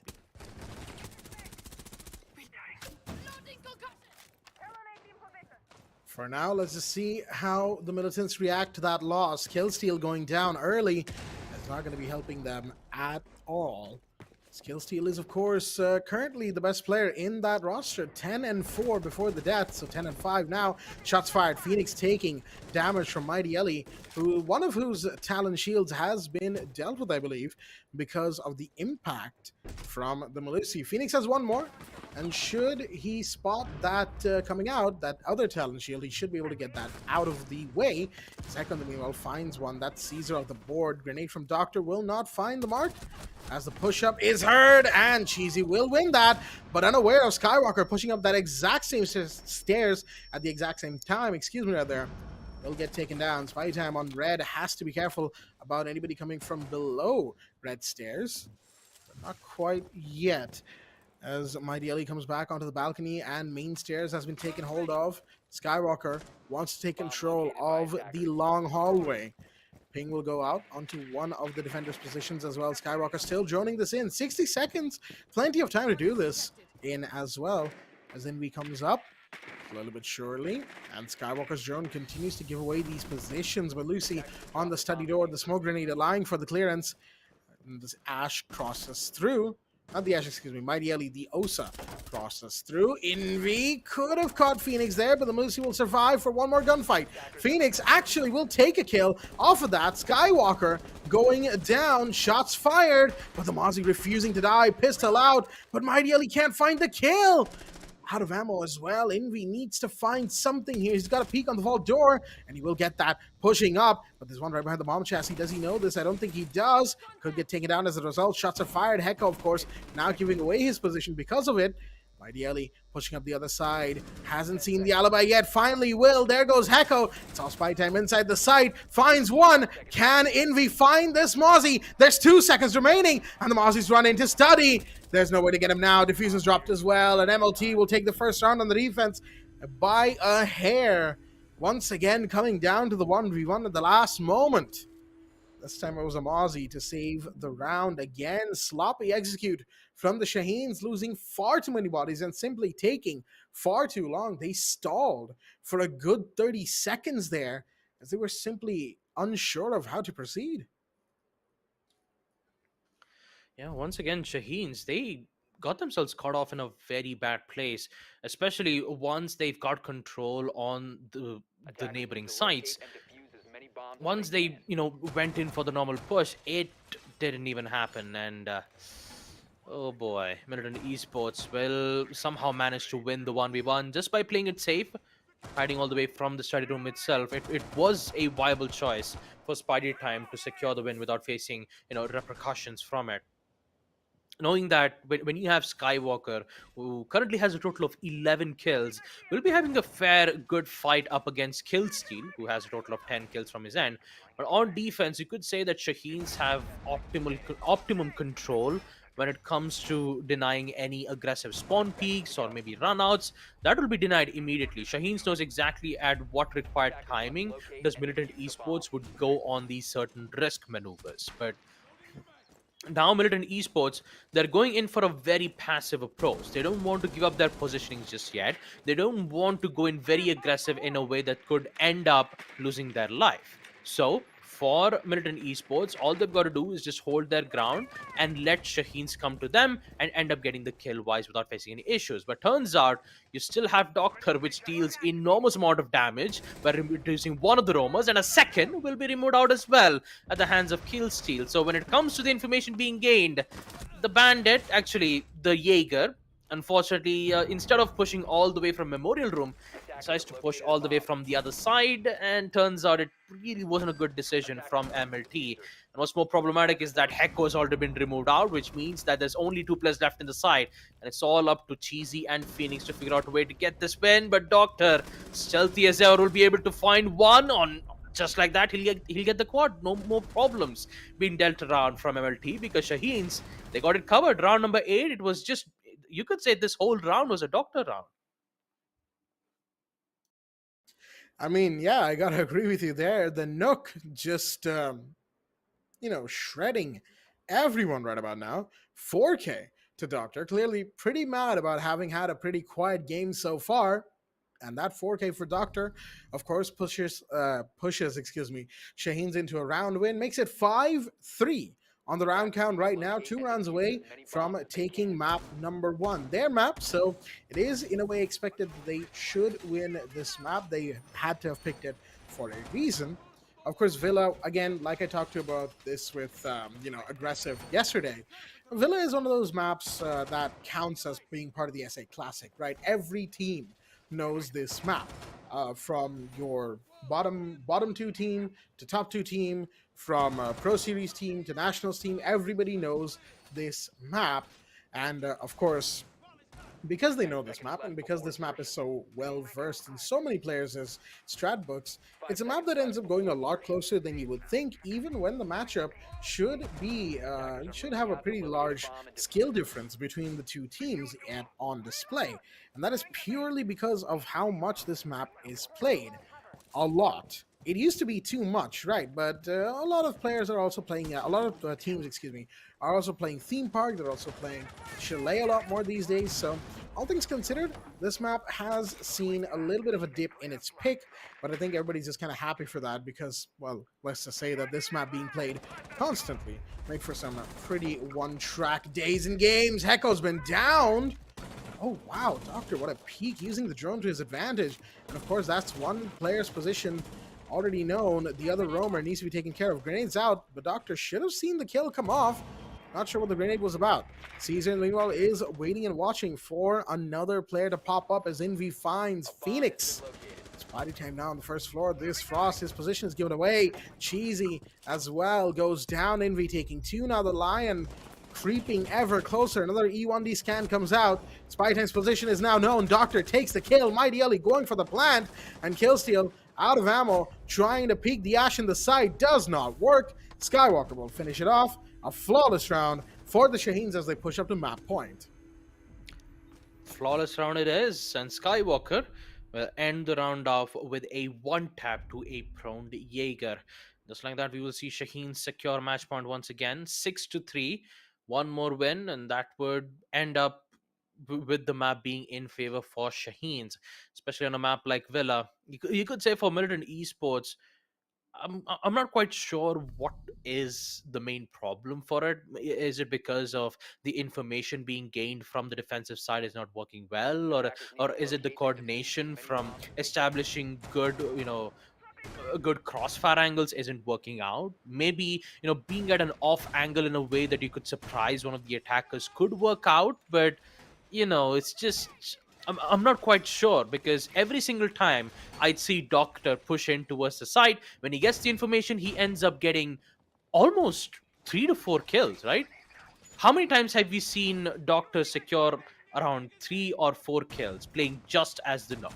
2 times. I believe he secured like around 7 to 8 kills. Yeah, a total of 7 to 8 kills have been secured with just playing as the Nook on attack. And he ends up giving a good amount of, just like a lot of burden has been just, released out from the side of Shaheens, knowing that Doctor has his back. The Doctor just makes sure to, get those initial frags as fast as possible. And if things go south, you still have Envy and Skywalker for the protection too. So everything is just going fine and dandy for Shaheens. But for MLT Esports, this is definitely not working too well from their end, because especially when you have powerful hitters like Skywalker and Envy, it's just yeah, the way how they're trying to challenge the gunfight is not working well in their favor here, Jack. Yeah, it's really not. Spy Time, however, will start things off on a positive note this round, as he's gonna get Doctor out of the way. That's your Nook gone. And of course, Doctor being the problem player for the last few rounds now, last couple to be specific, that's a big kill to have. And mind you, the Nook being the sneaky, operator that she is, and overall just the kind of playstyle she promotes, and the grenades from below, pretty solid package right there that operator brings to the table. So for now, we got the Ash doing some roam clearing, Caesar coming up for recon with the alibi, not the alibi, excuse me, the Iana. Wow, I almost forgot her name. I can't believe that. Skywalker in the meanwhile. We'll find Spy Time. All right. That's a Goyo taken out very cleanly, but Heko gets another one. That's Mighty Ellie down. And, of course, that's your Flores gone as well. There's still a player down below. Shots fired as both Caesar and the Jaeger take damage. Heko also got to be careful on the hatch from down below. There's players watching for any potential drop downs, any potential flanks. But the question is, can they get kill steal out of here and proceed forward upstairs? That I don't think they've quite gotten to yet. Grenade will be tossed out to take care of the utilities on red stairs. Kill steal right about now, dazed and stunned, and somehow walks away. Skywalker. What? Uh-huh. Okay. I'm sorry, what? Hello? Skywalker. All right, the force was strong on that shot, I'll tell you what. That's oh yeah, he definitely had the high ground. Oh, you're telling me. That's a shot and a half. 30 seconds, mind you, remain. And once again, Shaheens are facing this problem of the execute, as they've gotten nowhere close to the site. They've got to make something happen here. It's a 3v3, yet there is still a chance for MLT Esports to secure this round. But for Shaheens, this point would mean a match point. But turns out easy. Removing Envy is going to put Skywalker in a very difficult task. Triple kill, and once again it's a double kill. And Skywalker is in for the ace. Can the force help him proceed this with the ace? Well, he's just sprinting. Cheesy is trying to run away. No, you cannot run away from the Skywalker, in which he actually does. Oh no, that actually didn't work out too well. But in the end, MLT Esports will run away from the dark side and secure a win for map number 8. And I've got to say, Skywalker, man, he was in it for the ace. And let's take a look at that instant replay too. What was that? Oh my goodness. Oh jeez. Just locked right on, and first shot to the head. Skywalker. All right, that's something else. Mind is even the last two shots that that player took right on the second first sight, those were also some pretty insane shots that he was making. And there was a Banshee, I believe, on Classical Hallway, right? The door to Games Room, which is what stopped the Ash from giving chase to the smoke. After all, Ash might be a 2-armor 2-speed, but she's one of the faster ones with her main gun out. And the smoke, of course, SMG-11 does not count as a pistol, so even having that out, the smoke isn't running any faster than normal. And Ash can catch up to smoke. It's actually been proven before through tests and all that. And shout outs to whoever's doing those kinds of tests. I just saw, I just saw the results of that. But yeah, Ash can actually catch up. But the Banshee and everything else that was put into place stopped Skywalker from managing the ace right there. Militants coming very close to a loss, but not tonight, not quite yet. One round is what remains for Shaheens to win if they want to win map 1. Militants, in the meanwhile, 2 rounds to equalize, but if they keep going through by the skin of their teeth every single time, then it's going to be difficult. That is for sure. Yep. One single slip up is more than enough for Shaheens to secure this match. And even though most of the defensive rounds that we've seen on Map Villa, it's always gone neck to neck. It's always usually 1v1. And here comes Skywalker once again. Oh boy, such a deadly shot. There goes Hecko. And now he is in it for his 18th kill on Map Villa. Already gaining control from the basement side as we see the drone works from Shaheens, giving ample amount of information. And Skywalker, he might be able to find the second. There you go. The power of R4C at the hands of Skywalker as he will receive the second. Oh boy, what will be the response from Militant Esports? Knowing that the site is on first floor kitchen and dining, what usually you'd see would be like the positioning to give much more information towards second floor. This time, Shaheens are going in on a different approach. This time, heading all the way towards basement. They have all the time that they need, 150 seconds. Both the Azami and the Bandit have been taken care of. All they've got to do is just figure out a way to remove the rest of the 3 players from the side of Militant Esports, which will be heavily guarded with a good amount of denials. The smoke gas canisters, the castle armor panel, they should have a lot of problems dealing with the armor panels, but the smoke gas canisters itself will pose a heavy threat towards Shaheens. Here comes the smoke gas canisters once again. Invi wants to brute force his way in. Opportunities still missed, but here comes Caesar to get the opening. 2v5 Phoenix and Killsteel. Only 2 operators left, and here comes Skywalker getting the kill off. And just like that, we will see Shaheens secure round number 11. And just like that, we will see Skywalker have a total of 18 kills. Actually, more than 18 kills in this on Map Villa itself.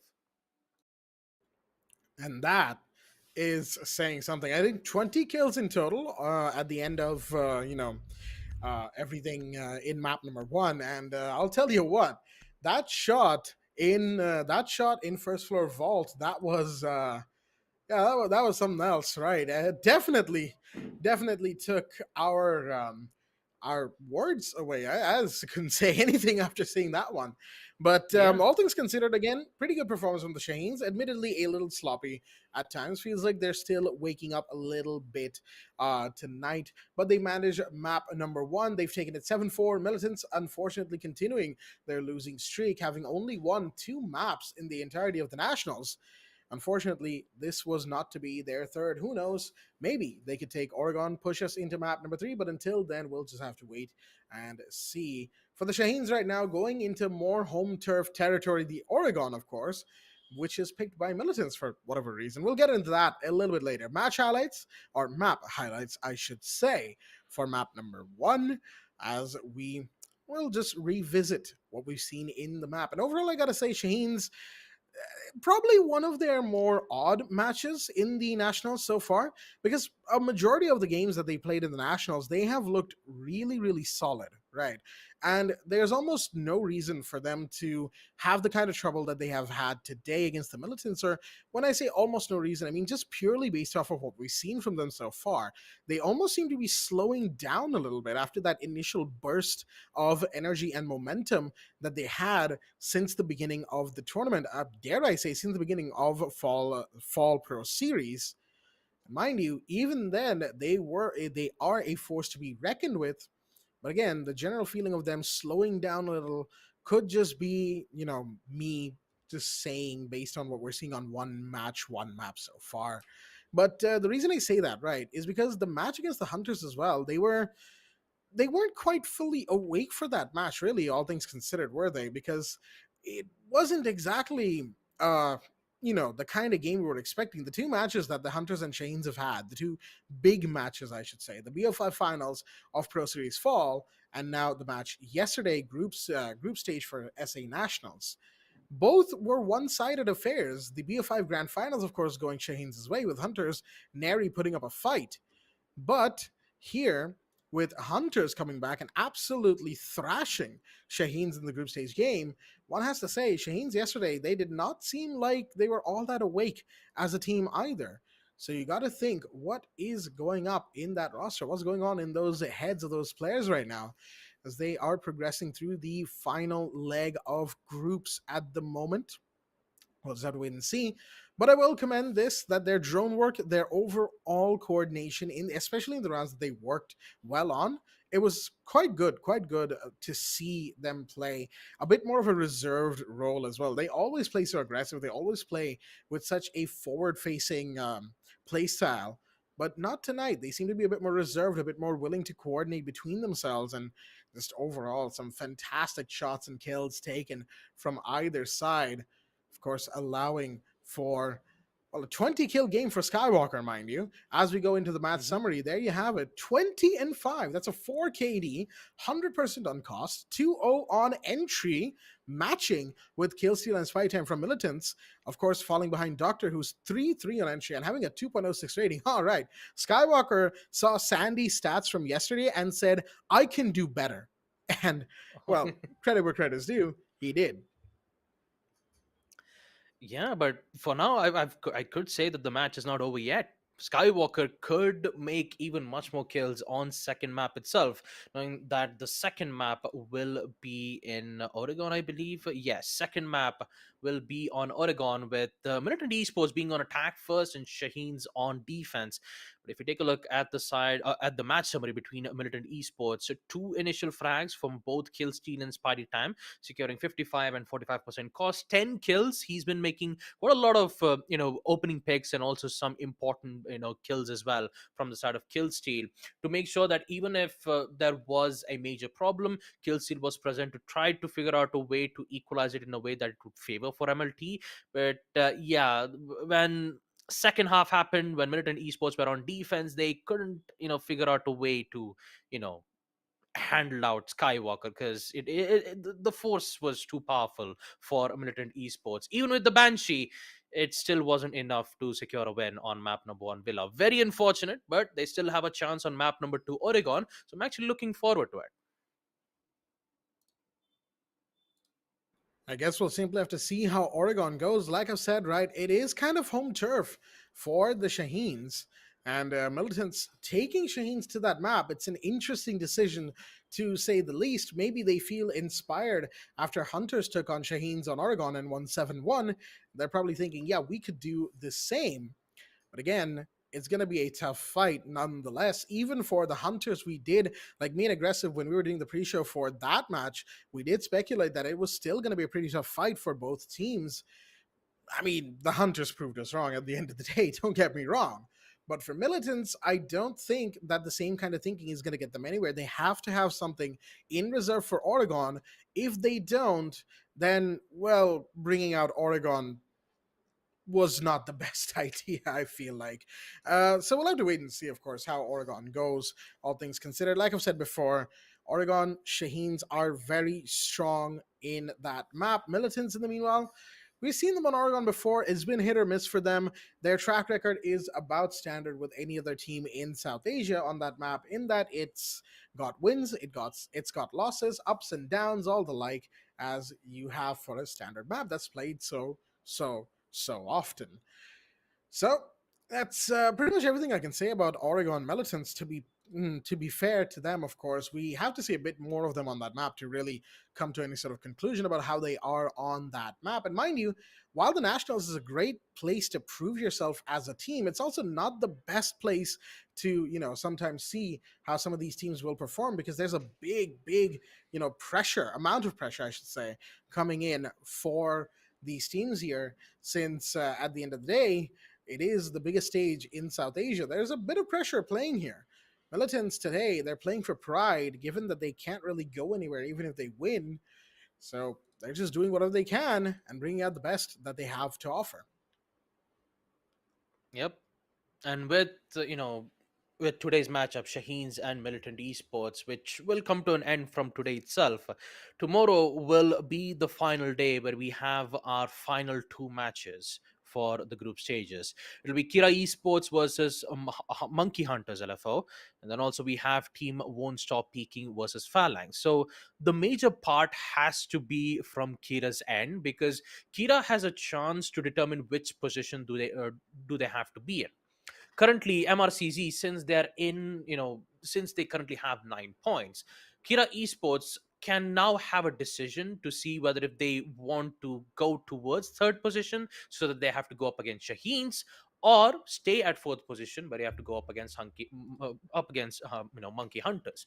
Although, even though going from both position still has the same outcome from it, because even if you do lose the match, you still have the lower brackets. But all in all, KIRA Esports, they'll mainly focus to getting more points as best as possible to secure good positionings. But all in all, they've secured the playoffs itself, and that's exactly what KIRA Esports are trying to aim for. So since they've got the qualifier, since they've got the standings itself, they shouldn't need to worry about it that much. But I'm pretty sure that the final matches that we're going to see, KIRA versus Hunters LFO and Won't Stop Peaking versus Phalanx, will definitely be an interesting one to look at. Won't Stop Peaking versus Phalanx, I'm pretty sure it's about a game of pride. I mean, the same thing can also be said from Militant Esports as well, as they're trying their level best to ensure that they would make some impactful performances, and knowing that they're going up against Shaheens, they could learn a thing or two on some certain maps, especially on a map like Villa that we did get to witness. But I know most of the plays that we've seen from Shaheens are usually just frag moments. We didn't get to see a lot related towards utility wise denials. We didn't get to see a lot of it that much. It was just the usual standard strategies that we'd expect from the defensive side. Although we did get to see the pulse was removed immediately from Militant's side, which in fact I thought that it was a good change of pace from Militant Esports, knowing that they have the higher chances to secure that particular round, and they actually did. They did ended up winning that 1v1. So although when it comes to having coordination being a little bit weak, they still make those individual plays in a way that it could favor for Militant Esports. But when it comes to individual plays in a game of Rainbow-Six-Siege, it doesn't usually last longer than you expected it to be, because crossfire angles are very important. So does the explosive utilities that you use to make sure that you don't peak yourself, because if you go in for the peak, you're most likely to get picked out quite early. So explosive utilities, very important. So does the information being gained either from bulletproof cams or from Valkyrie cams. Even though Valkyrie gets banned most of the time, you'd usually have other set of operators that can help you gain the most information as best as possible. But talk about map number 2, Oregon. I'm pretty sure it's going to be as standard as you can expect. Once again, the bans will be the same: Thatcher, Jackal, Valkyrie, Mira, and I'm pretty sure the first side that they're going to start it off have to be on second floor kids, Doms, and Doms main hall. The only difference has to be who would get the initial frag, who would usually enter into a site, and who would have the maximum chances to succeed when it comes to those 30-second executes. I'm pretty sure that Shaheens wouldn't be having a lot of problems, since you have Skywalker who's been having an excellent performance. The same thing can also be said towards the side of Militant Esports, especially when you have Killsteel, who actually did get 10 kills from his end. So when it comes to Oregon, you could say that there might be a chances of at least a 7-5, but I'm pretty sure that it could go at the favor for Shaheens, ending things off on a 2-0. But who knows? Maybe Militant Esports can surprise us on map number 2, Oregon. All we've got to do is just wait for the players to get readied up, and then we'll be able to see it out. Absolutely. I mean, at the end of the day, it's just a little bit of time, folks, and then we can go into map number 2, of course, which is going to be in play very shortly indeed. I'm just waiting for a bit of confirmation from our producer, and then we can, say if we are going into map 2 or go for a break. Okay, looks like we've got that confirmation that I literally just talked about. We'll be right back in just a short while. Map 2 will go live, folks. Don't you worry. But before then, a short break. Was hit hard. He'll live. Server room, identify perimeter breach. Over. Where'd he go? Where'd he go? Withdraw your men. Say again, Grim. I'm going in.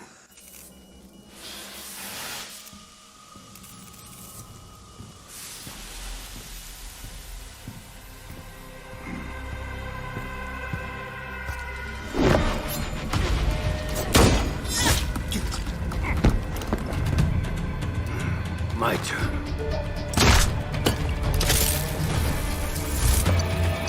What's going on?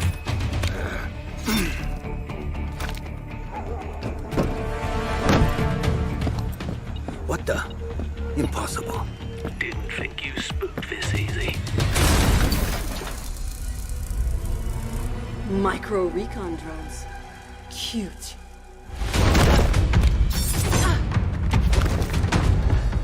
You forgot this.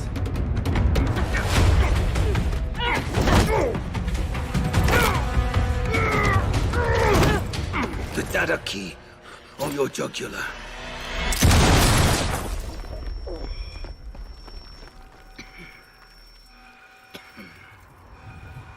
You were saying? What was on that server? QCR shipment records. Question is, who wants eyes on it? And why?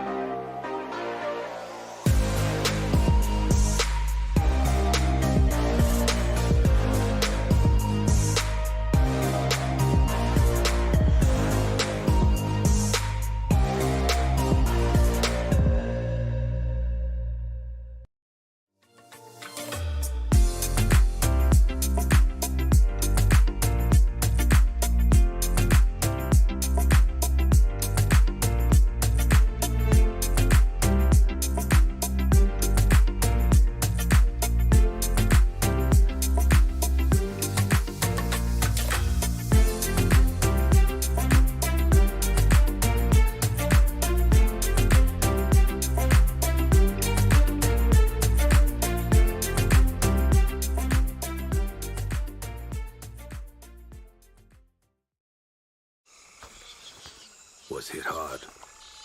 He'll live. Server room, identify perimeter breach. Over. Where you go? Where you go? Withdraw your men. Say again, Grim. I'm going in.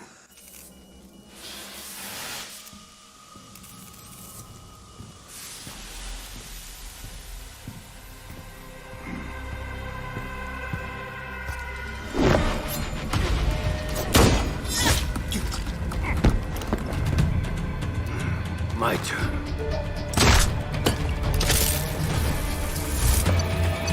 What's going on?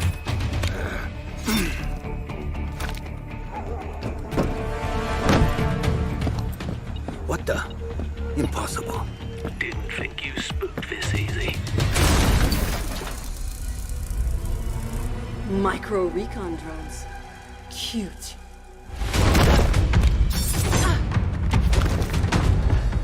You forgot this. All right, then, ladies and gentlemen, welcome back once again to the South Asia Nationals for Rainbow-Six-Siege, supported by Ubisoft, powered by Zotac Gaming, hosted here at the Esports Club, and of course, alongside our broadcast partner, Loco. I'm your host, Blackjack. Joining you is my co-caster, Baba Gusta, as we are here once again back for the match between Shaheens and Militant Esports.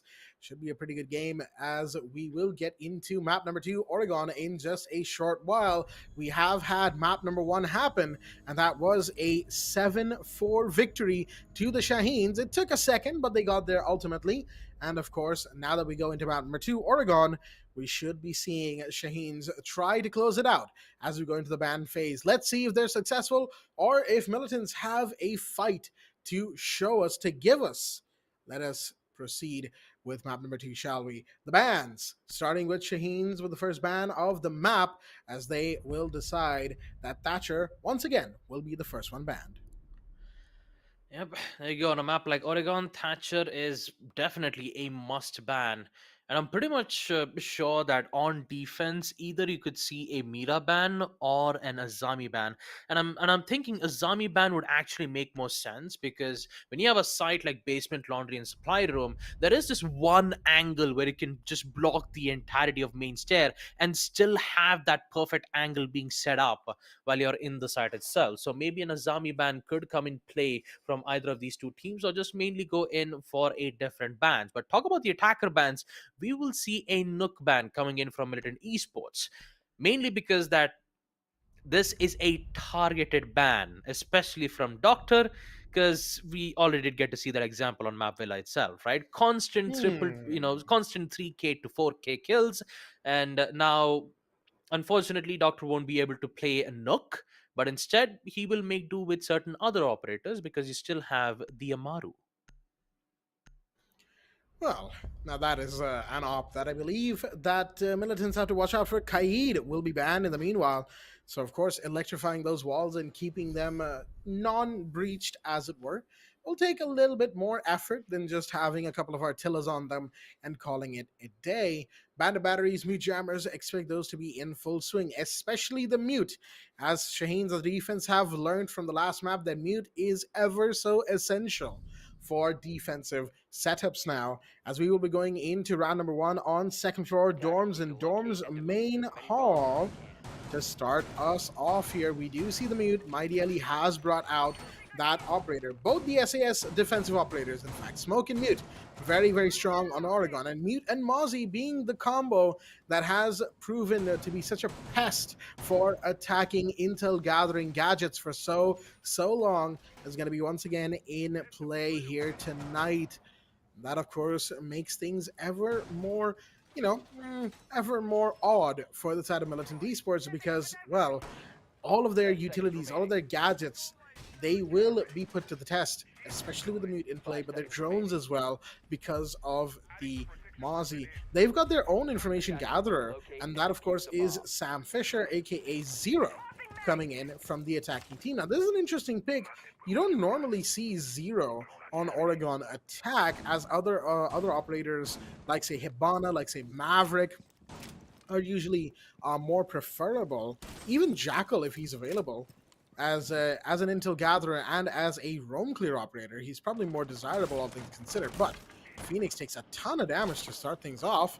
Mighty Ellie, this is quite the peak to be holding, my good sir, as the mute waits ever so patiently with the SMG-11 in hand. There comes the Selma, will be shot.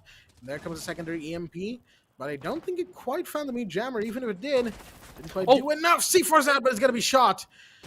Mighty Ellie missing that, but doesn't miss the head. Missed the head, excuse me. Gets Echo, immediately falls back, reinforces off the wall. Smart play as the breacher is gone. Job's done, says Mighty Ali, as he succeeds in reinforcing the wall, removing off the secondary hard breacher. And now Doctor will be currently met with some major damage. Envy will secure one more kill, a headshot to remove Spidey time. And now in a 3v5 situation with both, actually make that 2v5. Caesar secures his kill as well by removing Phoenix. Caesar succeeds the kill by removing Phoenix. 2v5 situation. I'm not quite sure exactly what could happen in the certain moments because, my god, Militant Esports, they're slowly losing a lot of bodies. But Zero, aka Cheesy, on the other hand, a beautiful shot to remove Skywalker, but he still has 4 more operators left on the side of Shaheens. A difficult task. Information will be relayed from the proximity mines. So does the C4 being tossed out. Won't be able to find its prey as of now. Cheesy will just wait for its perfect moment to go in for a peek. Maybe going for a pre-fire, and maybe he might be able to find one. Some minor damage being dealt around from the Doctor, but instead it will be the Alibi who will succeed with the final frag. Just like that, we will see round number 1 being in favor for Shaheens, and they weren't even in the site. I'm really sorry. Militant Esports, they were trying to open up the wall. Turns out they caught themselves while they were busy opening up those important objectives. And Shaheens, they weren't even in the site. They were literally outside hunting Militant Esports. And I've got to say, these next future rounds, this is definitely not going to work out well for Militant Esports. I mean, if it keeps going in the same direction, then no, it might not indeed, as Shaheens didn't even allow them inside the site, nary even inside the building, as we saw in the last round. Shaheens are here to win, and it is very clear from their playstyle so far. We're going to be moving over to Basement Church and Arsenal Room right about now, folks, as Shaheens bring out the second most common site, or most common site depending on your persuasion, however you want to say it. This site is now going to be in play. We've got the standard comp for this site as well, as you've got, of course, Caesar with the Mira, and you've got the Wamai Jaeger the Aruni, all of this to burn utility from the side of the attack, and Skywalker bringing the smoke, of course, because smoke on Oregon is pretty much essential. As we have the setups coming in, and a Doctor with the M870. No surprises right there at this point. He loves playing these backstairs, but the drones have given away his position. He's going to have to fall back, but he knows full well why. Crouches down to hide himself under the railing of the stairs as well, as you have the Wamai getting ready with the, those discs to catch any grenades that are going to be thrown Doctor's way. Any second now. Skill still uses the Gara, gets up to the top of tower. But again, all of this just to find Doctor, and yet he still is sitting comfortably at the bottom half of the back stairs here, with no one else really being contested, but the shotgun failing him as Spidey Time gets that kill, gets the headshot, and removes Doctor from tower backstairs.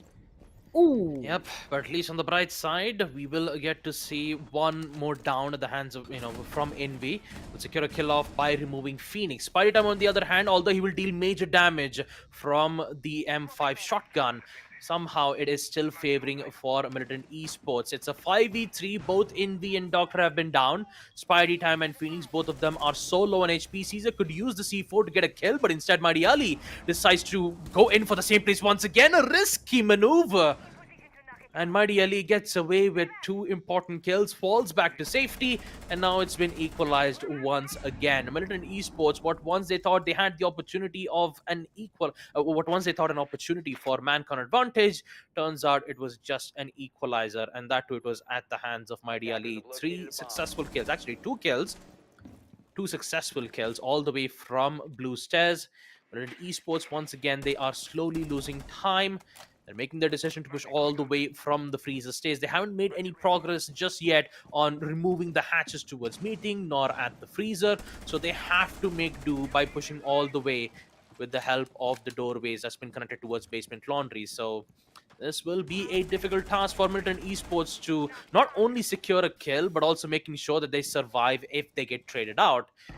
And here it is, 30 seconds, not a lot of time left. You even have good amount of denials from the defensive side. The Aruni Surya Grade is present, the C4s from Caesar, the smoke gas canisters from Skywalker. How can Militant Esports get away with so many utilities that's been presented itself towards Shaheens? 10 seconds and less, and Killsteal finds the first one. That's a big kill, mind you. Skywalker going down, and the push will now no longer be, as... Ooh, I was gonna say it wasn't gonna be as botched with the smoke gone, but they've gotten one more. The Amaru gets one, but wait, the planter's now exposed. Caesar has to find this, doesn't in time, and Hecko gets the kill. No way! Caesar didn't know where the plant was. He was going off on default, but he didn't get the shot and wasn't able to line it up in time. Militants, once again, by the skin of their teeth, will walk away with another round, and Shaheens sloppy on the laundry retake. They had to go into the hallway, but again, the question is, did both of them need to? Given the way that one died to the given the way that one died to the Amaru, yeah, I see why. But at the same time, that Mira should have found that final player very quickly with next to no issues, but the plant happened and the kill was taken. Militants get away with the round, and Shaheens, they're not going to be too happy about that one. Yes, indeed, and especially with Skywalker, which had been eliminated quickly, both of the gas grenades gone with him. So he couldn't be able to use to deny the default plant, nor the C4, which it did succeed, mainly because they had to focus on removing one of the players, providing protection. So, yeah, it's very unfortunate moments coming in from Shaheens' end, as the Militant Esports will steal round number 2. Despite having a man-count disadvantage, having lots of denial utilities like the C4s, gases, and somehow Militant Esports bypass every single utility and ends up securing a win. I mean, at this point, even I'm also surprised, because when it comes to utility-wise, it's usually still favoring for Shaheens, right? But when it comes to an execution like that, with not good amount of angles being looked at properly, obviously Shaheens they didn't take a look. They couldn't get to take a look of their they couldn't get to take a look at it properly. But yeah, talk about the two successful kills that we've seen from Shaheens. We will see Doctor securing his first frag, while Cheesy was unaware of his position all the way from the construction side, and he continues to do so by securing yet another kill all the way towards garage entry. There goes Hecko. Spidey Time's been downed. Phoenix and Killsteel once again in a 2v5. MLT Esports,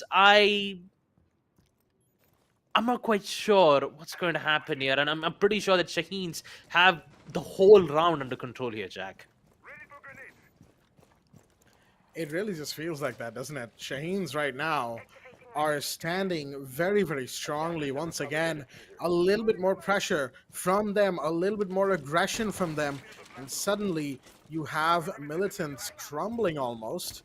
As Spy Time is solo on HP, has to be careful of any gunfights that this Iana takes. Has to stay behind one of the other two, Phoenix or Killsteel, who are still full health. Envy taking a bit of damage, but still alive. More so than just that, still thriving. Rene goes out, but the Wamai's Magnet will catch it. Shots fired towards the back stairs right now, and Envy will get that off the pre-fire. Phoenix going down. Now it's a 2v5 once again. Spy Time and Killsteel with 60 and something seconds remaining have to now make their way downstairs to the site somehow. They've been barred entry pretty much entirely, and unless some sort of miracle happens in these final 60 seconds here, I don't think they have much of a chance of taking this round for themselves. Rooney Gate will be denied, and shots are about to be fired. Spy Time, wait a minute, gets one, could get two, depending on the gunfight that he chooses to take, of course. Tapping away slowly but surely. Knock, knock. Who's there? Killsteel looking at the flank, and Doctor's actually there, but Skywalker finds Spy Time, and Doctor gets the final kill. Shaheens will win round 3, taking back Basement Church once again, and I feel like we'll see them go back to dorms on round 4 this time. As that entry from Cheesy, I gotta say that Jackal had to be a bit more careful in the droning and in entry, as you know, the Doctor was just right there. Yep. Yeah, I believe the less amount of information that from MLTs and really did put the attackers in a very bad place. And for Shaheens, I'm pretty sure on round number 4 they shouldn't be having any more problems from their end too. Since there's only 2 rounds left, MLT Esports, what more that they can do in the first half is focus on removing out the roamers first, and the roamer is obviously Doctor and Envy. So since Doctor and Envy are having an amazing time playing as the roamer, they've been successful in not only initiating those important fights. MLT Esports, on the other hand, they're not currently playing accordingly when it comes to playing the trade game. They're usually going in as an individual, in which they're usually getting picked off on isolated gunfights.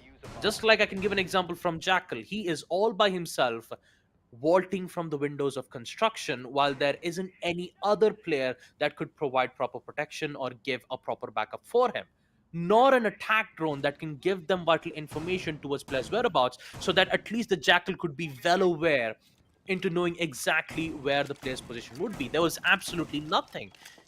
The players on the side of MLT Esports, they just blindly vaulted in from the window, and Doctor was like, oh, hello there. Just removes him out. Not a lot of problems for Shaheens to be dealing, because it's usually isolated gunfights, 1v1 challenges, that's usually still favoring for Shaheens. MLT Esports, they still haven't found a proper response just yet. And yeah, on round number 4, I'm pretty sure that if this continues by trying to go in for 1v1 gunfights, I'm pretty sure that Shaheens is already winning when it comes to engaging and winning one of their initial plays itself. But all in all, this is a good trade coming in from Spidey Time, as he will secure in removing Skywalker. So you could say there is a slight bit of hope coming in from MLT Esports. That is indeed the case. Oh dear me, had a bit of a moment there. Doctor having a moment right now. Double kill. Removing Cheesy and Phoenix. Envy's got to be careful of the prone peek from the bedroom door, and is so, as the tides have been turned once again, and the body count has been changed. Oh, Envy looking for the one-tap. Kill Steal's the one to get it instead. Well, not a one-tap per se, but the shot was fired and the kill was taken. Interestingly enough, Mighty Ellie will, of course, reinforce off that wall that is the rotate between attic and dorms, excuse me, right there. Of course, that seals off one potential entryway for the side of militants. They can't exactly go in through there, and they know it, as the alibi Prisma will give away the location of one more potential, one more potential attacker where they could be. 45 and less remaining on the clock right now. What is the decision making here for militants? How do they want to approach this? They've seemingly quieted down quite a bit after that kill on Envy. Here goes an Ash charge, but again, not too much happening off of that. There's somebody already inside of Attic, of course. That could be a point of contention right now. So Selma goes off.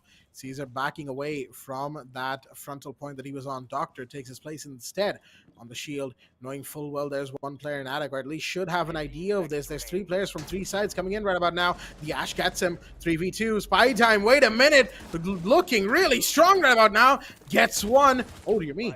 Mighty Ellie gets the down, but not the kill. Not quite. C4. No. Kill still gets the peak in time. And militants will take round 4. All right. We've got Shaheens losing gunfights right now. Something's up, as their confidence feels a little shot as well.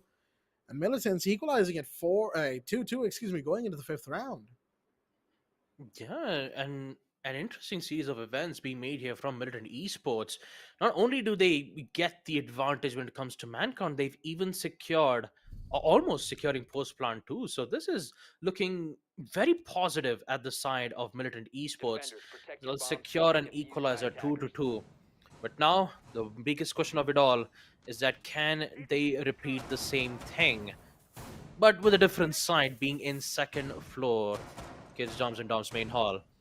Once again, we'll be able to see some changes being made from the defensive side as we see Skywalker bring in the Thorn.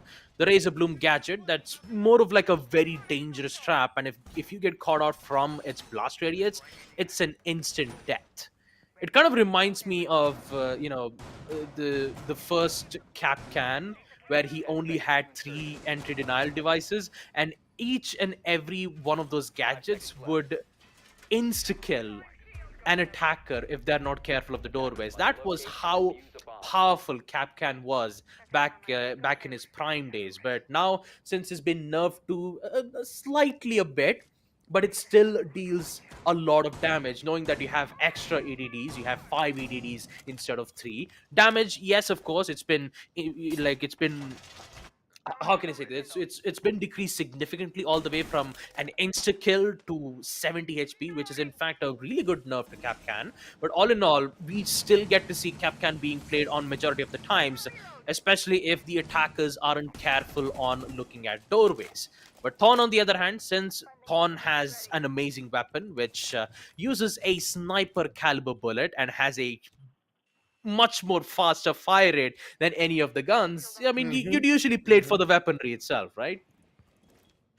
Yeah, I mean, at the end of the day, folks, we've talked about this before, but it's been a while. So, yeah, Thorn has an SMG chambered in 50 caliber bullets. It's something I've never been able to wrap my head around. I just kind of accept it as one of Siege's eccentricities as a game, right? Like, how do you get an SMG chambered in 50 cal is beyond me.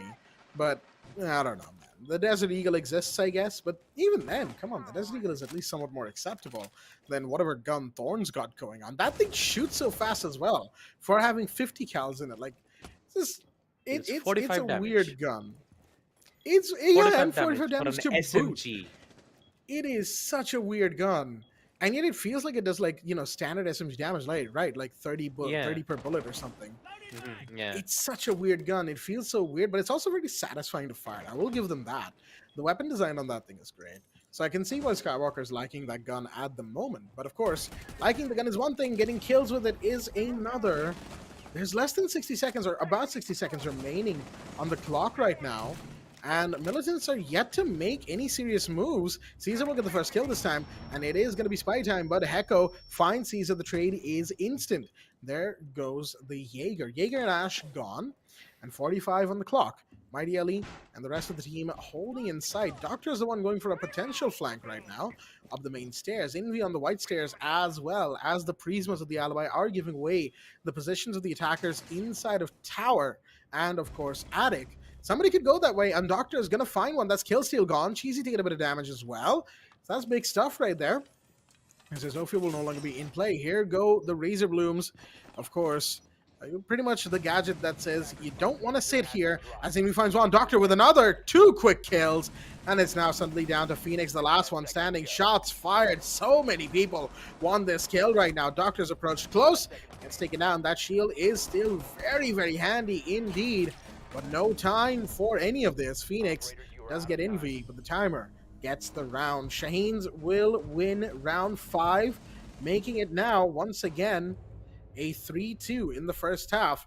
Pretty similar to how the first half was going back in Villa, except this time it's been a back and forth constantly instead of Shaheens winning 2 rounds back to back. But aside from that, it's a 3-2 going into the 6th round, the final round of the first half. Yep, the final round for both the sides of Shaheens and MLT Esports on map Oregon to determine its end, to see whether if they can get themselves the lead or equalize it to a 3-3 scoreline. MLT Esports, the side that caused a lot of problem was actually both of them, interestingly enough, both on second floor kids dorms and also on basement laundry and supply room, where MLT Esports, they survived mainly because of I believe it was Mighty Ali who was playing as the Mira at that time, where he had absolutely no idea where the plant was going on, and once he realized that the angle was properly right there, the timing itself was a bit too late. MLT Esports, they got the advantage, especially Hecko was currently the one having the diffuser in hand, going in for the kill, eventually got it. The same thing did happen on second floor kids too, where it was a major mankind disadvantage of a 1v3. But now, round number 6, Envy is actually thinking for a run out. Oh boy, things are not going to look well for Killsteal, and yeah, there it is. All it required was just finding a player all the way from construction site, see if the cam was broken, and if it is, all Envy had to do was just find the proper timing, go for the run out, and eventually get the kill. And that's how usually runouts work at that time. They usually just predict, and if the prediction comes at the right time, Envy will just make sure to get that kill without facing any issues. First immediate kill, there goes the Amaru. And Envy, he's actually thinking of finding another player or two at the hands of MLT Esports. So for the attackers, they've got to be very cautious. And when I say cautious, Doctor will decide, you know what, they will be even much more, because they just lost another player on the hands of MLT. This roam on basement laundry from the Shaheen side is quite the dangerous roam, all things considered. The extensions and everything, it's amazing to see how they're able to make use of all of this so well. As the RC Irritero will go out, that's going to take care of the shield facing the blue door. But the smoke, of course, can just sit behind the entire elbow with a shotgun in hand with next to no repercussions.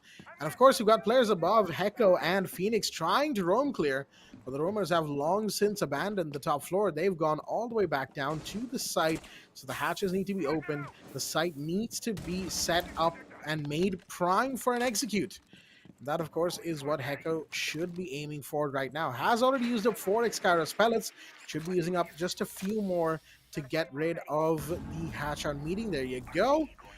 As the RC Roteros are also going to come in. There is a player on the back stairs once again. Positions should be revealed as Caesar does shoot out that drone, giving away the Jaeger's position here, but Doctor gets Phoenix. That's another one. As pushed out to meeting, but gets taken down. Cheesy will shut down the Aruni without things getting too hectic. But that's, of course, minor consolation, as they're in a 2v4 right at the minute. So It's a difficult situation to be in, but Hecko finds Skywalker getting a bit too antsy on the back right there on blue door. Flashbangs are going to come out from Cheesy's end as well, but no, the down and kill from Caesar. That leaves Cheesy, the last one standing, gets one and gets taken down. Shaheens take round 6. It's a 4-2 first half. Yep, 4-2, and that would come, and that would make sure to put an end of the first half itself. 4-2, favoring for Shaheens, and now with the roll swap being made, we'll get to see them perform the same thing on attack this time. And for MLT Esports, you could say the advantage is on their side. Second floor gets Doms, and Dom's main hall will be the side on defense. And for Shaheens, all they've got to do is just secure 3 rounds on attack. But just by saying 3 rounds on attack, it's actually a very difficult task, mainly because of the nature on map Oregon, the way how it's favored for the defenders on most of the sites. It's actually difficult for the attackers to secure rounds on attack itself. So since I have the statistics over here on the whole overview of the SA Nationals, I know for the fact that when it comes to certain maps, Theme Park and Oregon are the only 2 maps which has a higher defensive round wins. And, talk about Theme Park, you have a total of 69 defensive wins, having a total of 68%. Nice. So you could obviously see you always get to see a 1-5 in the first half, and then suddenly expect OT or a 5-5 equalizer literally in the second half itself. The same thing can also be said to Oregon itself, but this time the interesting part about this is, out of total of 47 rounds that we did get to see in SA Nationals, 24 attack round wins and 23 defensive wins. That's actually interesting. But on Clubhouse, it's still the same. 61 round wins on defense and 46 round wins on attack, since Clubhouse has been played a lot more than Oregon. But Oregon, interesting enough, it's actually quite balanced, I'm not going to lie. I mean, yeah, I guess you could argue that one. I was just going to say that, statistics are all well and good, but I remember the last time that there was a statistics-based prediction given, and we know how that turned out for me and CCV, right? So suffice it to say, me and CCV, at least for me, right, I'm not particularly a big believer in that statistics are going to be giving us much in terms of the predictions, because this is the Nationals, this is Rainbow Six, but more importantly, this is a tournament that has teams like Hunters LFO, MercenarieZ, and as we see right now, Shaheens in it. Oh no. Skywalker? Okay, he got the down on Cheesy. At least get him, as Doctor is going to go down. In the meanwhile, Killsteel takes that kill, as it were. That had to have been one of the most awkward moments in Skywalker's life. He just saw a pair of legs and decided, yep, they're mine. Gets... Instead, as it turns out, it's Envy. Oh, dear me, that's going to be an awkward conversation in the mid-round, I'll tell you what. For now, the flank is not stopped. Spidey Time coming on the main stairs is going to take down Caesar and retreat immediately, because he knows full well that Skywalker is around these parts. And again, Shaheens very sloppy in the early and mid-round so far, as they've just been taking, shot after shot, and they've been, unfortunately, not surviving them. So let's have to wait and see how they adjust to this 2v4 situation. They've made it out of situations like this before. But then again, so have militants in some other matches. Not against the Shaheens, at least to the best of my memory for now. Let's have to wait and see. Drone from IDLE is currently jammed. There are new jammers all over the map. Things that, of course, have to be bothered about. Skywalker goes down. It's all up to Mighty Ali now. The last one standing opens up an angle into Attic, but everyone surrounding the A. Spy Time gets the kill. Yeah, a bizarre series of events that had just happened in this round, especially for Shaheens. And MLT Esports, they will nonetheless secure the win on the site on second floor, and then Spidey Time just responds 4:3 moments. That's basically 4:3, meaning as in the aspect ratio that you used in the settings. You have the aspect ratio of length and breadth stuff. So you have 4:3, you have 16:9, I believe. That's the default version for the aspect ratio that we usually are watching it right now. But yeah, when it comes to 4:3 aspect ratio, sure, you have you could say that most of the players will have easier access when it comes to getting a proper headshot, but you still have to sacrifice your clear of view, knowing that it takes it, like knowing that it stretches your screen a lot. So every single aspect ratio has its own ups and downs. So having a 16:9, although it's very decent to know exactly to know all of your surroundings, your aim will be having a much more slightly much of a problem. But it's up to players' perspective to see whether a 4:3 is a better one or is 16:9. But all in all, focusing on round number 8, Shaheens are still in the lead, 4-3, and MLT Esports can end this round off on a 4-4 equalizer. That it could happen. And since this is Oregon, heavily defender favored, although both attack and defense both look balanced in the statistics of the whole matchup that we've seen in South Asian Nationals, I'm pretty sure for the defensive side on Oregon, it heavily, you could say they have the advantage majoritively. But all they've got to do is just see whether if Shaheens can, make sure to break the curse, or make sure that they don't get team kills like that, especially from Skywalker's end. Yeah, that was certainly an awkward moment. I'll agree with you there, Baba. It's for the time being, we'll simply have to wait and see how Shaheens continue on from here. The site, of course, is Basement Laundry once again, as is to be expected. And it comes down to Oregon. We've talked about this before, of course. As we wait for the first kill, the first piece of utility used, the first hatch broken, and how that there are a couple of players above on second floor, actually. Not sure if the Shaheens want to emphasize on that, but it seems like they do. They've opened up the attic top floor wall that goes in the tower, excuse me. And of course, now they're going to be going into the hatch, taking that out as well. Pushing into the site, slowly but surely, at least setting things up. But no kills in the roam clear is very interesting from the Shaheens. Again, a bit more reserved as I say that. Spy10 finds himself in the crosshairs of Envy, and Envy is more than happy to put the alibi out of her misery. First kill right there. But the mirror windows facing blue and, of course, the main stairs or white stairs, whichever one, will prove to be an obstacle, one of which will be removed here on the blue side of things. The hatch is open, and he's going to drop down as well. Flashbang should go out to deny the Surya gate, but never mind, Envy gets denied as Phoenix pushes out. Gets that kill, makes it a 4v4 at 55 seconds remaining. Yeah, they don't even have explosive utilities to destroy the deployable shield. But Skywalker is still present. He's at least trying to figure out a way to get the advantage. Here comes Muddy Ali having the diffuser in hand. Goes very aggressive. He might be able to find a kill. And there you go. Caesar also gets a headshot to remove Heko, which leads to a 1v2 situation. Cheesy still has a C4. He could toss it, but Caesar will just say, smile for the camera. And he eventually did by getting a headshot. All in all, Shaheens will secure their round on attack, in which we'll be able to see them put themselves back in the lead in round number 8, 5-3.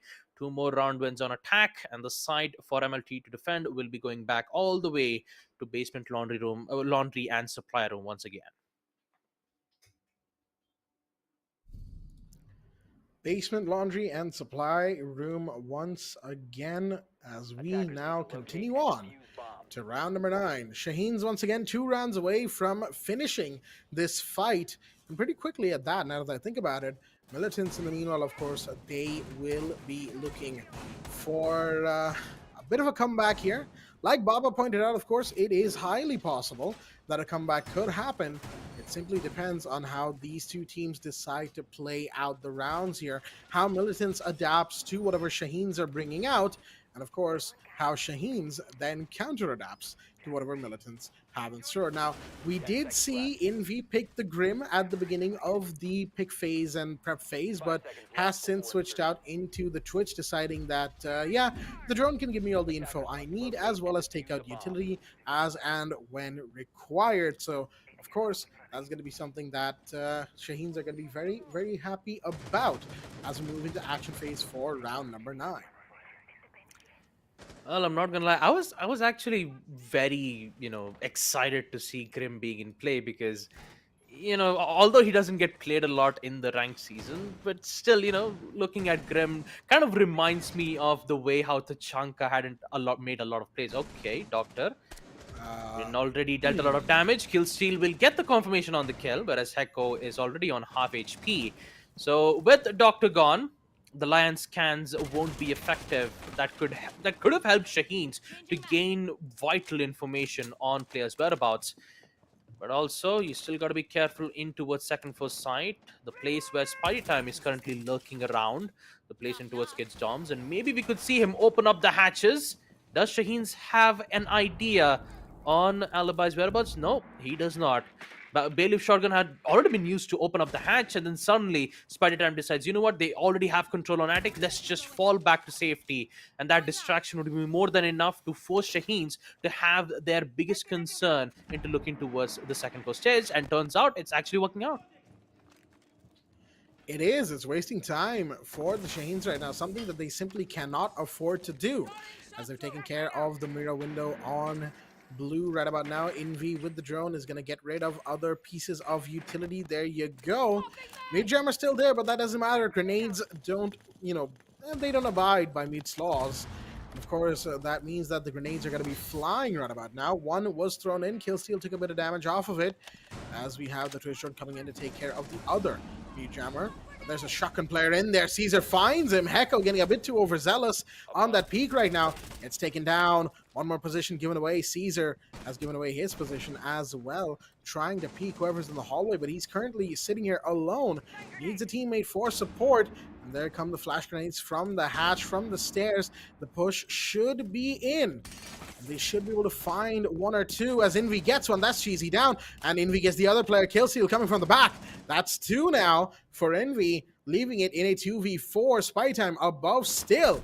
Needs to find a couple, but doesn't see. Skywalker goes down now. And the Ash will get the final kill as well. Phoenix, well, falling to the floor at the minute. As we have match point now taken by the Shaheens. They've put themselves on the spot. They've put themselves on win condition. Now all they need, of course, is one round. Militants, 3 whole rounds of probably some of the best Siege they will ever play if they want this comeback. And the comeback is actually a lot more difficult for MLT Esports, but you could say that there is still a chance. I believe their last chance have to be on both the second floor site as also on a basement side as well. Shaheens, even with them losing Doctor at the earliest amount of rounds, all they had to do was just change their method of execute. By instead of providing push all the way from blue bunkers, they decided to gain control from the meeting, in which the shock drone did ended up removing most of the important utilities. So everything worked out well when it comes to gaining control from blue bunkers, and eventually Shaheens had not a lot of problems to deal with from the site itself, knowing that they had those important controls like boiler and blue bunker still at the hands for Shaheens. For MLT Esports, knowing that both of the angles had been compromised, they had no other choice but to challenge those angles, and they did ended up losing it till the end. And that's the main reason why we see Shaheens securing match point 6-3. And now Shaheens are actually thinking of ending this once and for all. We won't be able to see any rush tactics being used from Shaheens. This time they'll be going in for a much more valid approach. The Flores, the explosive drones to remove important utilities. Everything is prepped and ready. But just as I like to talk about it, Envy's already secured a kill. And that would be removing Spidey Time.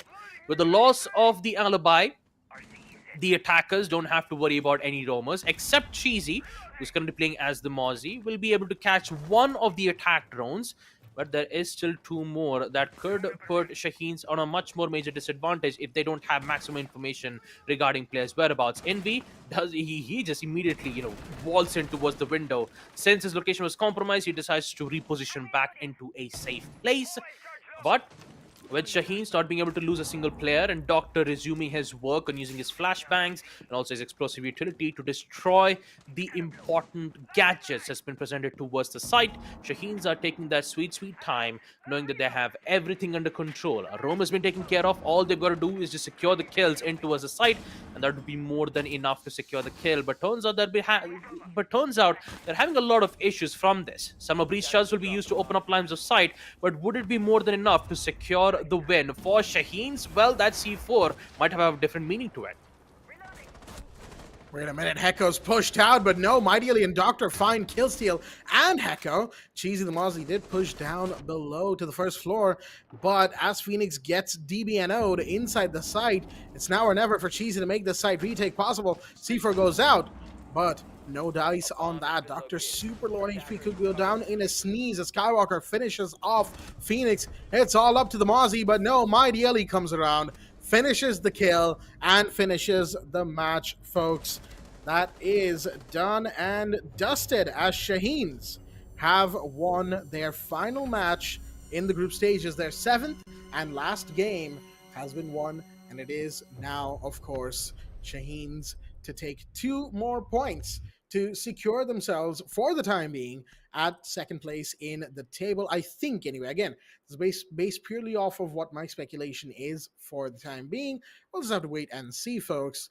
Until then, of course, let's just, congratulate the Shaheens on having a very successful group stage as well, as they've only lost 1 game counted, folks. 1 game has been lost by the Shaheens, and that to the Hunters, the best in the region. So we'll simply have to wait and see how they now go into the playoffs, and if they get a grudge match against the Hunters, a revenge match, as it were, how do they play there? And then Hunters still have 1 more game to go, mind you. They had a big break in the middle, a full week that they weren't on broadcast for.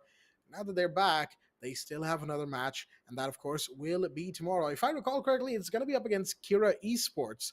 That's the match we haven't seen so far, at least, again, if I'm recalling it correctly. We'll see the schedule in a bit. But yes, that match will be a very, very good one, a very interesting one as well. But in the meanwhile, for the side of the Militants, unfortunately, even in their final game, they could not secure a map. Unfortunate as it is, but Shaheens are simply too strong an opponent, as we go into the highlights to talk about what happened.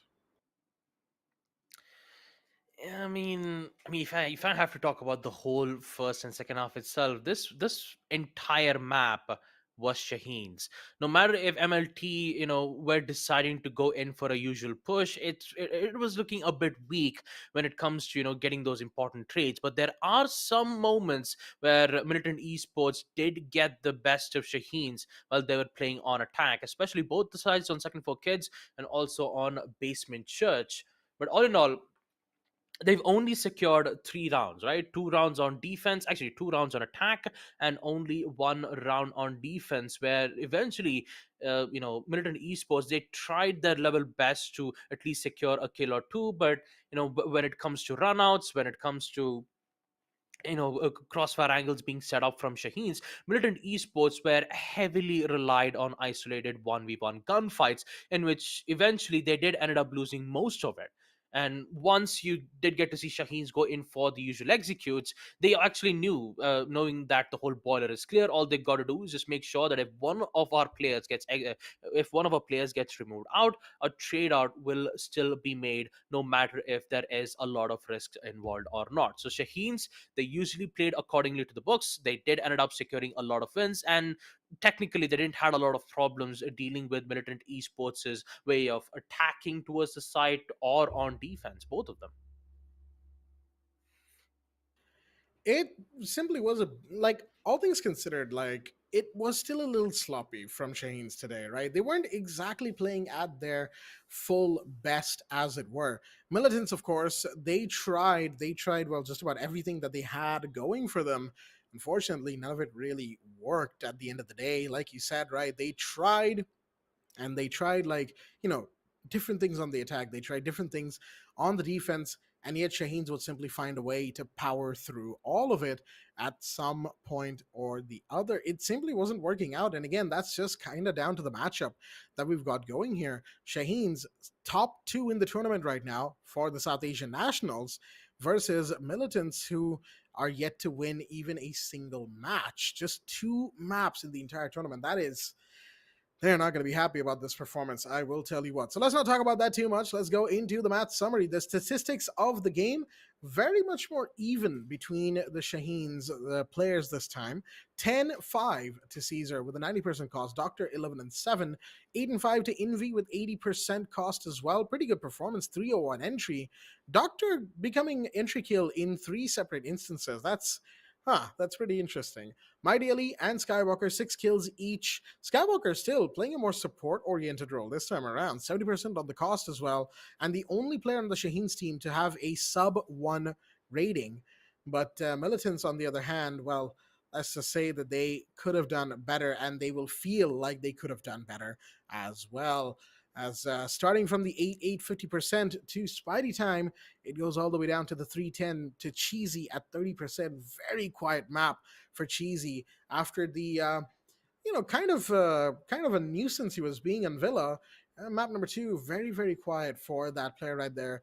Of course, not exactly too much better from the rest of the team as well. As you can see in the scoreboard, it is 7-3 Shaheens with a 2-0 victory. Yeah, MLT Esports, at least on the bright side, they will at least go home with some decent, cash as well, right?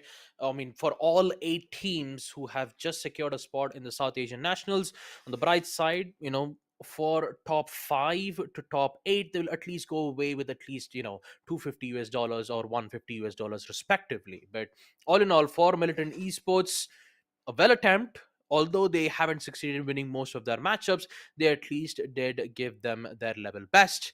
But now for Milton Esports, unfortunately, their journey has come to an end. But for Shaheens, they'll be in the playoffs. They'll make sure to focus heavily on the other 3 teams who are also in the playoffs too: KIRA Esports, MercenarieZ, and also a top team in this region, Hunters LFO. So there's a lot of work for Shaheens that needs to be done, especially with the previous previous matchup that we've seen, 7-1 and 7-2, when they went up against Hunters LFO. So I'm pretty sure that they will they will come back with a vengeance, and I seriously cannot wait to see what's going to happen in the playoffs itself. It's double elims, double brackets. Even if one of the team gets to lose their matchup, they still have a second chance, and that second chance will have a spot in towards the grand finals, all the way to the best of 5 to determine who will be the champions for South Asian Nationals. But we still have one last group stages left, folks,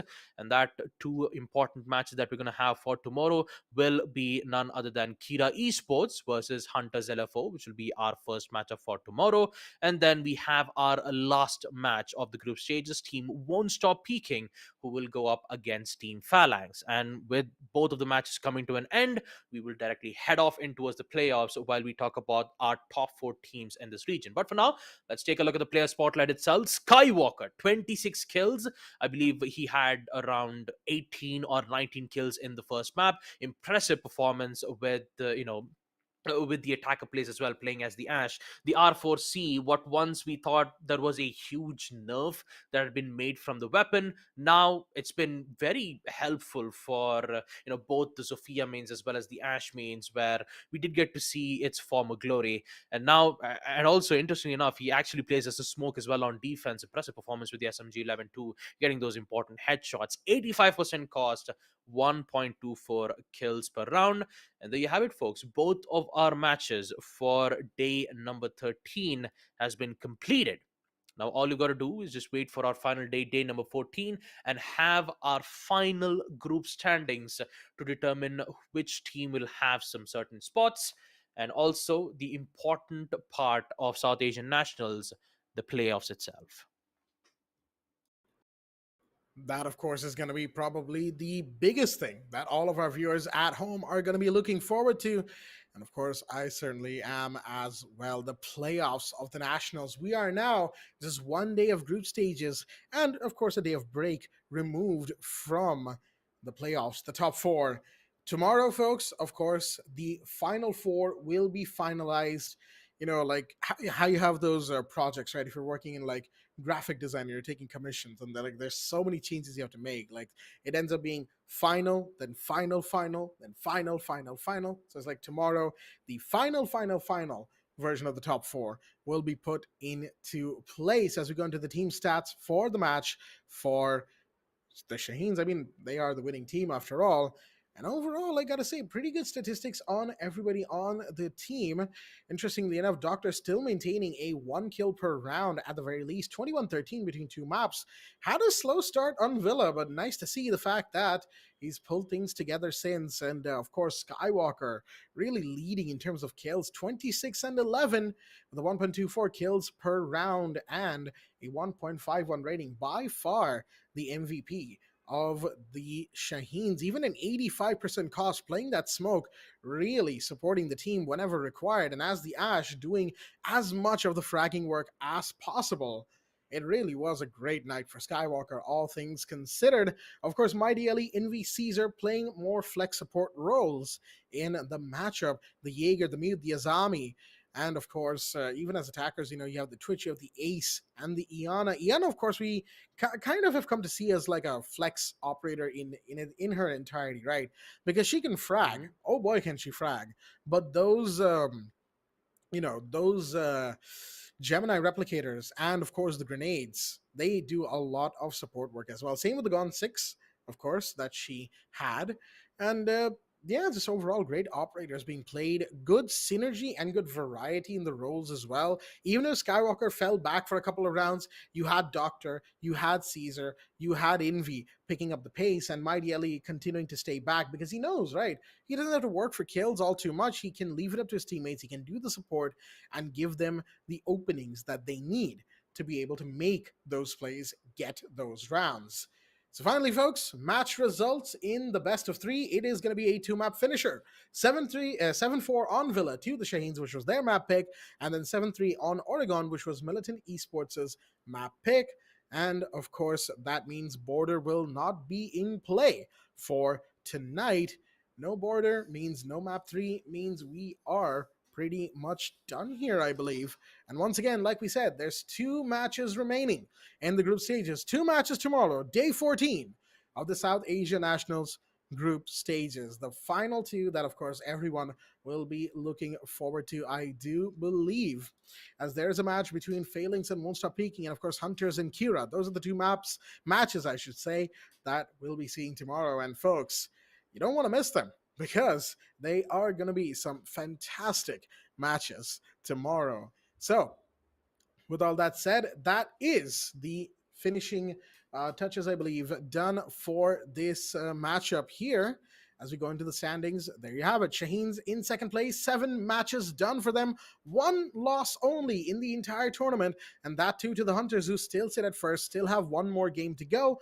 KIRA, of course, also 1 more game to go. Should they win tomorrow against the Hunters somehow, then they will also have 12 points, be tied with the Shaheens, but because they've lost more matches, they will still be in third place. So we're pretty much, excuse me right there for the voice crack, we're pretty much locked in when it comes to the top 4. Hunter, Shaheens, KIRA, and MercenarieZ. We've just got a few more matches to go. And of course, Won't Stop Peaking and Phalanx. Won't Stop Peaking, well, they could at the very least go to 8 points, come very close to the final score of the MercenarieZ, but 1 point, 1 map here or there, they were not able to tie with MRCZ. Phalanx as well, coming in hot as one of the tournament favorites, I believe, as well, to get into the top 4. Unfortunately, their journey has also fallen short, having won only 1 match and 2 maps in other instances. So, both Won't Stop Peaking and Phalanx playing for pride tomorrow, and Hunters and KIRA, of course, that's the match that we're all looking forward to. The top 3, or first and third to be specific, will be going head-to-head against each other in tomorrow's matchup. So, folks, one last time for the group stages, mark your times, set your alarms, and get yourselves ready, as that match between Hunters and KIRA, at the very least, that's one to watch out for sure. Won't Stop Peaking versus Phalanx as well is a match that I believe everyone will be very, very excited to see. But with all that being said, folks, I do believe that is everything taken care of for this matchup to this day even of South Asian Nationals. Day 13 has concluded. Shaheens have won 2-0, same as the Hunters, who won over MercenarieZ 2-0 earlier today. With all of that said, that's going to be it from myself, Blackjack, my co-host, Baba Gusta, and of course our producer, Assassin, and all the admins in the back end who've made all of this beautiful production possible. Of course, how can we forget our sponsors for the South Asian Nationals for Rainbow Six Siege, supported by Ubisoft? Get the game, folks. All the links that we'll be mentioning are in the description down below. Of course, if you want some extra content to watch, streams, gameplay, all that stuff, Loco, our broadcast partner, is here to provide. And of course, to play Rainbow Six, you're going to need some good gear. Zotac Gaming is your go-to website. And with all that said, folks, we're going to be signing off here today. And like I said, we'll see you back here tomorrow for the final 2 matches of the group stages. Stay tuned, and good night.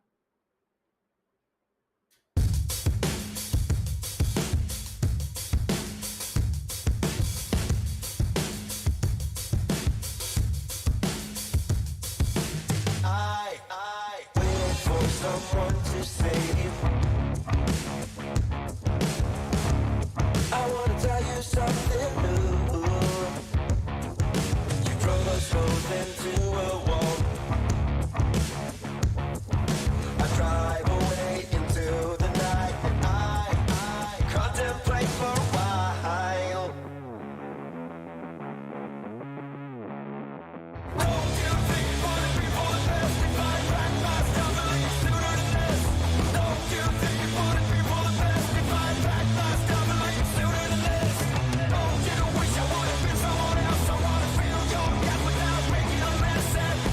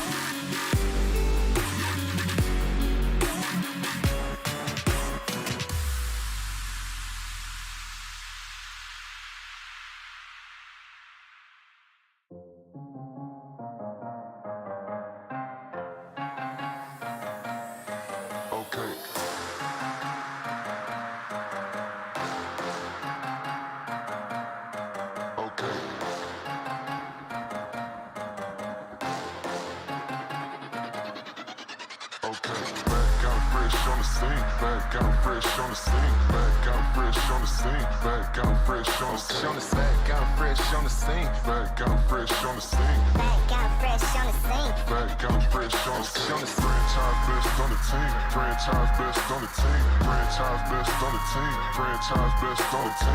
Franchise best on the team. Back out fresh on the scene. Back out fresh on the scene. Back out fresh on the scene.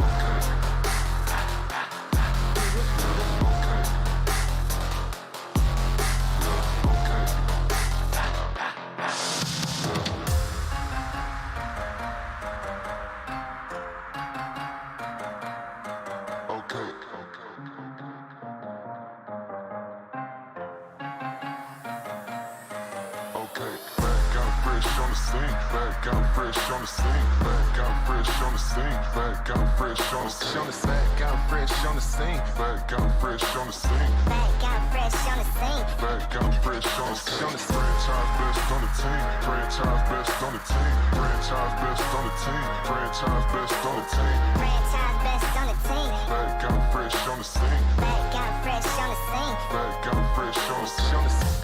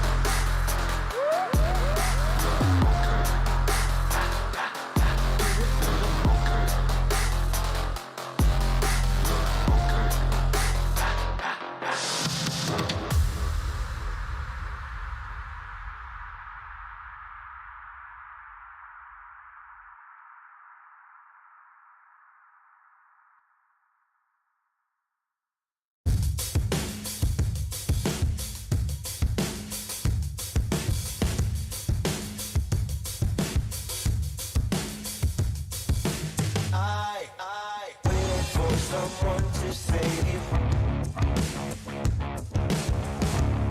I wanna tell you something new. You drove us both into a wall. I drive away into the night, and I contemplate for a while. Don't you think for the people that testify back last time I used to do this? Don't you think for the people that testify back last time I used to do this?